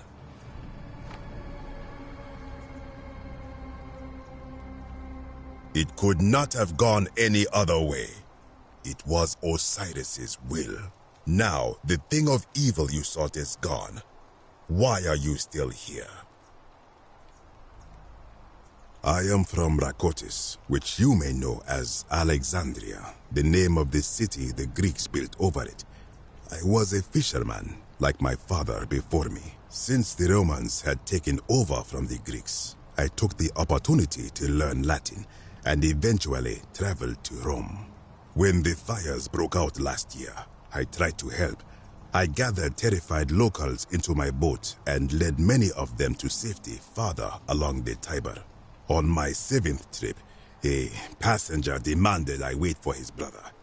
But we were full to almost sinking, and smoke was all around us. I told him his brother would have to save himself, and he tried to bribe me by placing a coin into my hand. When I refused, he drew a dagger and thrust it between my ribs. I awoke on the banks of the river to a stranger wearing a ram headdress. He said his name was Kirti, and at the time, I simply thought him odd. It did not dawn on me until much later that he was the Kirti, the ram-headed ferryman described in the Book of the Dead. This is where I belong, as caretaker of... I think if someone is to break due to the... As for the punishment, I do not know. What could possibly lie? All I... Is everyone so contrary? Good. Wait. You would plunge into the depths of the Duat with no way back up? Madness. We shall see.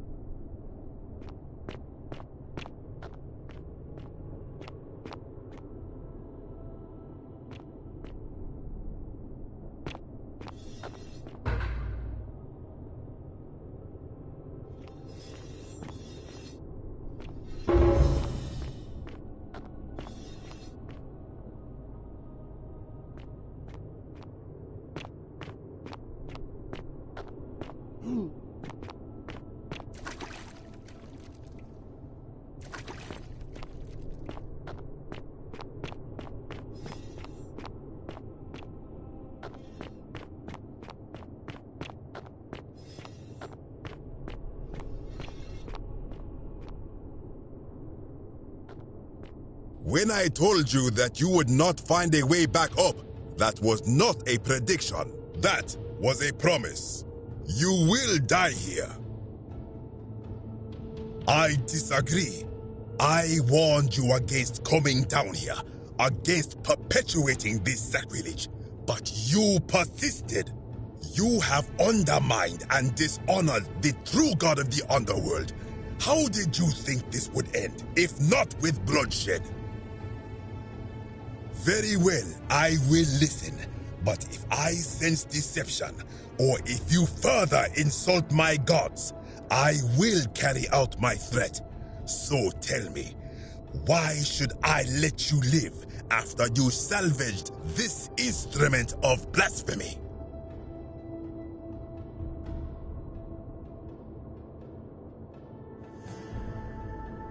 Then you admit it.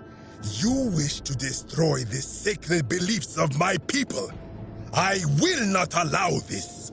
Many of my ancestors endured great hardship to live good lives so that we may descend to the Duat in death and be judged accordingly. We prepare to have our hearts weighed on Anubis' scales and to swear ourselves innocent of sin before the 42 assessors of Ma'at. And yet, I arrive here to find the Book of the Dead contained only a seed of truth. And now, I ask myself, did our priests steal and embellish the stories of an older people and feed us lies all our lives simply to trick us into obedience?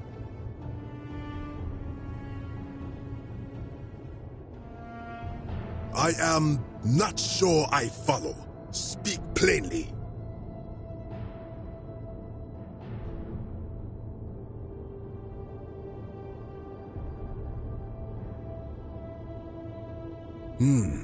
Perhaps there is some truth in that.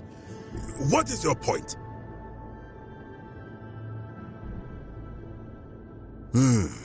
You are persuasive. Very well. I will let you live, and you may do what you will with that plaque. I will remain here for a while, and attempt to learn what I can about the foundations of my people's beliefs. Go.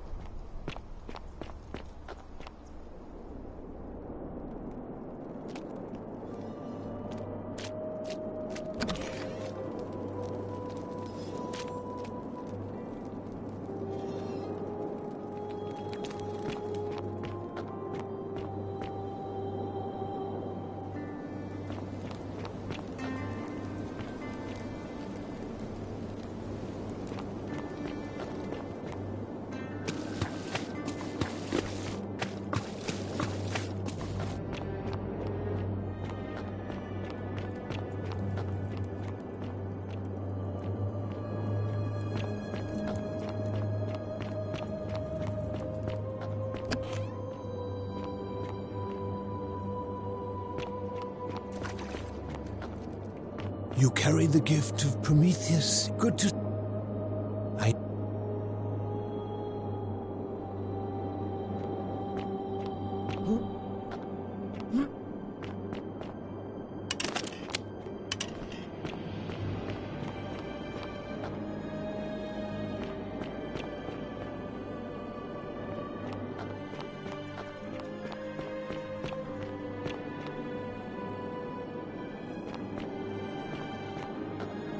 You carry the gift of Prometheus in your hand. Remarkable.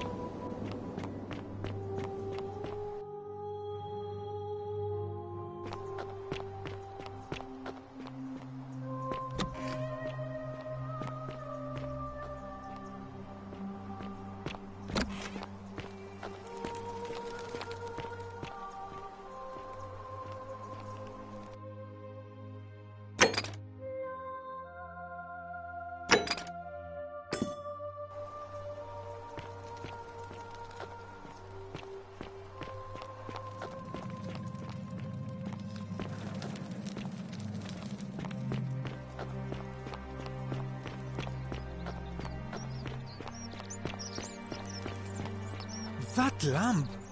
Never have I seen it. Great. And in a city full of Romans you are asking... My name is Georgios, yes. But the Romans, they do not care. They hear me say Georgios, and they think, ah, he must mean Georgius. Good Roman. They do this all the time. They see us worshipping Zeus, they copy us, but call him Jupiter. They take Hades and call him Pluto, Persephone, Proserpina. I am flattered that they copy our ideas, but why must they change the names? Do they want credit for making it all up?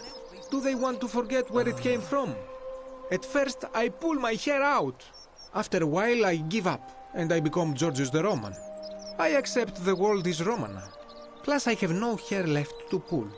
But my point is this. If you want to know who stole an old Greek name, look no further than the sticky-fingered Romans. The plague you seek was pilfered from a collection of old Greek relics by none other than Douli.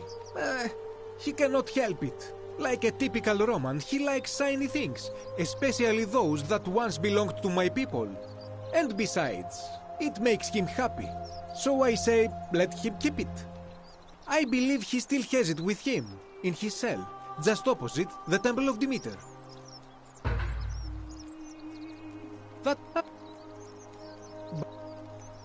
That, my friend, nothing.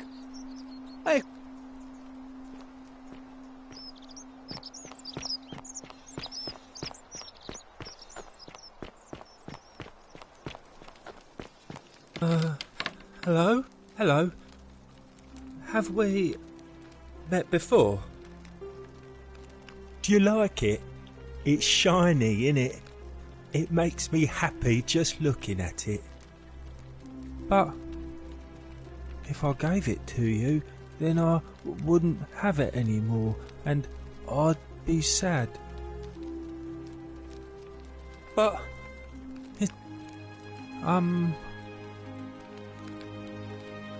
like Galerius, he's nice. I like Galerius. He made me a doll and everything. Yeah, Galerius will let me out. Then you can have my plaque. Bye-bye.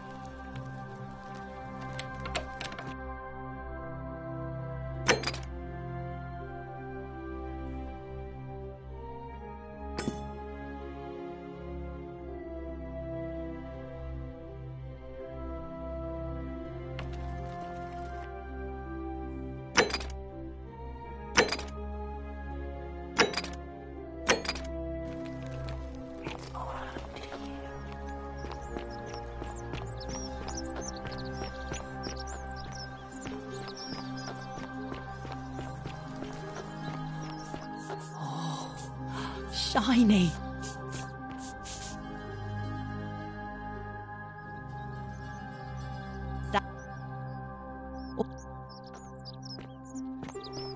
Salve.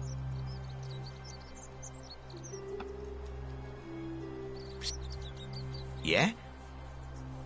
So... Well... Yeah? So... Pleasure doing business. Can I... Very well.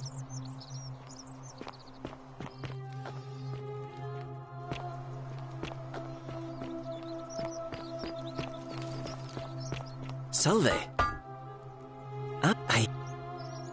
Galerius, definitely. He put an end to the note. All right. Nice to... You look well, my sartorial friend. Hello. Galerius. But of... I...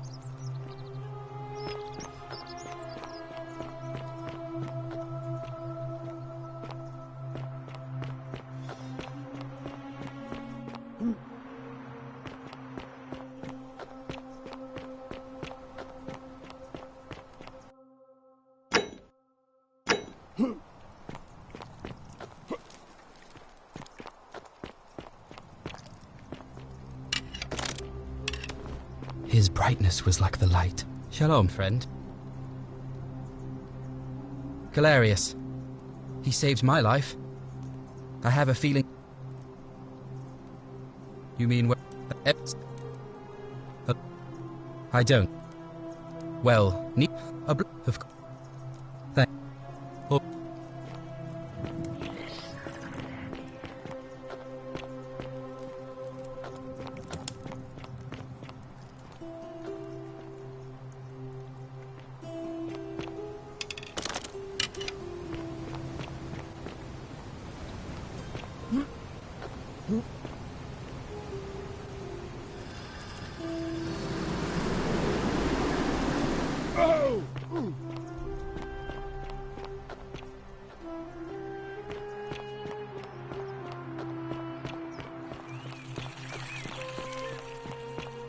I hope you have a good reason for flouting my weapons ban.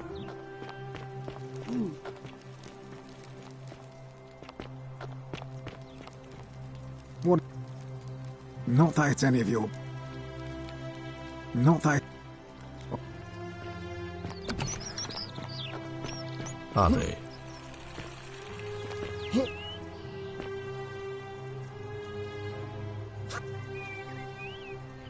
What?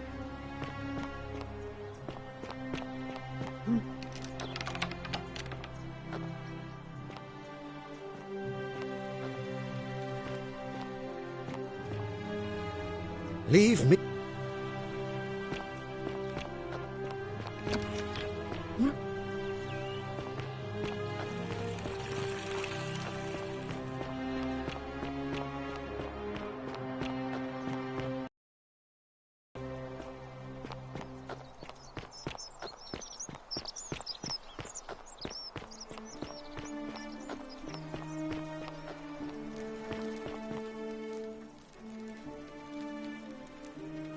A new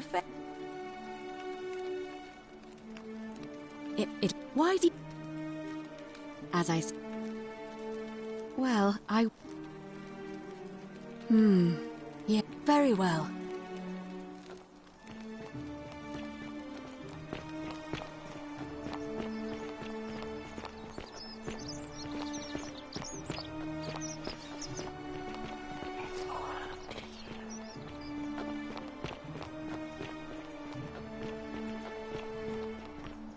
Citizens, it is time.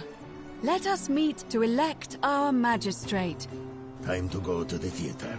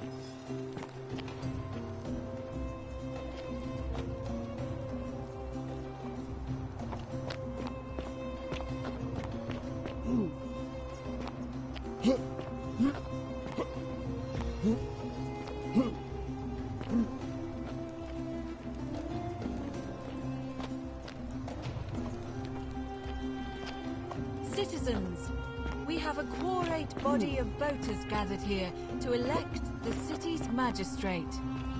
The candidates are Sextus Sentius Imperiosus and late nominee Gallus Galerius Helver.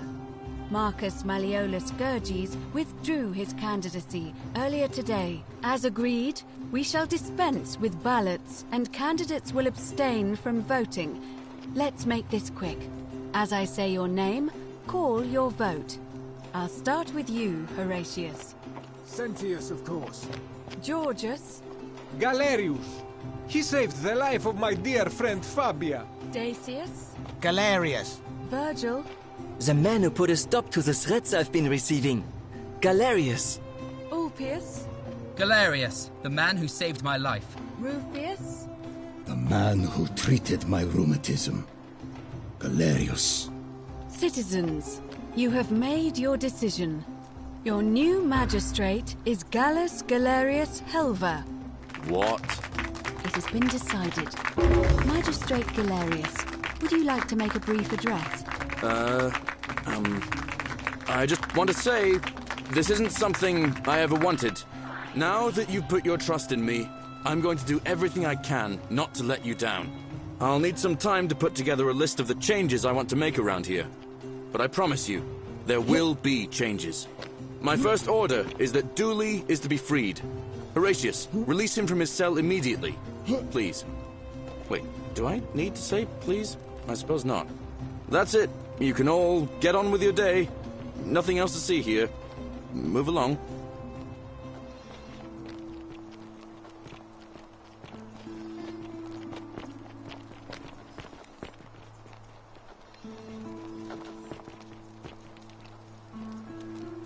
Hello there, friend. Well, I'll take your word. Now you're talking, I'm interested. Oh, that's a little excessive. All right, all right.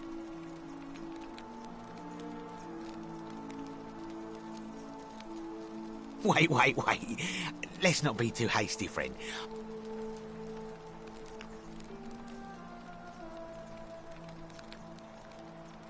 I suppose you're right. Here's your money. Now, the location of that bow. What? But I already knew that, I can't take that golden bow because stealing from the goddess in her own shrine would break the golden rule. You promised to tell me where I could get one of my own. What is this? Some kind of joke? I don't believe this is happening. Don't even talk to me.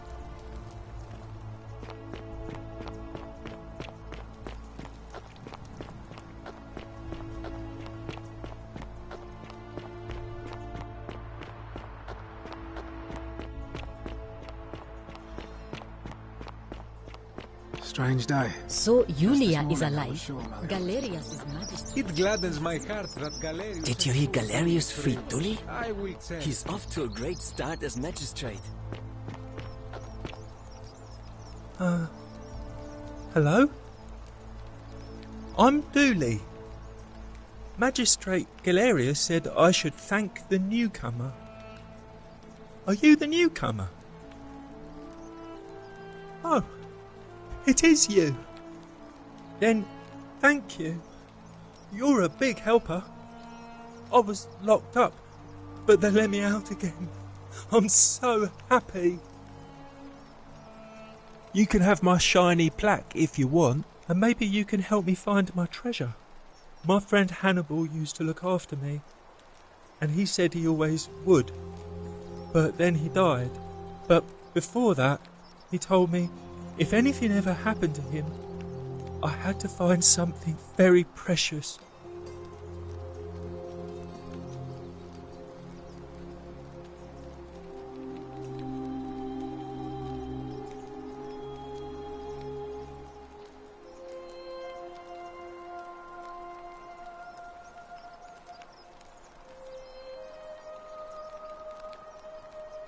He gave me a key to the cisterns. Please help me find it. Oh, thank...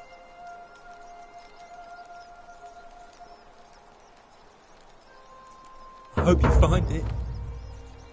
In the cisterns. Oh, look, maybe it is treasure. It's so lovely to see Dooley out and about again. And it's just quiet out here in the open. Maybe nobody wants it anymore.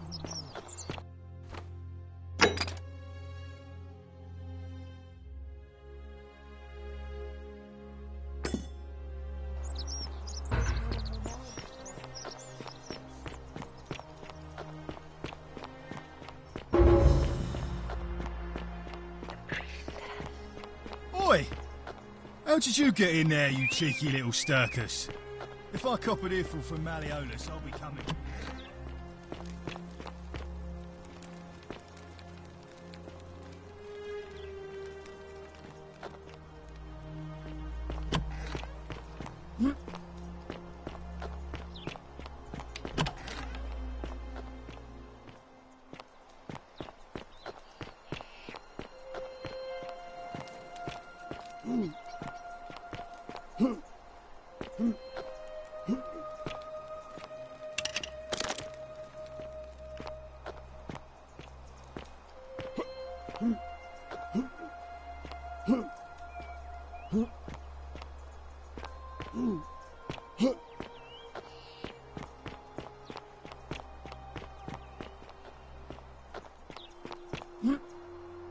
If I find out you had something to do with that farmer being elected, Are they?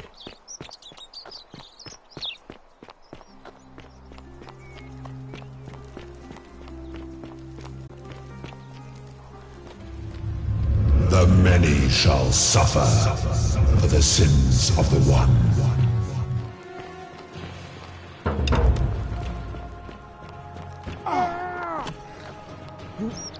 Death arrives. It would be a thing to drag it.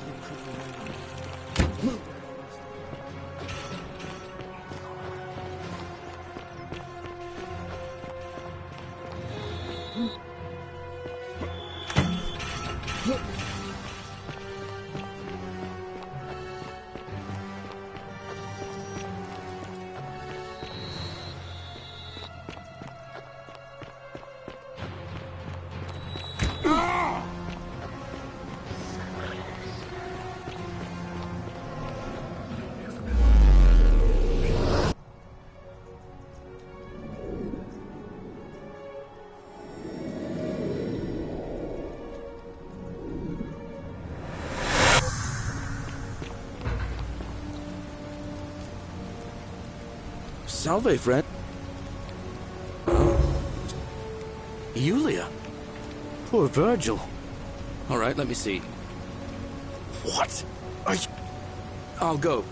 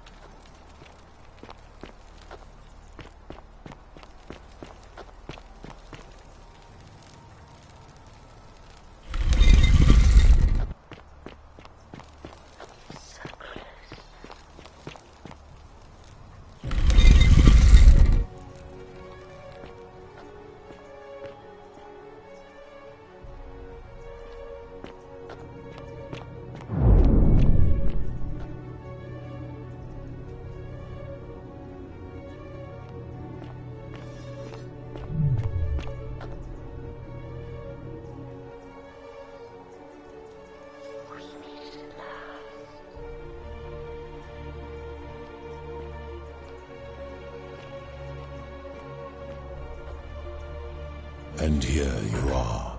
Allow me to introduce myself. As you have already gathered, I've been known by many names. Nergal to the Sumerians, Osiris to the Egyptians, Hades to the Greeks, and Pluto to the Romans. But the one constant through it all has been my title, God of the Underworld.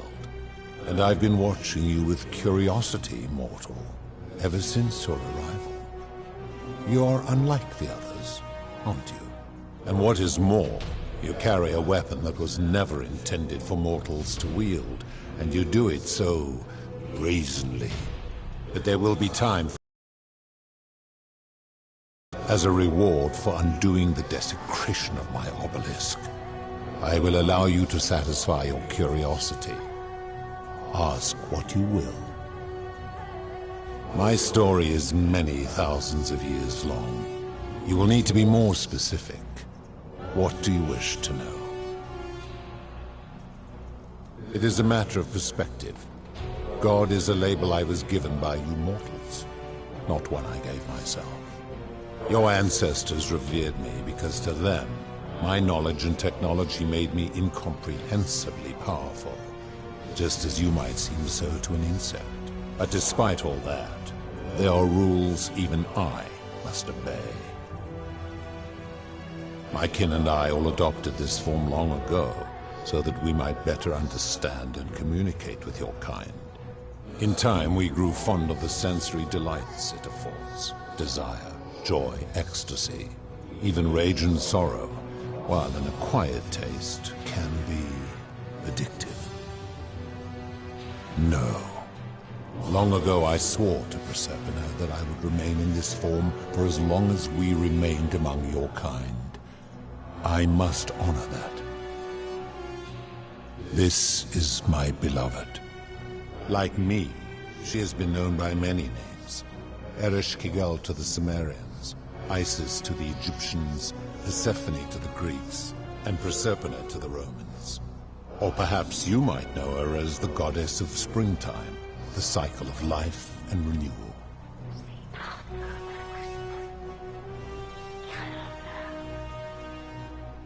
Your gaze lingers too long. That is my servant. You would have met by the river, though she wears many faces and goes by many names.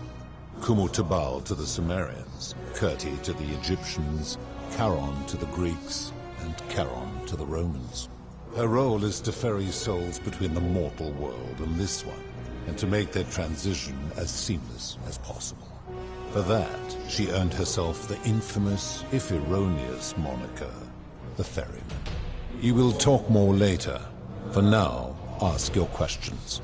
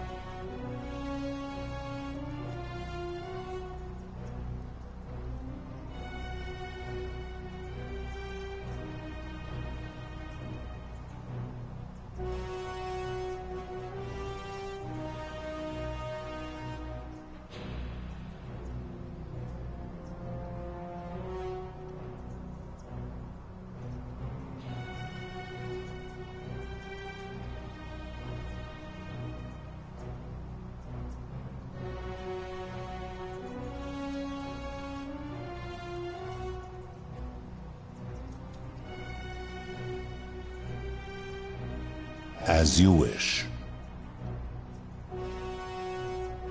It has come to be known simply as the Underworld, and it exists because of a wager I made long ago.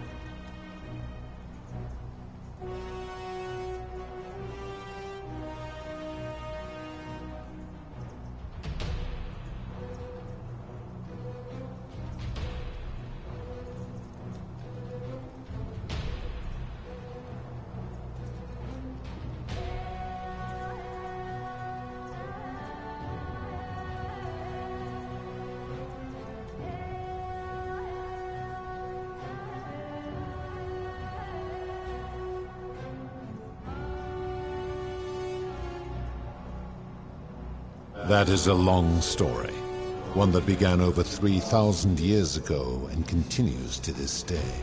You see, long ago my kin and I set out from our home on Elysium to search for other forms of life among the stars. We discovered your planet and witnessed your kind evolving from primates into something lawless and barbaric. You all but destroyed yourselves, your 2 short lives being extinguished by violence and ignorance and disease. Yet Proserpina saw raw potential in you, and persuaded the rest of us it would be squandered without our intervention and stewardship. So we revealed ourselves to your people in a place called Sumer. We offered guidance in agriculture, toolcraft, and law, and you called us gods.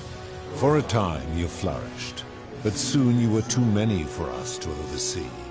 And as you spread from that cradle of civilization, we saw something disturbing. We had sown the seeds of dependency and confusion, and soon you returned to your old ways of violence and ignorance, this time in our name. My kin had seen enough, and gave up on your kind, condemning you as barbaric and chaotic, scarcely more than animals. We began preparations to return to Elysium, our home world, a utopia unspoilt by conflict and unimaginable in its beauty. But my Proserpina could not bear to abandon your kind without guidance, and knowing it would force the rest of us to leave her behind, she made an extraordinary sacrifice.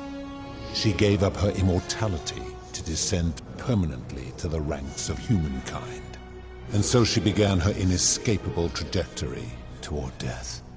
Horrified, I acted swiftly. I placed her in suspended animation in a deep frozen sleep to prevent age and sickness from claiming her. And then I pleaded with Proserpina's father, who the Romans called Jupiter, to bring her with us to Elysium. It was and is my hope that once there, we might one day learn to undo what she has done to herself. But he refused.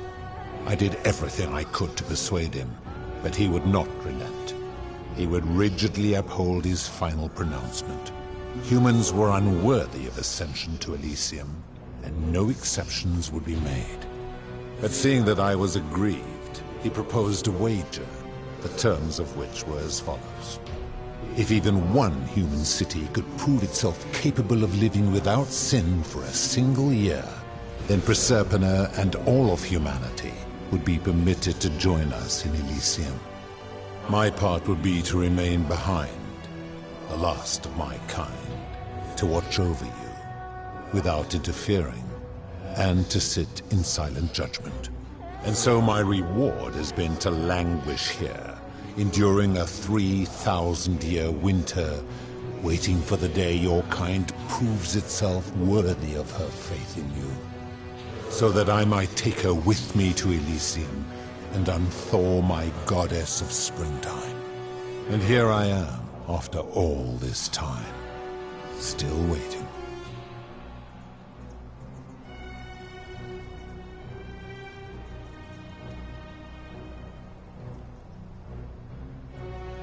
There were also gods who, like me, have been known by many names, but perhaps you knew them by their Roman names. Our leader, Jupiter, as well as Neptune, Saturn, Juno, Minerva, Mars, Venus, Apollo, Diana, Vulcan, Vesta, Ceres, and of course, my beloved Proserpina.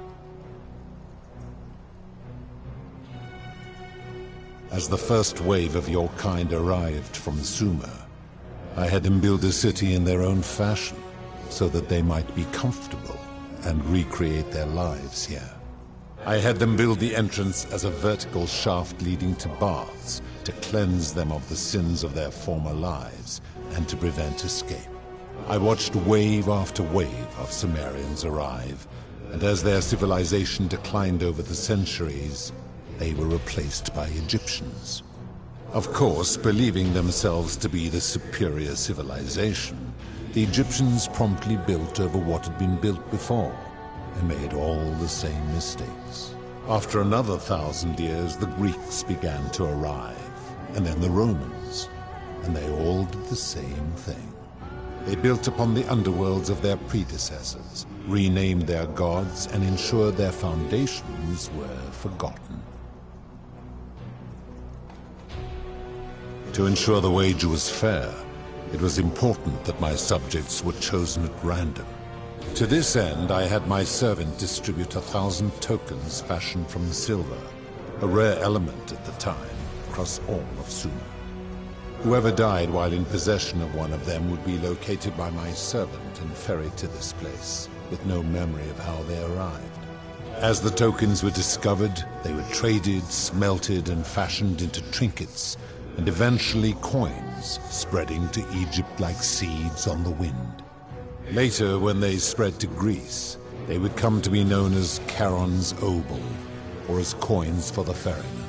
Some placed coins in the mouths of their dead, hoping they would awaken here, though they had no way of knowing which coins were fashioned from the original tokens. In fact, almost all of the tokens are accounted for, only 2 remain. And so after this wave destroys itself, as it is destined to do, your kind will have squandered the last of its potential to ascend beyond this rock, and Proserpines along with it.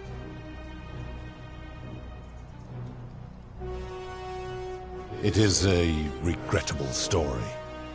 One of the first men who came to this place was a king of Sumer and a troublemaker. To be rid of him, I returned him to his people, on the condition that my servant erased his memories of this place. But the erasure did not take completely, and he told stories of this place as if describing memories of a dream. His tales were committed to writing, which came to be known as the Epic of Gilgamesh, and his words were twisted and distorted over generations. Later, the Egyptians would adapt Sumer's stories of the underworld, making them wildly intricate and labyrinthine. Their Book of the Dead and Book of Gates bore less and less resemblance to this place in their priests' pursuit of profit. Then, when the Greeks began to arrive, they proved far more cunning, and in a series of incidents that will not be repeated, 5 of them escaped. A warrior named Heracles, 2 kings named Sisyphus and Theseus, a poet named Orpheus, and a Trojan named Aeneas. They each told embellished tales of this place, how to get here, and how to escape. And so from Sumer to Egypt, Greece to Rome, your kind has always told each other stories about this place, though each story contained only a seed of truth. Of course. That is merely the name your people have given to it, but yes, it is my doing. That is a story dating back to the very first wave. After the Sumerians finished building their city, the self-declared ruler threw a banquet to celebrate. Now this man was unmarried, and many women were vying to become his wife, a prestigious position of power and influence in a new world. Of all the women, 2 were particularly ambitious. Both were beautiful, and both arrived at the banquet wearing eye-catching dresses and painted faces, their hair woven in elaborate fashion. The first woman, recognizing that she would require an advantage to win the ruler's affection, draped herself in jewelry, ornate necklaces, bracelets, and rings fashioned from gold. Seeing this ostentatious display, the second woman grew envious, for she had no such jewelry at her disposal. She prayed aloud to any gods that would listen to cover her in gold, and when her prayer went unanswered, she took matters into her own hands. While the others indulged at the banquet, the second woman summoned the first for a discussion in a quiet place. She checked that nobody was watching, and pushed her rival from the top of the ziggurat, where she broke her neck on the rocks below. But I was watching, and I decided to answer her prayer.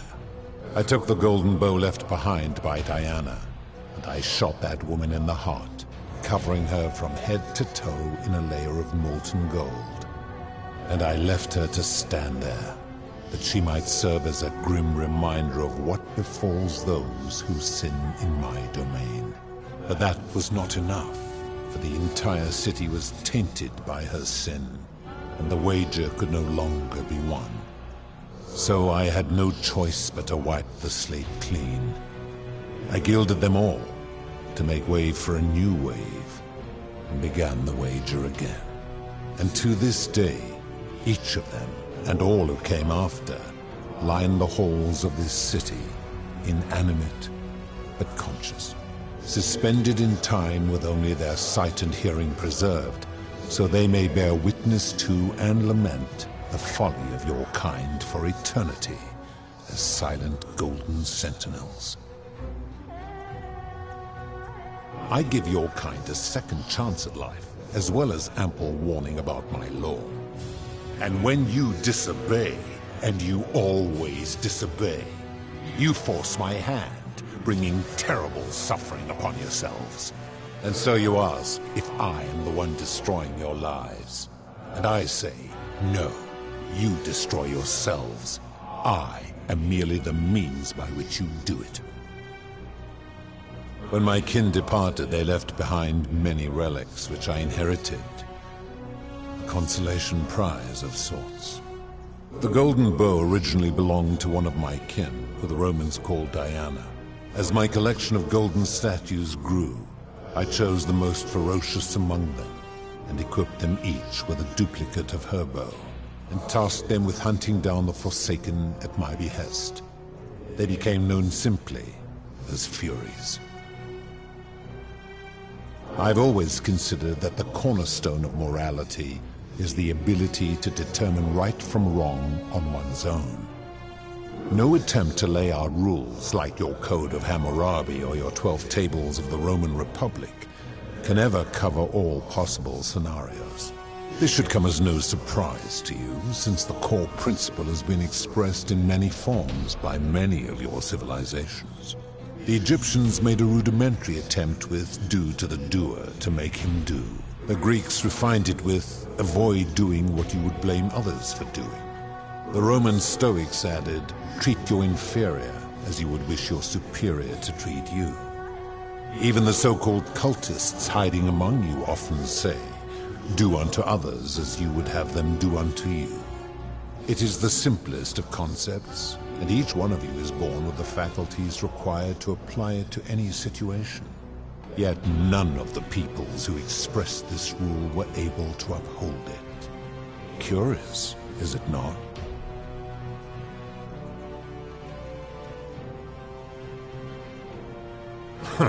For you, perhaps. I'm able to commune with all of the statues in the city. Their ears are my ears, and their eyes are my eyes. If she was still conscious, I suppose she could, but she's not. Why do you ask?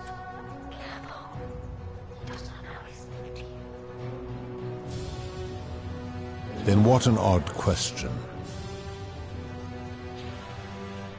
Do you plan to speak in sweeping generalizations, or are you going to give me an example? I have seen no such thing, but in any case, taking one's own life is a self-directed act. It is not one that is done to others, however they may be affected by it. Therefore, it cannot be said that one who commits suicide has done anything unto others. Applying this rule always requires us to interpret the meaning of the words. A literal interpretation helps to minimize the ambiguities of your primitive language.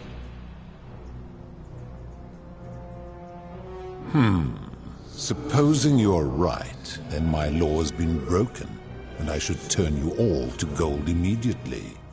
Is that what you want?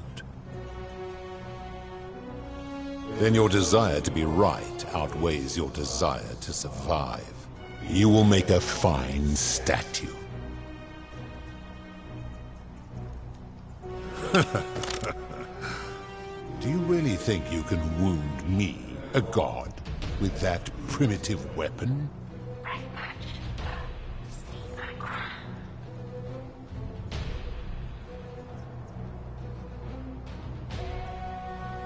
How dare you threaten her? This ends now. The many shall suffer for the sins of the one.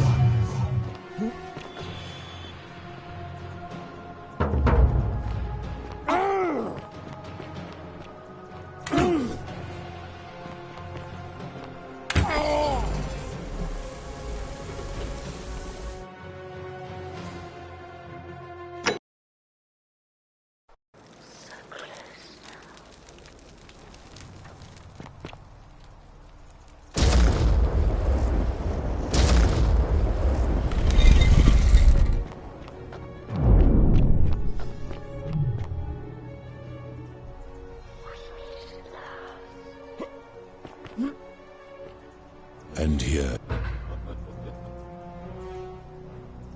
Good. Only it has long been within my power. When I peer into you, Charon, where did you find? I do not remember ferrying you. How did you come here?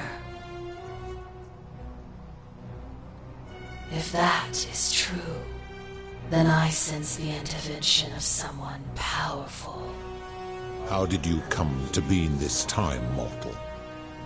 Who brought you here? We cannot know.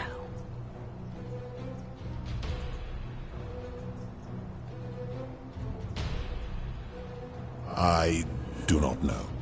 My kin departed long ago, and tread lightly, mortal. Enough of this. It seems I will need to put your reckoning on hold. Why have you...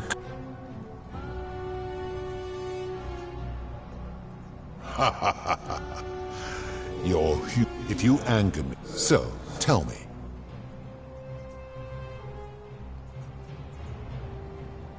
That is a very serious...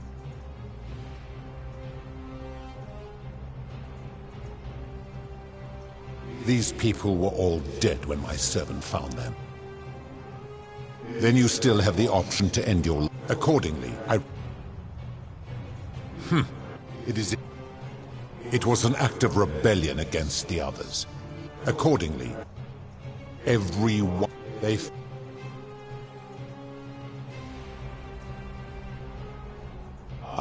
But I am a god, and you are a mortal. Let me ask you that, do you ensure they have...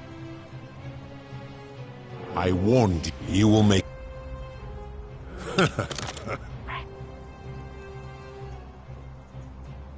Pathetic. The many shall suffer for the sins of the one.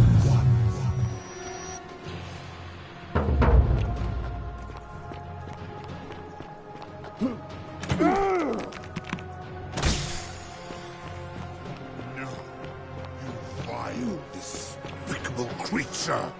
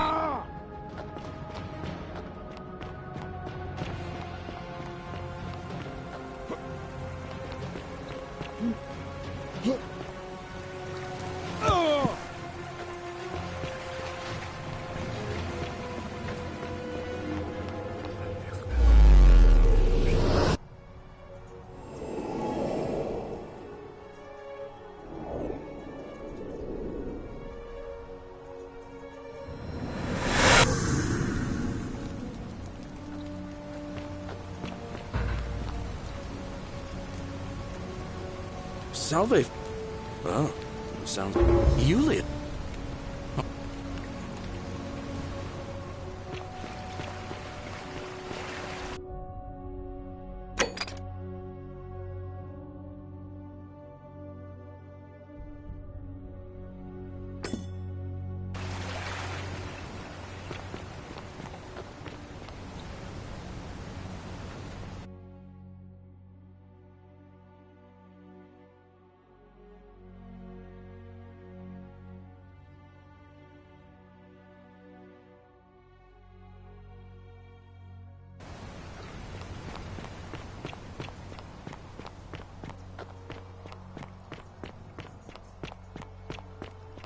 You, Tantalus, cannot catch the drops of water.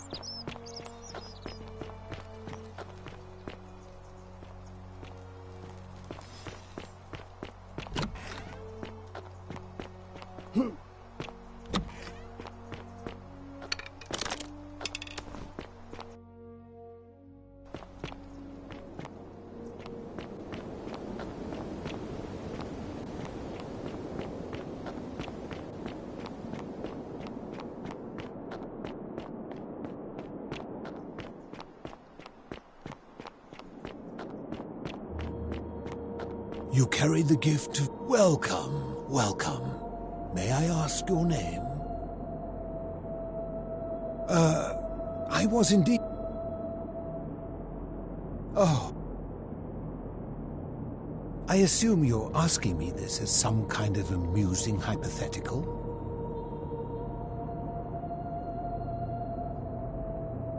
Extraordinary. Then let me see if I can help you. I suppose first I'd want to gather information. I'd want to know about his reasons for imposing the Golden Rule and what he considers a sin. If I could expose some internal inconsistency in his reasoning, some degree of hypocrisy, I might be able to compel him to change his position. But as a philosopher, the saddest truth I ever learned is that all but the most enlightened opponents are more easily swayed by appeals to emotion than by reason. So the easiest path would be to find his emotional susceptibility and exploit it. If he was vain, I might try to flatter him. If he was merciful, I would try to evoke pity.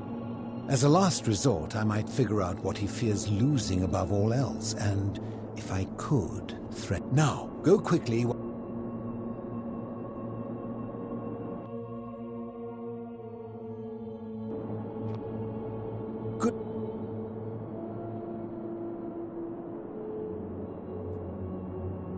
The way you say that, you met... I suppose first I'd want to... If I could expose him in... But as a... So the easy... As a last... Now...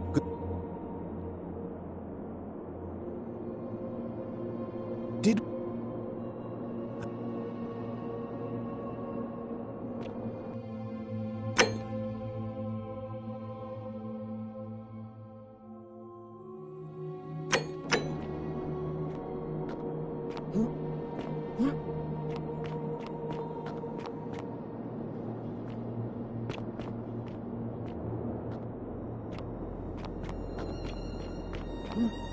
Ah, you've returned.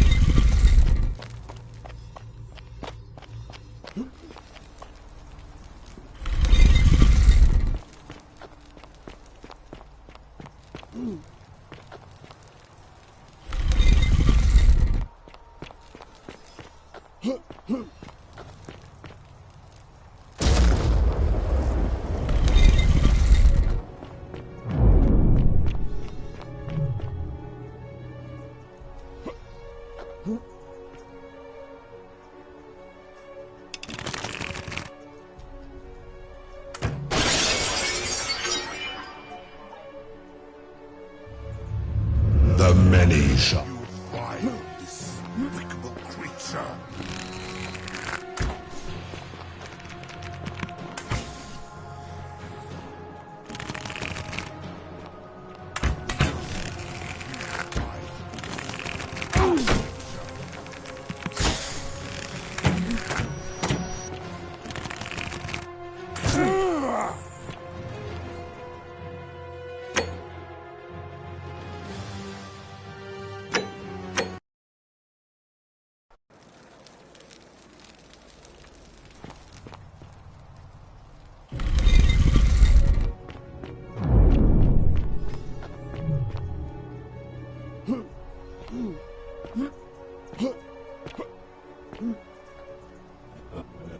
And what there will be first, as a... It has come to be... Of course. That is merely...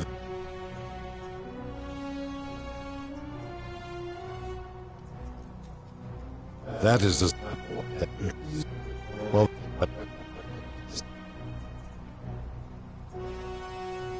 I've always considered that the...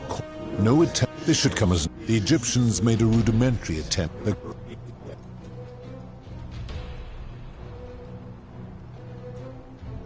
Enough. Do you plan to speak in...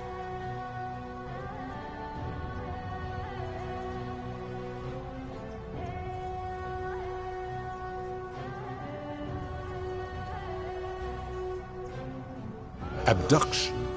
You mean the magistrate imprisoning his daughter in the cistern, I take it. He did so because she sought to escape. A sin I take particularly seriously. Better that he stops her from escaping, albeit brutishly, than I have to wipe out this entire city to punish her. Wouldn't you agree? Supposing you're right, then my law has been broken. Then your desire to be right out, you will make a...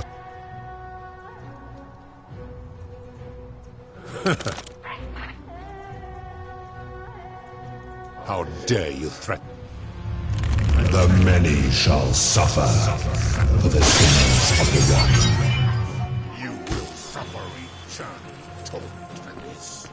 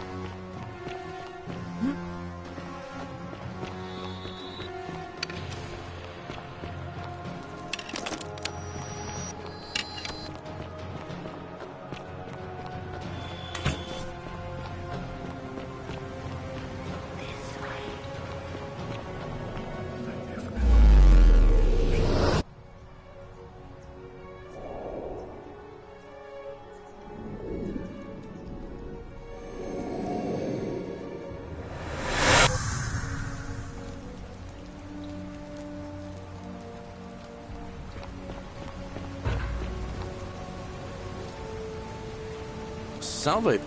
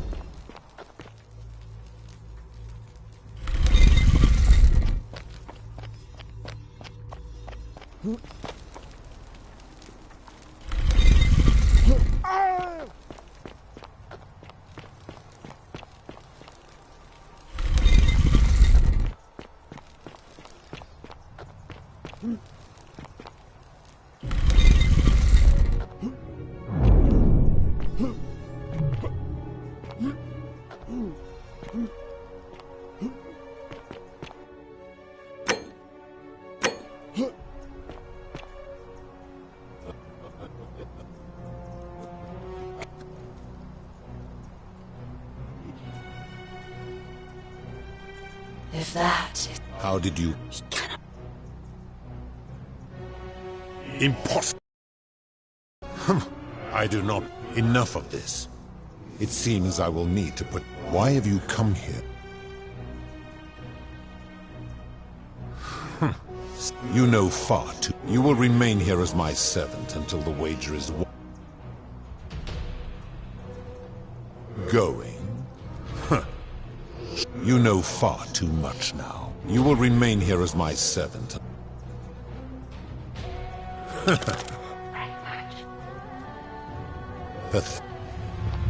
The many shall suffer for the sins of the one.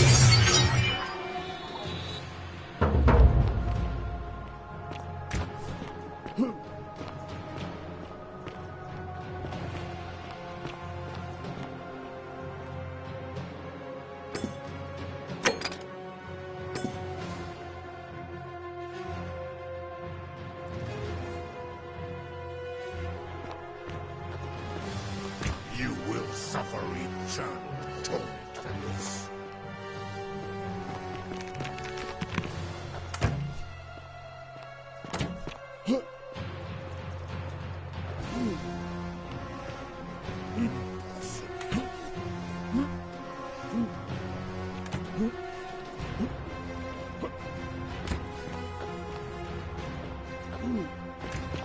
You will suffer eternal torment for this.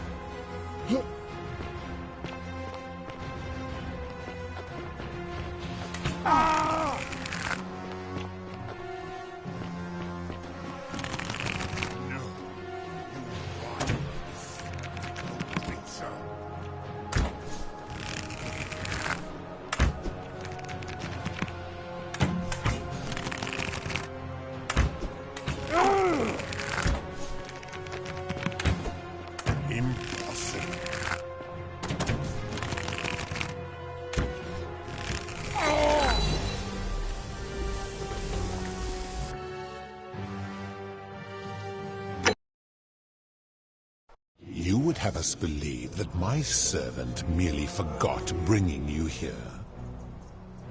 If that is... How did you come? We cannot know. That would explain why you first appeared in her shrine. But how is that possible? She has slumbered for 3,000 years.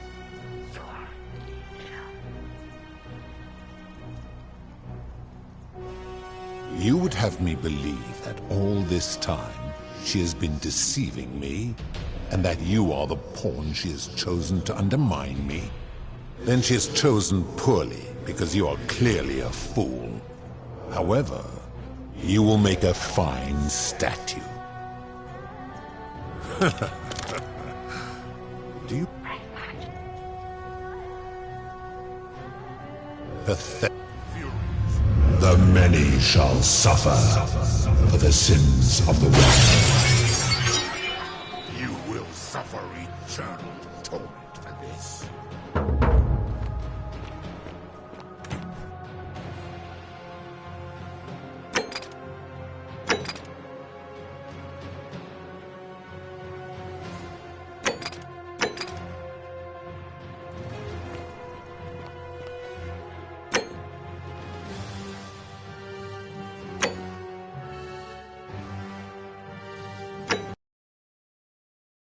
You would have us believe that...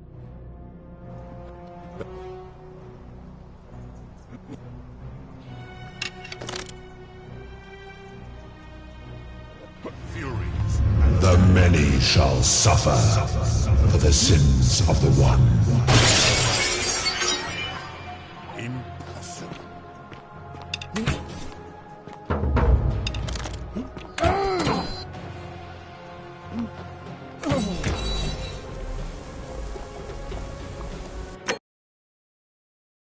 You would have us believe...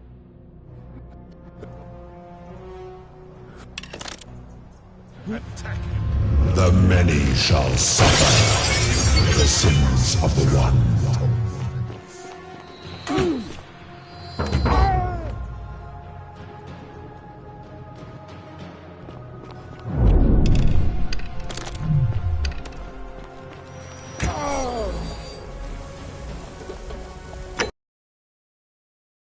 You would have us believe that my servant merely forgot bringing you here.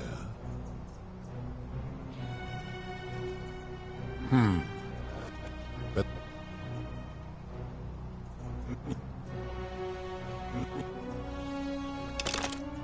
How dare... Furies. The many shall suffer for the sins of the one.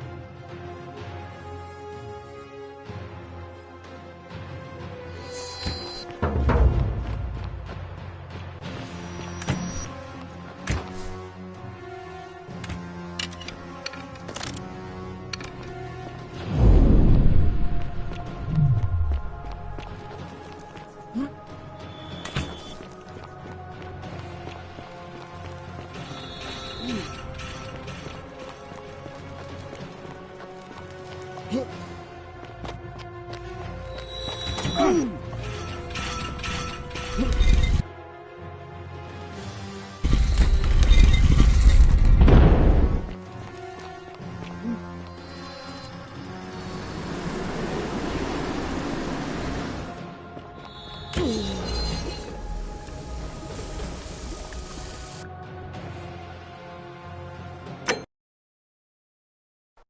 would have us believe...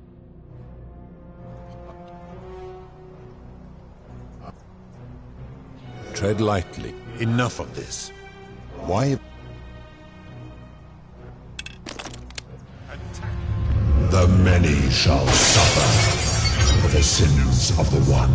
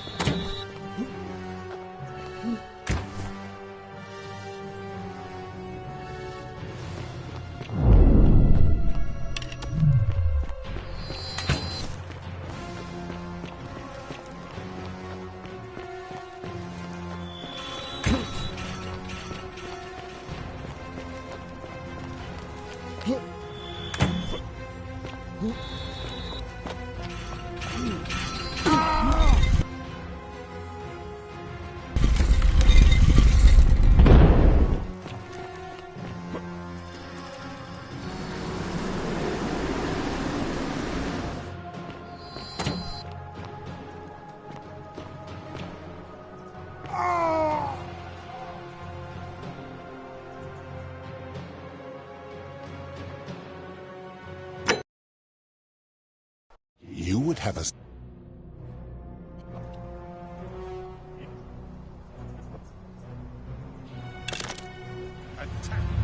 The many shall suffer for the sins of the one.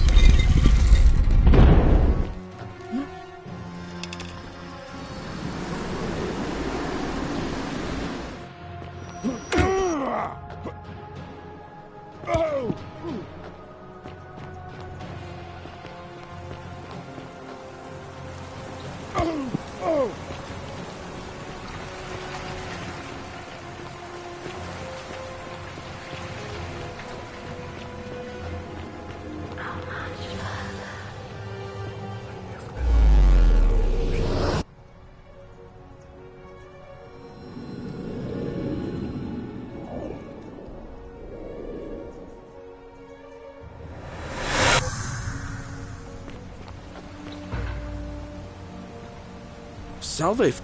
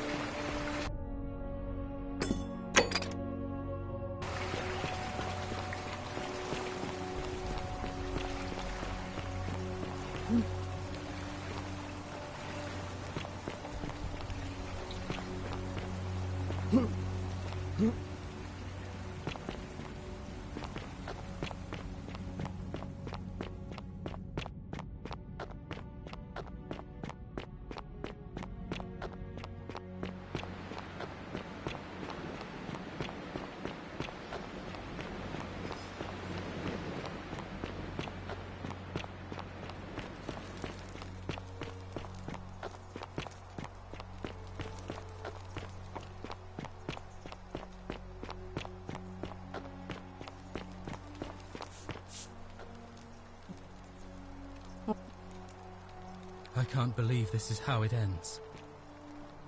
Oh no. No. No, no, no, no, no.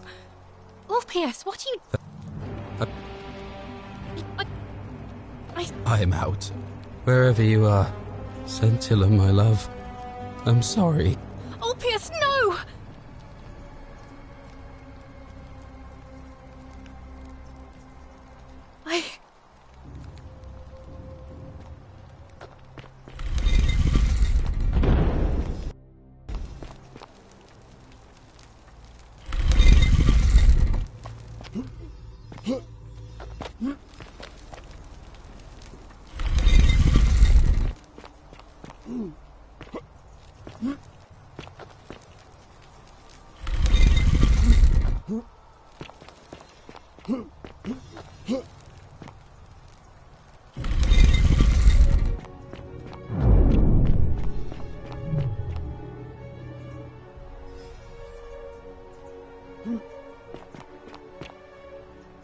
Allow me to...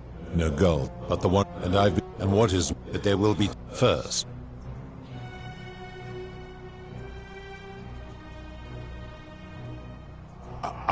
I would recognize that anywhere. And yet my beloved still wears hers. What is this? How did you come by it? You vile, despicable creature. Why would you do such a thing? And worse still, boast about it.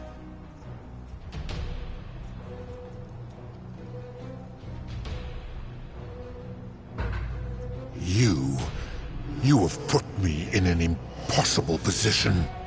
If I refuse, you will murder her. And yet, if I agree, I will lose my wager and return to Elysium humiliated and alone. Perhaps you are cleverer than you appear, mortal. I do not see that I have a choice in this. Your treachery and savagery have opened my eyes like nothing I have witnessed in 3,000 years. And now you have shown me your species' true colors. And I see that Proserpina was a fool to have ever believed in you at all. This has gone on too long. It is time for me to let go of this form, of her, of all of you. But know this, if I abandon the wager and leave for Elysium, neither she nor your kind may ever ascend.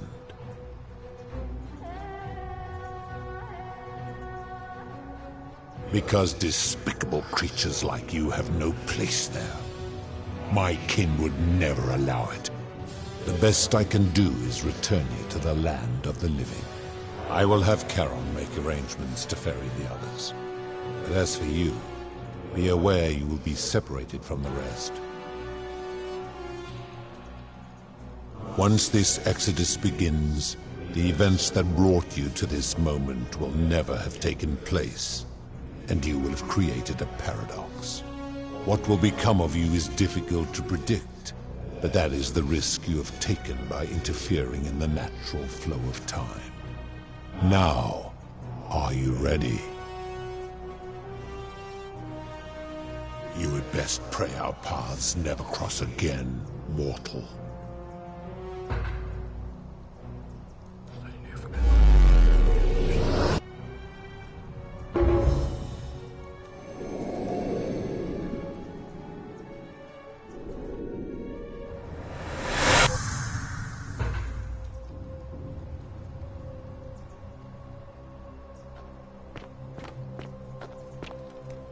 Oh. Hi there. Gave me a bit of a fright. Thought I was in here alone. I'm Al. Well, here I am. I'm sorry, I didn't catch your name. Oh, did that lady in the forest send you in here after me? I guess I lost track of time, learning about the history of this place, and it is extraordinary. I'm fairly certain you and I are the first people to set foot in this city for about 2,000 years. Fortunately for us, the last person in here was a Roman man named Galerius, who inscribed an account into a tablet. Apparently, there was a community of 20-something people trapped in here, and living in fear of a curse they called the Golden Rule. They believed that if even one person sinned, an unknown god would cast them all into gold, like the 1,000 people who'd lived here before them. Then, one day, just as Galerius had finished praying for a good harvest at the shrine of Proserpina, an oracle appeared, said barely a word, and entered the temple of the mysterious god, this one here, and demanded an audience. And the doors just opened up to him. Nobody knows what went on in there, but Galerius wrote the oracle must have been more persuasive than Odysseus, because the next thing he knew, the ground shook, and the voice of that god rang out over the city. The many have suffered long enough. Unfortunately, Galerius' account just sort of stops after that, leaving a lot of questions unanswered. What became of him, and the other people who lived here? What happened to all the golden statues? And did this mysterious oracle single-handedly undo the curse that had terrorized people for hundreds of years?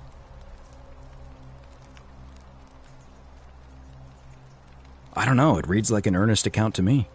Anyway, I think I found a way out through the aqueduct that brought water into the city. Follow me.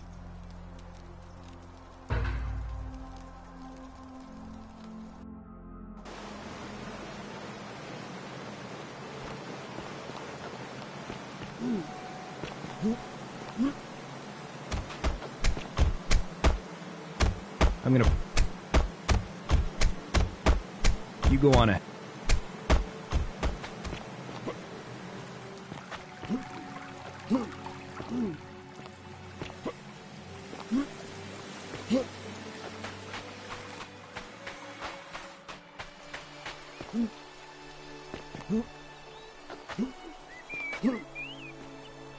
You're back! But you're alone. Does that mean you didn't find Al? Ah, what a relief. Why don't you tell me?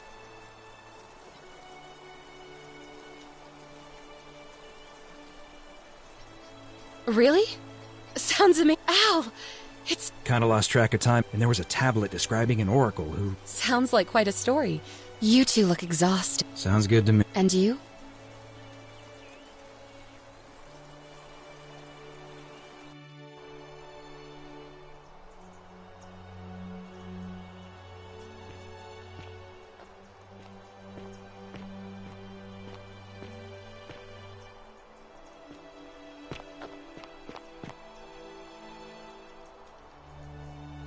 Hey, you made it. It's great to see you again. I read your book, and what the critics said about it. I guess they weren't ready for your theories about the underworld. Anyway, after everything you've been through, I thought you might appreciate some good news. So after we got back to the real world, I started doing some research into the people mentioned in Galerius' tablet, and I found something strange. I'm sorry I've been so cryptic. I've been dying to tell you, I just really wanted you to see this for yourself. Why don't you head on down there? I'll catch up with you at the other end.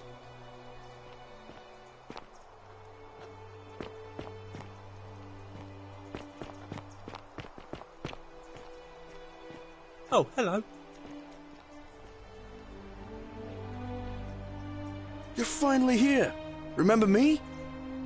It's a crazy story. After you disappeared, Charon appeared and told us she was returning us to the world. Even gave us some coins to help us start our lives over. Only, for some reason, she returned us to your world instead of ours. Anyway, I know we only ever had that one conversation, and I wasn't even sure if you'd remember me, but I wanted to say thanks for freeing us from the underworld and giving us a second chance at life. I know! I can't believe my luck either. But we're engaged and living together. We're planning to get married next spring. If you're going to be around, we'd love to see you there.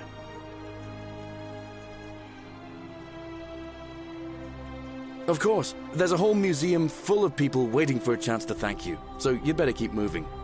We'll speak again soon, my friend. You're here. It's lovely to finally meet you. Galerius told me all about you.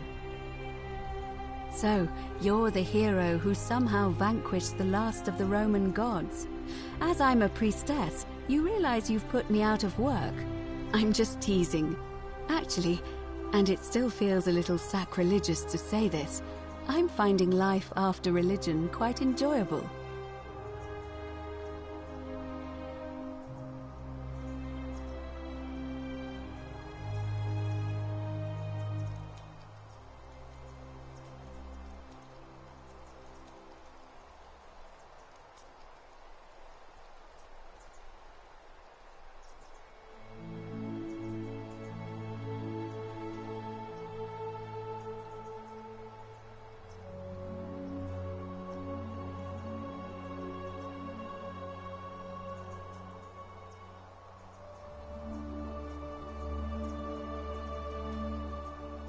Galerius and I are engaged and expecting. We've just bought a lovely villa in the countryside, with room for a large family, and Dooley too, of course. It feels like the world has just opened up for us. There's so much to learn, and so many more possibilities for our children than we ever imagined. We're just so thankful for what you did for us. For all of us. Oh, it's sweet of you to ask. She recovered nicely. See you. Oh, hello. Hello. I'm Dooley. Galerius said you're very nice. I live at Galerius and... Treasure? Oh, I forgot about that. I like my box now. Galerius got me a box that... Yeah. Bye-bye.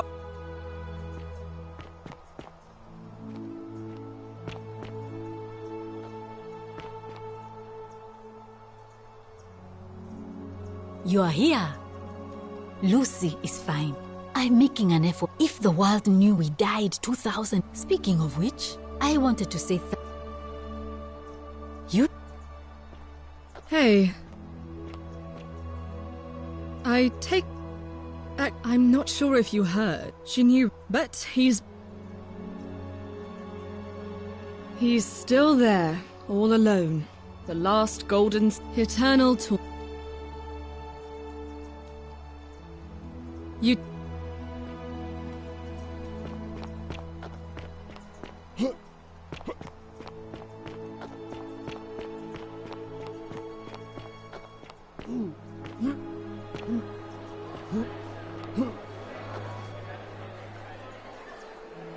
There you are.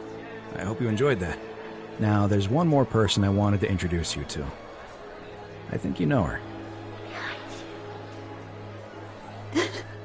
Sorry if I frightened you. Just a little joke I've been saving for a long, long time. Allow me to introduce myself properly. I am Proserpina, former goddess of the cycle of life and renewal, and now a regular mortal. I wanted to meet you in person, and thank you for freeing all of these people, and me. I hate to think what would have happened to us without your intervention. Indeed. Suffice it to say that while Pluto was controlling the eyes and ears of each golden statue, I was able to control their tongues, and whisper to you when he was distracted. I am sorry my messages were so cryptic. There were only ever brief windows in which I could speak to you without being detected.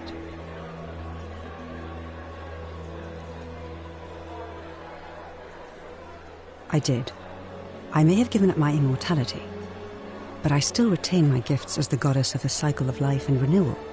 After witnessing Pluto punish countless poor souls over thousands of years, I knew this generation, the final wave, would not survive. So I tried to give them a way to buy more time. A second chance. Rather, as many second chances as they needed to avoid his wrath. So I whispered to Sentius in secret, telling him the prayer required to create a portal in my shrine. I knew the danger of humans being corrupted by godly power, and so I put a safeguard in place. I required the creator of the portal to sacrifice their own life, so that it could only be used selflessly to help others. What I did not anticipate is that Sentius would retain his accumulated memories from each previous day, and as a veteran soldier he had long since shed his fear of death. He quickly discovered that he could, in effect, prolong his own life indefinitely by exploiting the cycle. Of course, once I had taught him the prayer, I could not unteach him, and there was little I could do but wait for someone like you to come along and see him for what he was. We were all fortunate you came along when you did. I don't know what happened to him. I haven't heard from him, and I rather hope it stays that way. Oh, she inherited dominion over the underworld. Last time we spoke, she was working on a new world of some kind. She wouldn't say what it was, but I'd be surprised if you don't run into her again. I imagine we all will, one day. And you, although it feels like I've known you forever. Oh, and one last thing. Do you remember all those golden statues scattered throughout the city? Good, because they remember you. Well done, my friend. Of all the heroes who ever journeyed to the underworld and returned, none came close to achieving what you did. Hercules, Orpheus, Theseus, and Aeneas would be proud.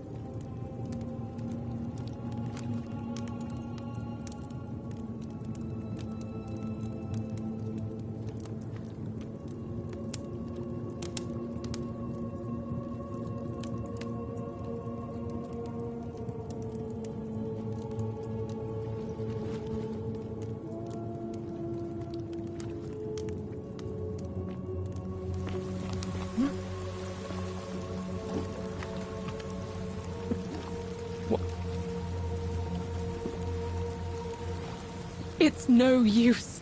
You'll never persuade him of anything. I'm telling you, he's a monster. Please. You're...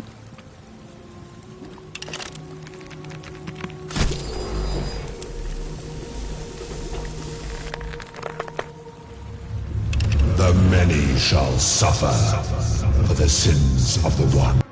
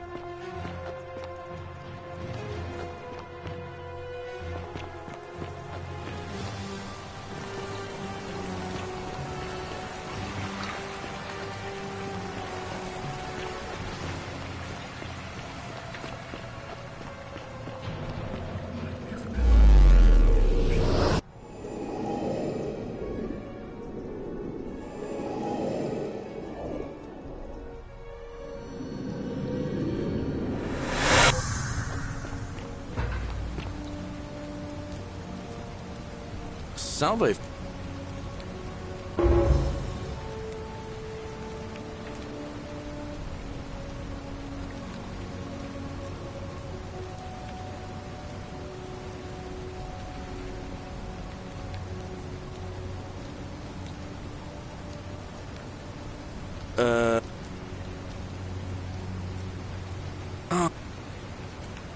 Of course.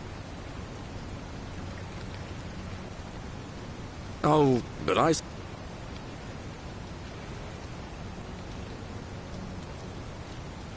All right.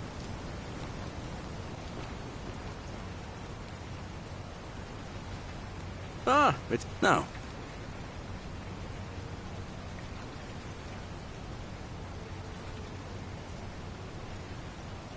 Oh.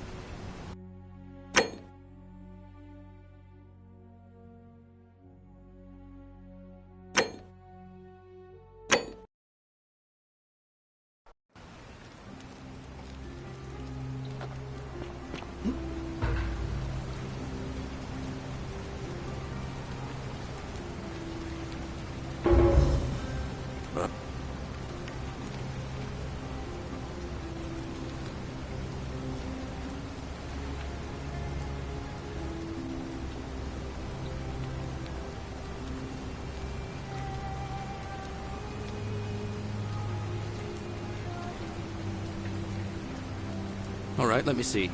Stop Fabia going in, but... Oh.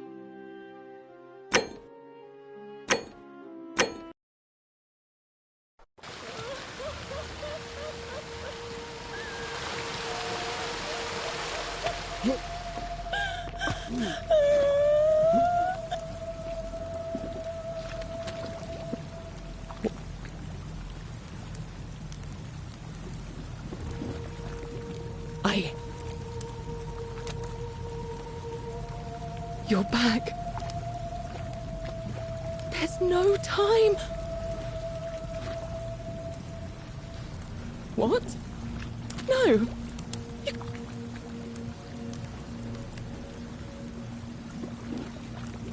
I hate you. I spit on you.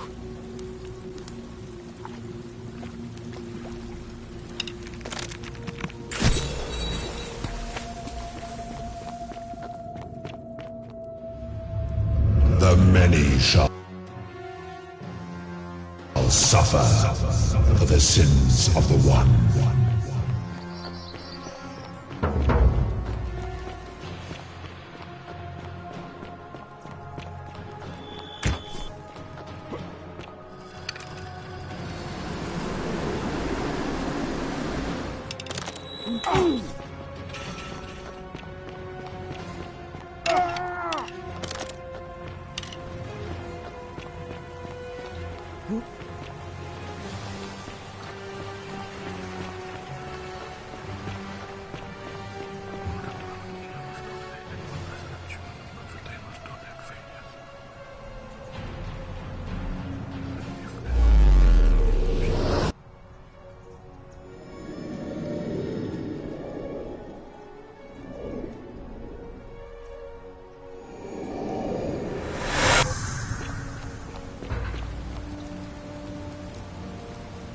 Salve.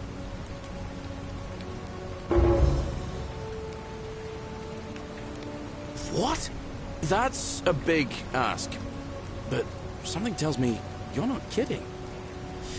All right, I'm gonna stick my neck out and believe you. But I doubt I'll be able to gather more than a handful of people.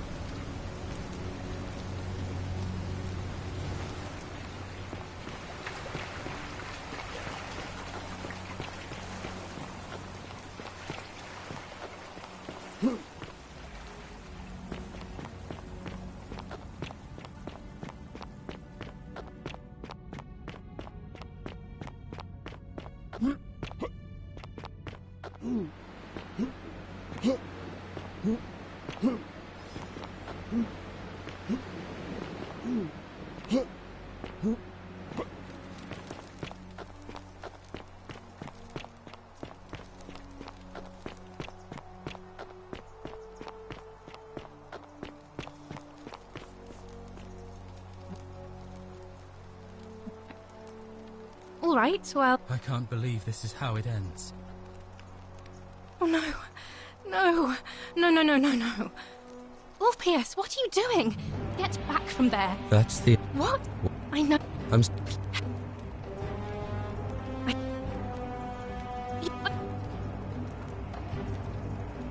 out. Wherever you are. Scintilla, my love. I'm sorry. Ulpius, no!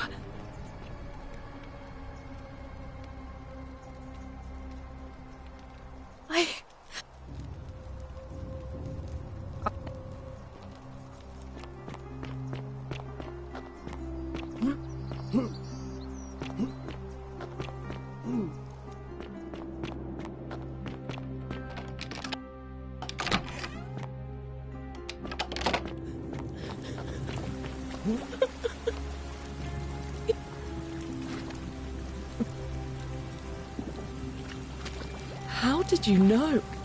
He's here. He must be coming in through the door behind me. You distract him. Stay right here and keep him talking while I look for something I can use.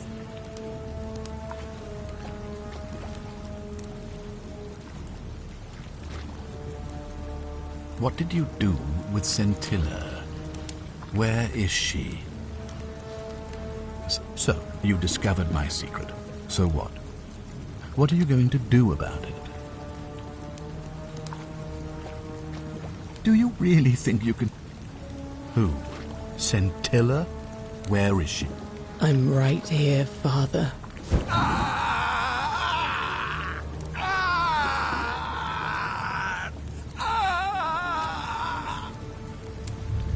The many shall suffer I have his for key. the sins I of can the open one. the gate. Come on.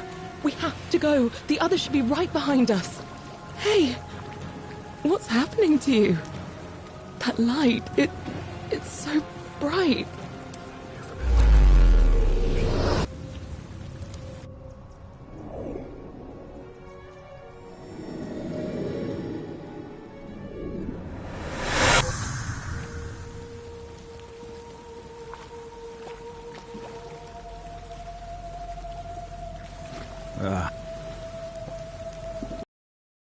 It said the attack caused golden statue. Apparently, Scintilla and a handful of other citizens managed to escape, while the stranger disappeared in a flash of light. What? God, why does this... I've spent... This is... So you're saying, because of... I guess you saved... Maybe we can escape through the same aqueduct sent...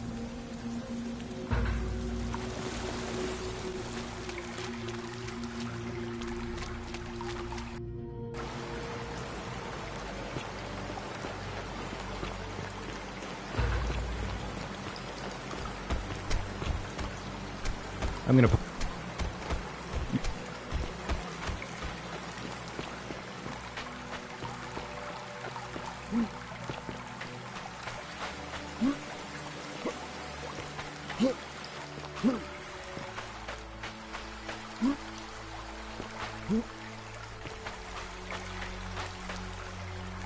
You're back! But you're alone. Does that mean you didn't find Al?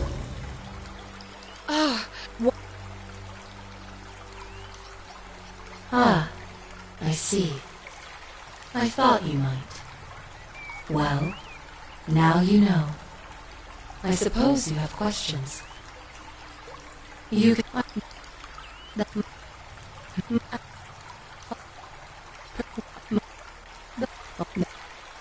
I see no point in keeping you here.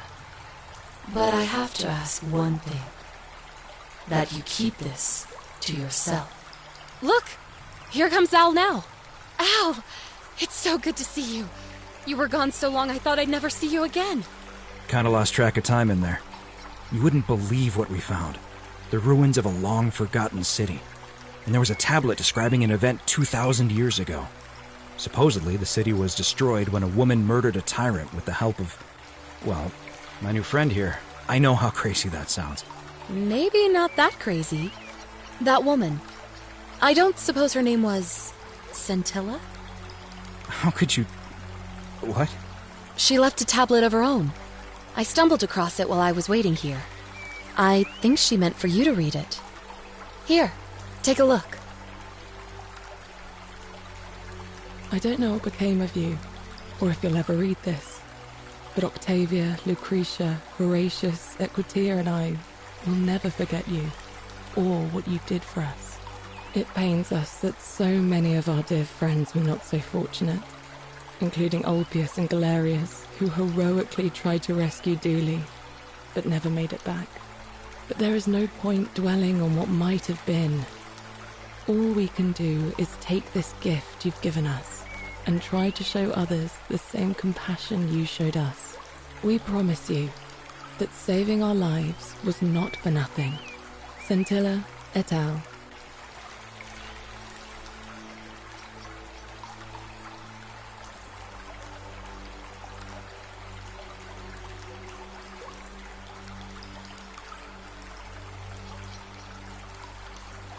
Sounds like you meant a lot to her. I'd love to hear your story, but first, you two look exhausted.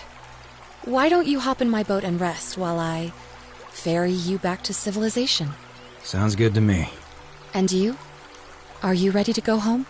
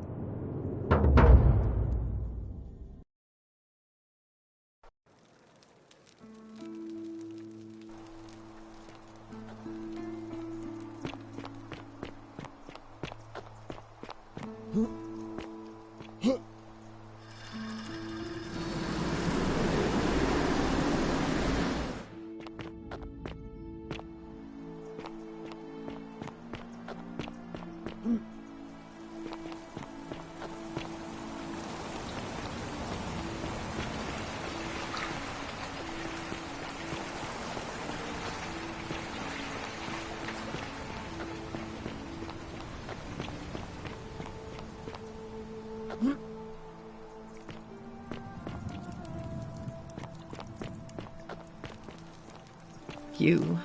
Cerberus lifts his triple head and lets out his threefold braying. Livia, would you stop muttering like Medea over a cauldron? You'll scare away my customers. They follow their trades, imitating their previous lives, but they are ignorant. This again. You're in a world of your own, aren't you?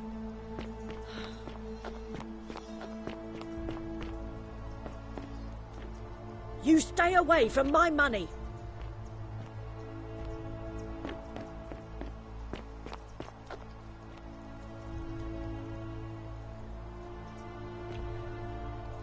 Oh, do us all a favour and drink hemlock.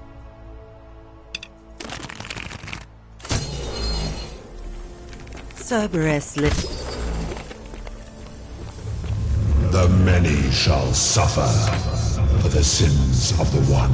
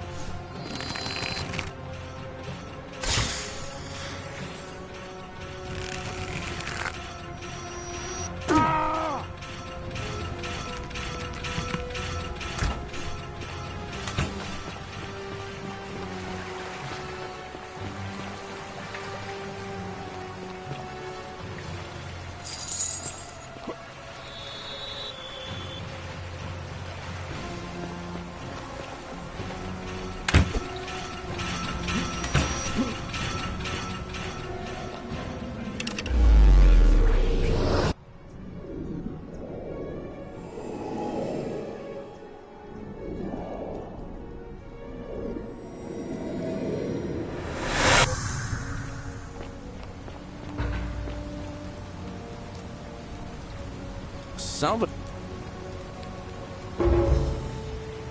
Oh. Yuli. Poor. All right, let me see. What? I'll go, but...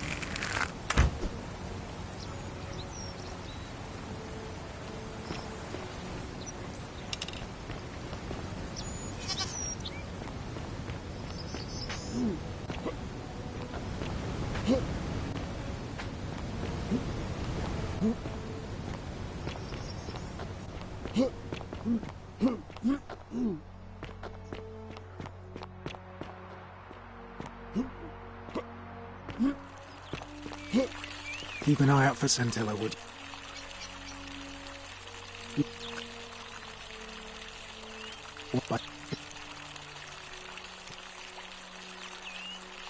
If you...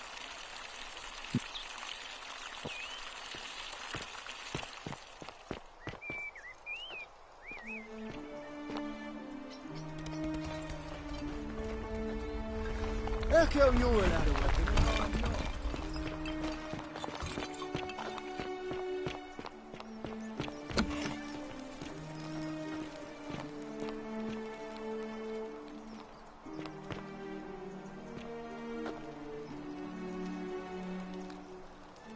Feeling all...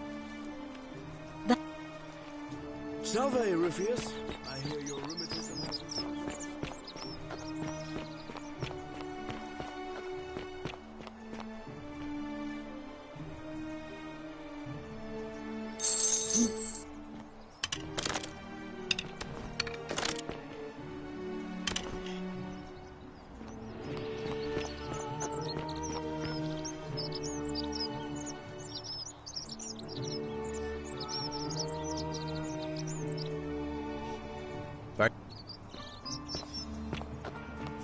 My best lately.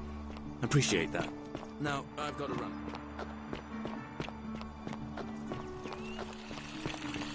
Keep an eye out for Scintilla, would you?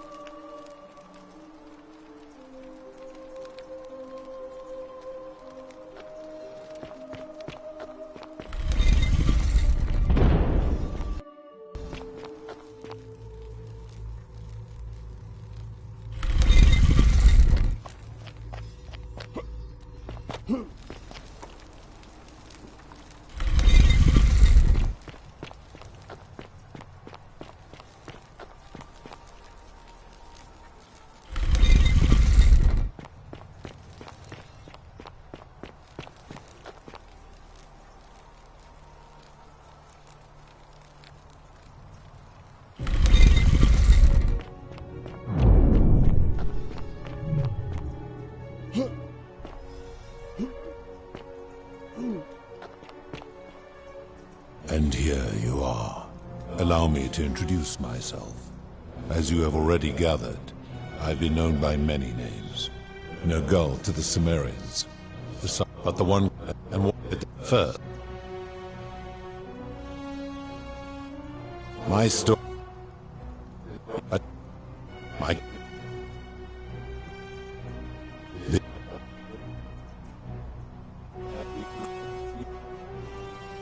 As you.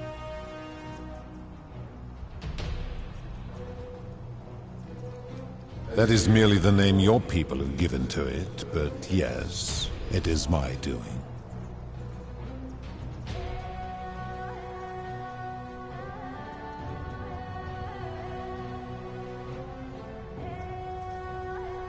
Do you plan to speak in sweeping generalizations, or are you going to give me an example? I have seen no such. Taking one, therefore.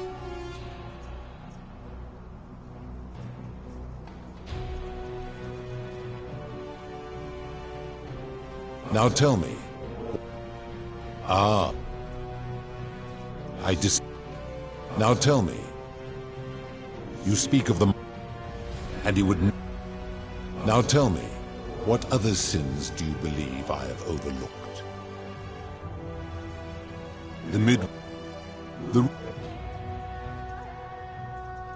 Now tell me. Now tell me, what other sins do you believe I have overlooked?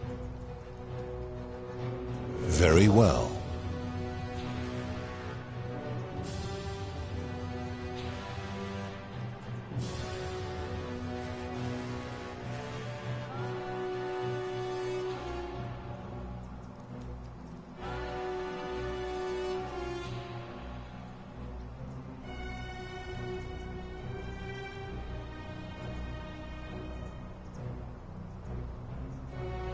Do you plan to speak in...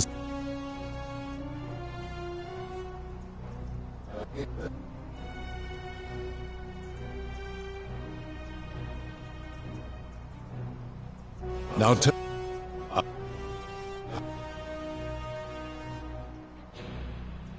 Now... Now... Apply...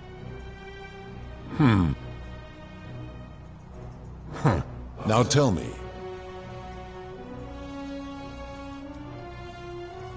Do you honestly think you could do better?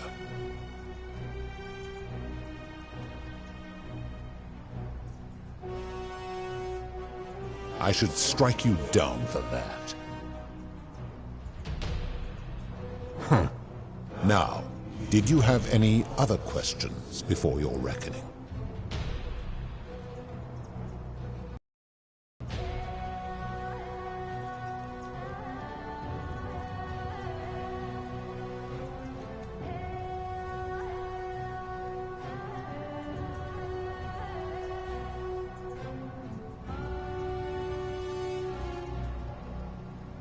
Very well.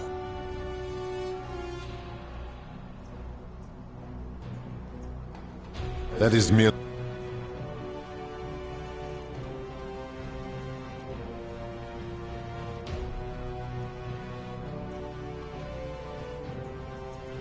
Do you plan to...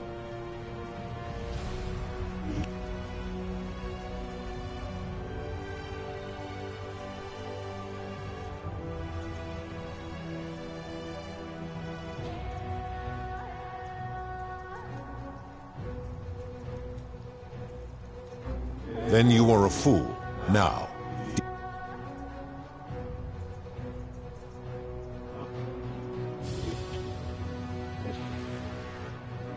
When my...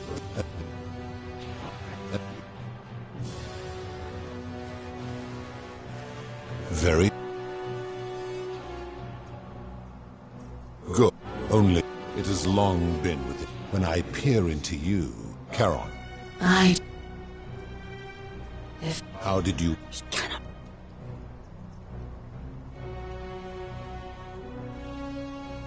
I do not...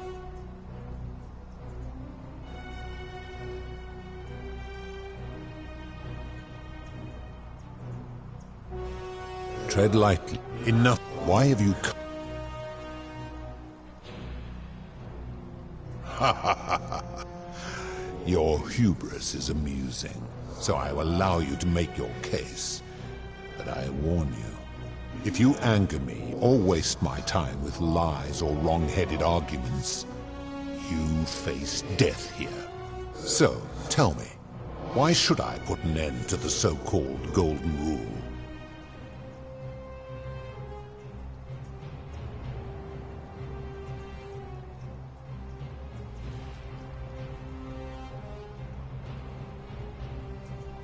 That is a very serious accusation, mortal.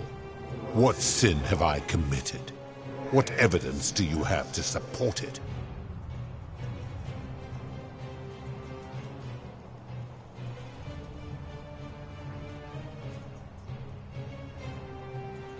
Every one of those people was guilty of failing to ensure their peers lived virtuously. They failed collectively, and so they were punished. Ah, but I'm a god, and you are a mortal. Let me ask, do you ensure...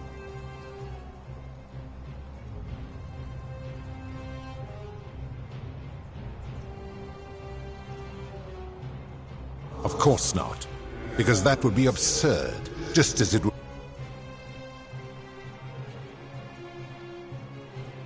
My love for her does not mean I am not superior, now that she is mortal. Where to begin? Our lifespans exceed yours by thousands of years, in which time we accumulate vast wisdom and a mastery of technology you cannot begin to imagine.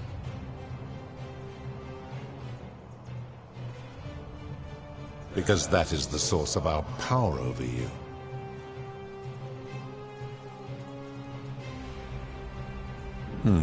You could say that.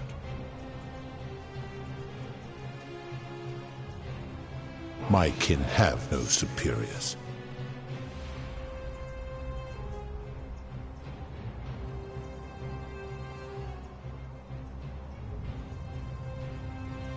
I suppose there is a hierarchy among my kin, with Jupiter at the top. Make your point, mortal. Let me ponder that for a moment. If you are right, then it would follow that all this time I have been in the wrong. But no, the very thought of it grieves me. How can I accept your argument when doing so would make me a tyrant and a monster? Your hubris grows tiresome. You will make a fine statue.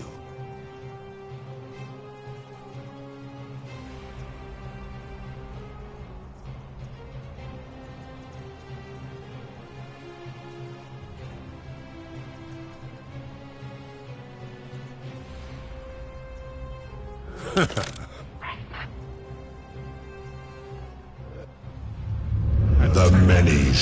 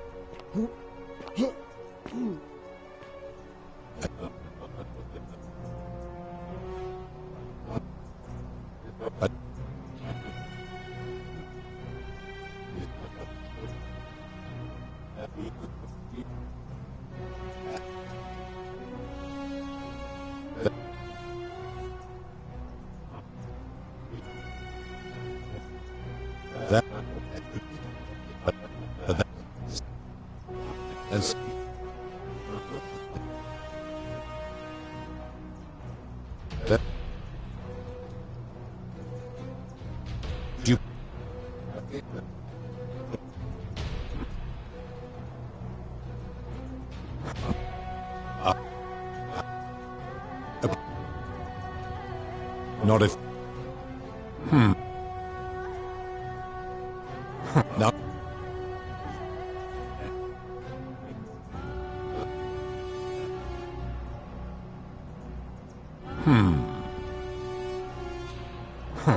Now tell me.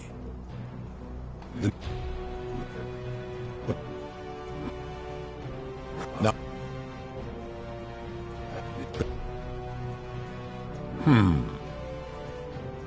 Now tell me.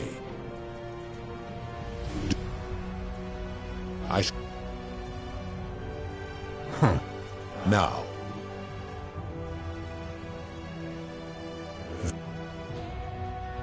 Good. Only it is when I Charon. Out.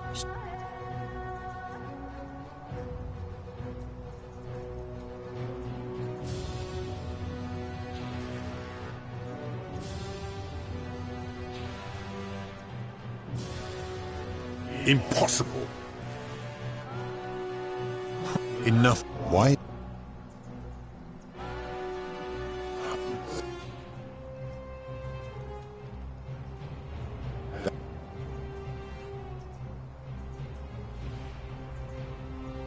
Every day.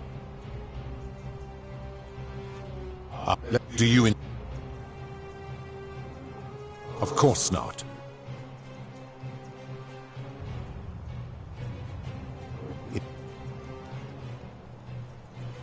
It would be because that is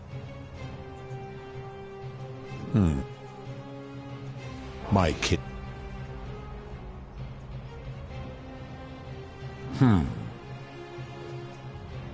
Make your point. That if you... How can I? You will...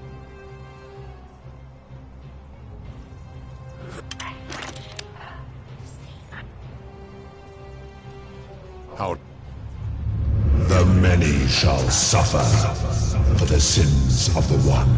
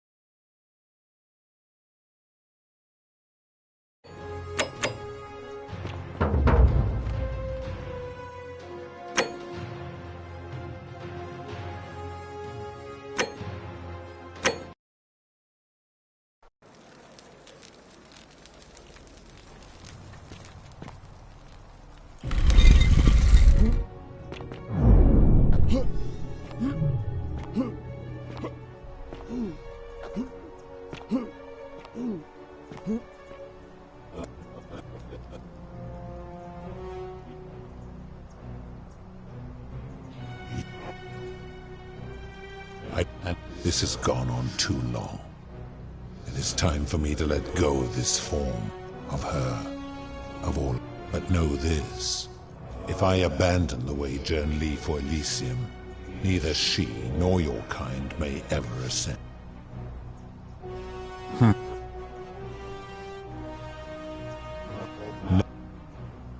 You.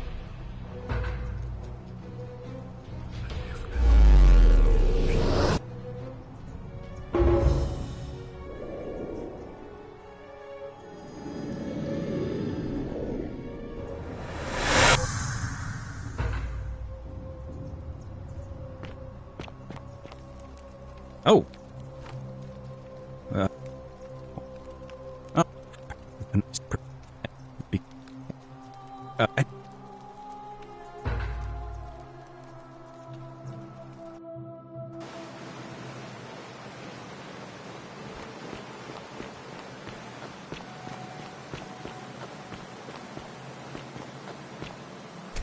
I'm going to pause here for a moment and make sure you go.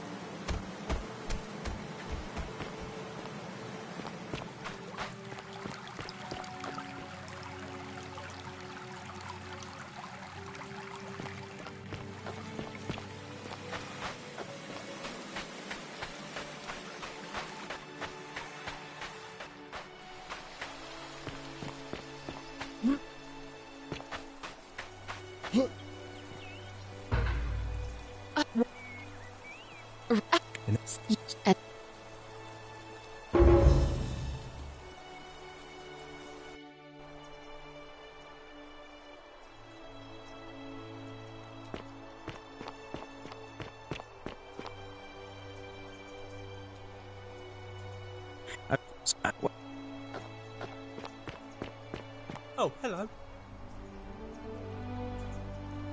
You're finally here. Remember me? It's a crazy story. After you disappeared, Charon appeared and told us she was returning us to the world. Even gave us some coins to help us start our lives over. Only, for some reason, she returned us to your world and... Anyway, I know we only ever had that one Oh, I used Charon's gift to buy a farm in Umbria. It's hard work, but I... Of course.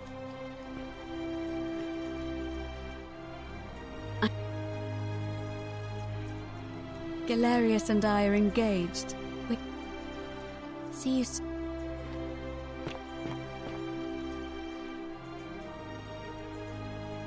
You're... Oh, of course, sorry. And of course... Oh, I'm living in a house share in London with my wonderful girlfriend. And I'm studying English at university. Eventually, I want to travel the world, and did you know there are entire continents Rome never knew existed? And you can travel almost anywhere in an aircraft, which is rather like flying on a Pegasus, but much more comfortable. Oh, sorry, you already know all that, of course. Last I heard, Malleolus kept insisting he was the last rightful ruler of... As for Claudia, she was always so viciously unhappy. Someone says she'd blown all her money on wine after the horrific way they treated Ulpius and me. I can't... Thank you. Ugh, someone told me she was boasting about getting even. Apparently he'd proposed before they'd even met. And last... Nigeria? Really? Huh. I hoped.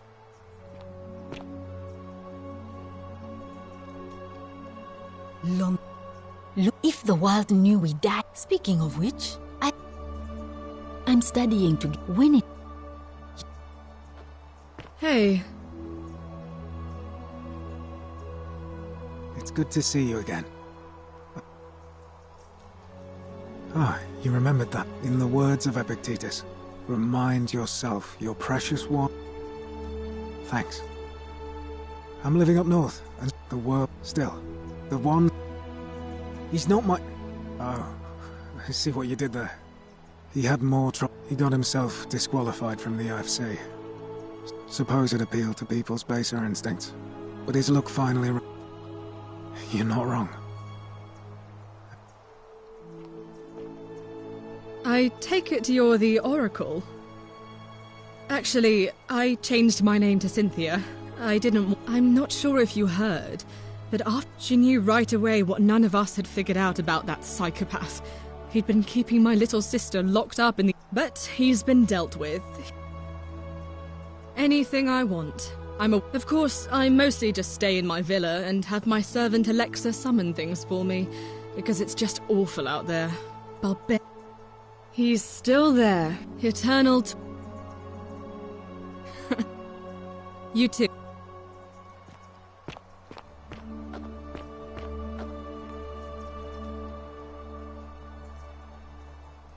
I am reacquainting myself with Greece. Perhaps...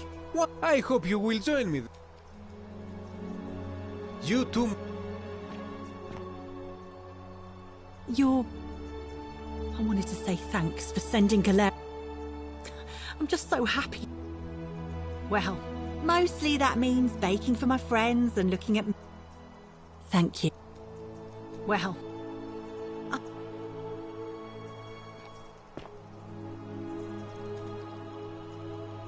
I take it you're the oracle everybody's... We have. I never thought I'd leave that cave. And it seems I'm working... Not that I need... My... Some soiree, innit? We meet again, old friend. Oh, there's no need to be like that. Whatever happened back... Listen, I wanted to express my sincere... Whatever you did in that temple... Most gracious. I took the money I made from selling my trinkets and started investing in the stock market. That's where the real money is now. In fact, I can't decide between fossil fuels, tobacco, gambling and arms. Oh, don't be like...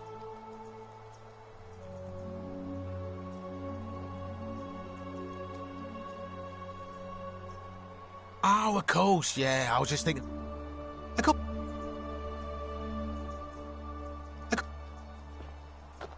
Good evening. Oh, hello. I'm thankful that you're here, but thank you.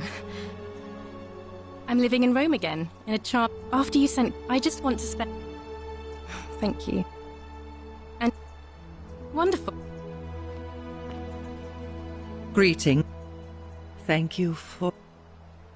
I'm all... Men have called... And you...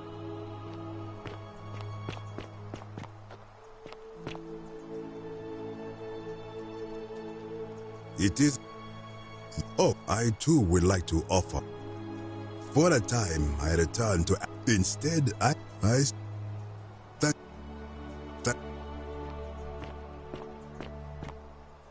Hello there.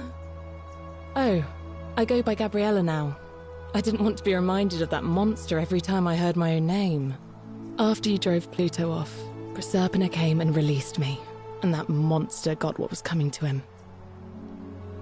Don't worry, nobody did. I'm living with Ulpius on a little vineyard in Umbria.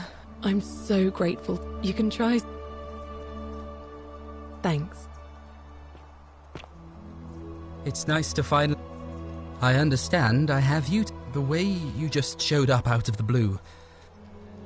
I'm living with Gabriella. Every day I look... So we're living each... Sitting together on our... And I... Thank you.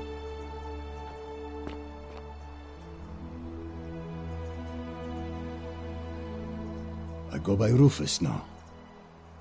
New start, for which... Sorry, I live with Virgil in Rotterdam, not far from where he grew up. It's very...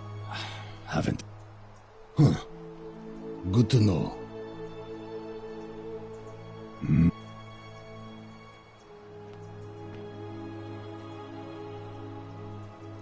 It's so nice to finally meet you. I wanted to... And for helping Rufus come to terms... Of course, you natives of the 21st...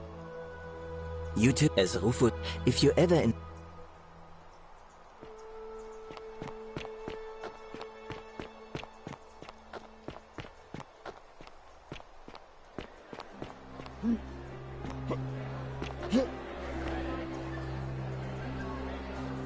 Now,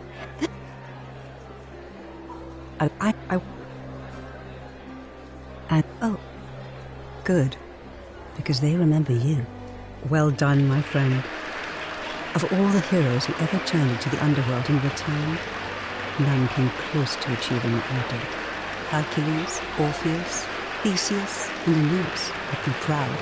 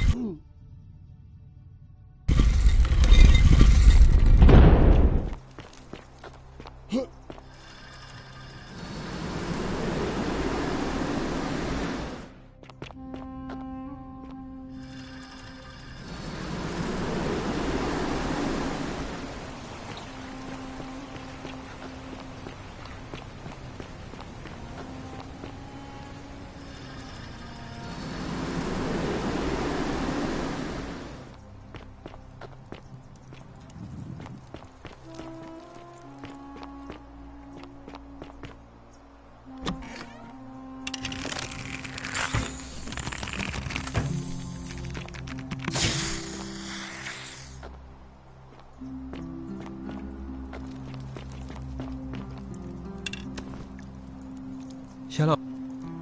Oh.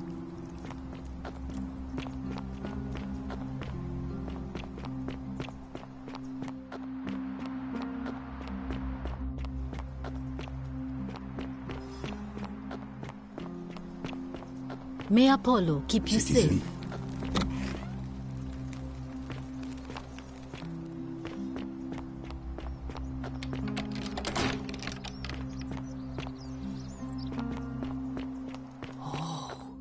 Shiny.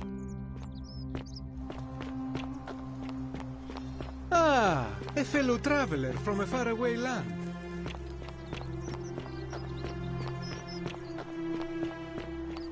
How'd you do?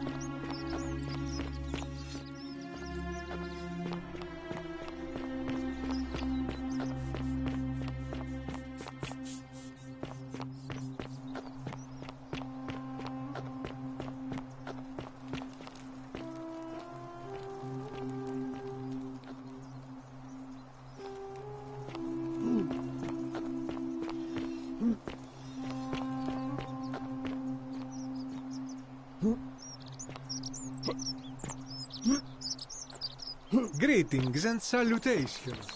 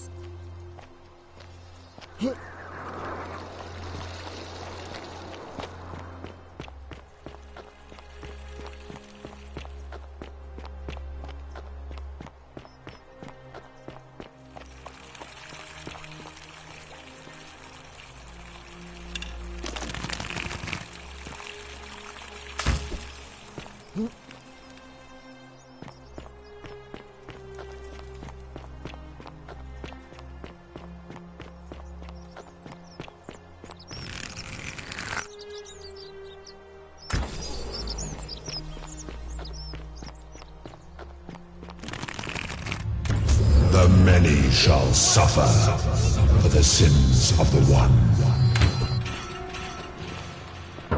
The statues.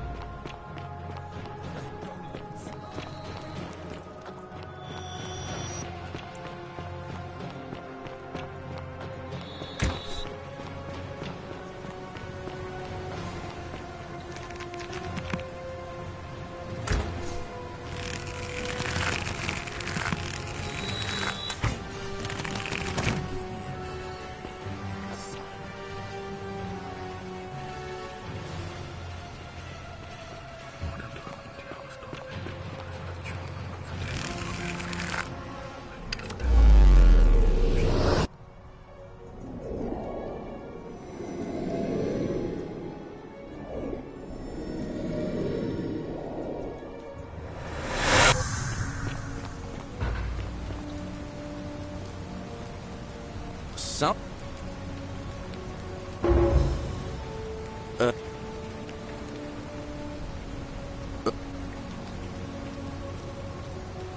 Oh.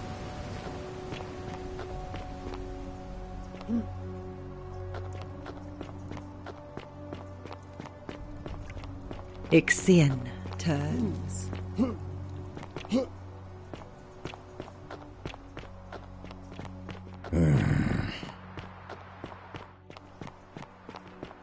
Ah, a fellow traveler from a faraway land.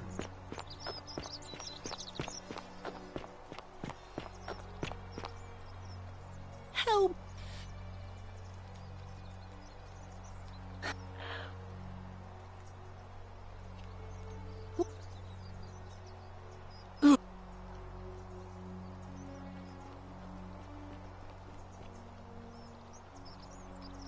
The shrine is collapsing!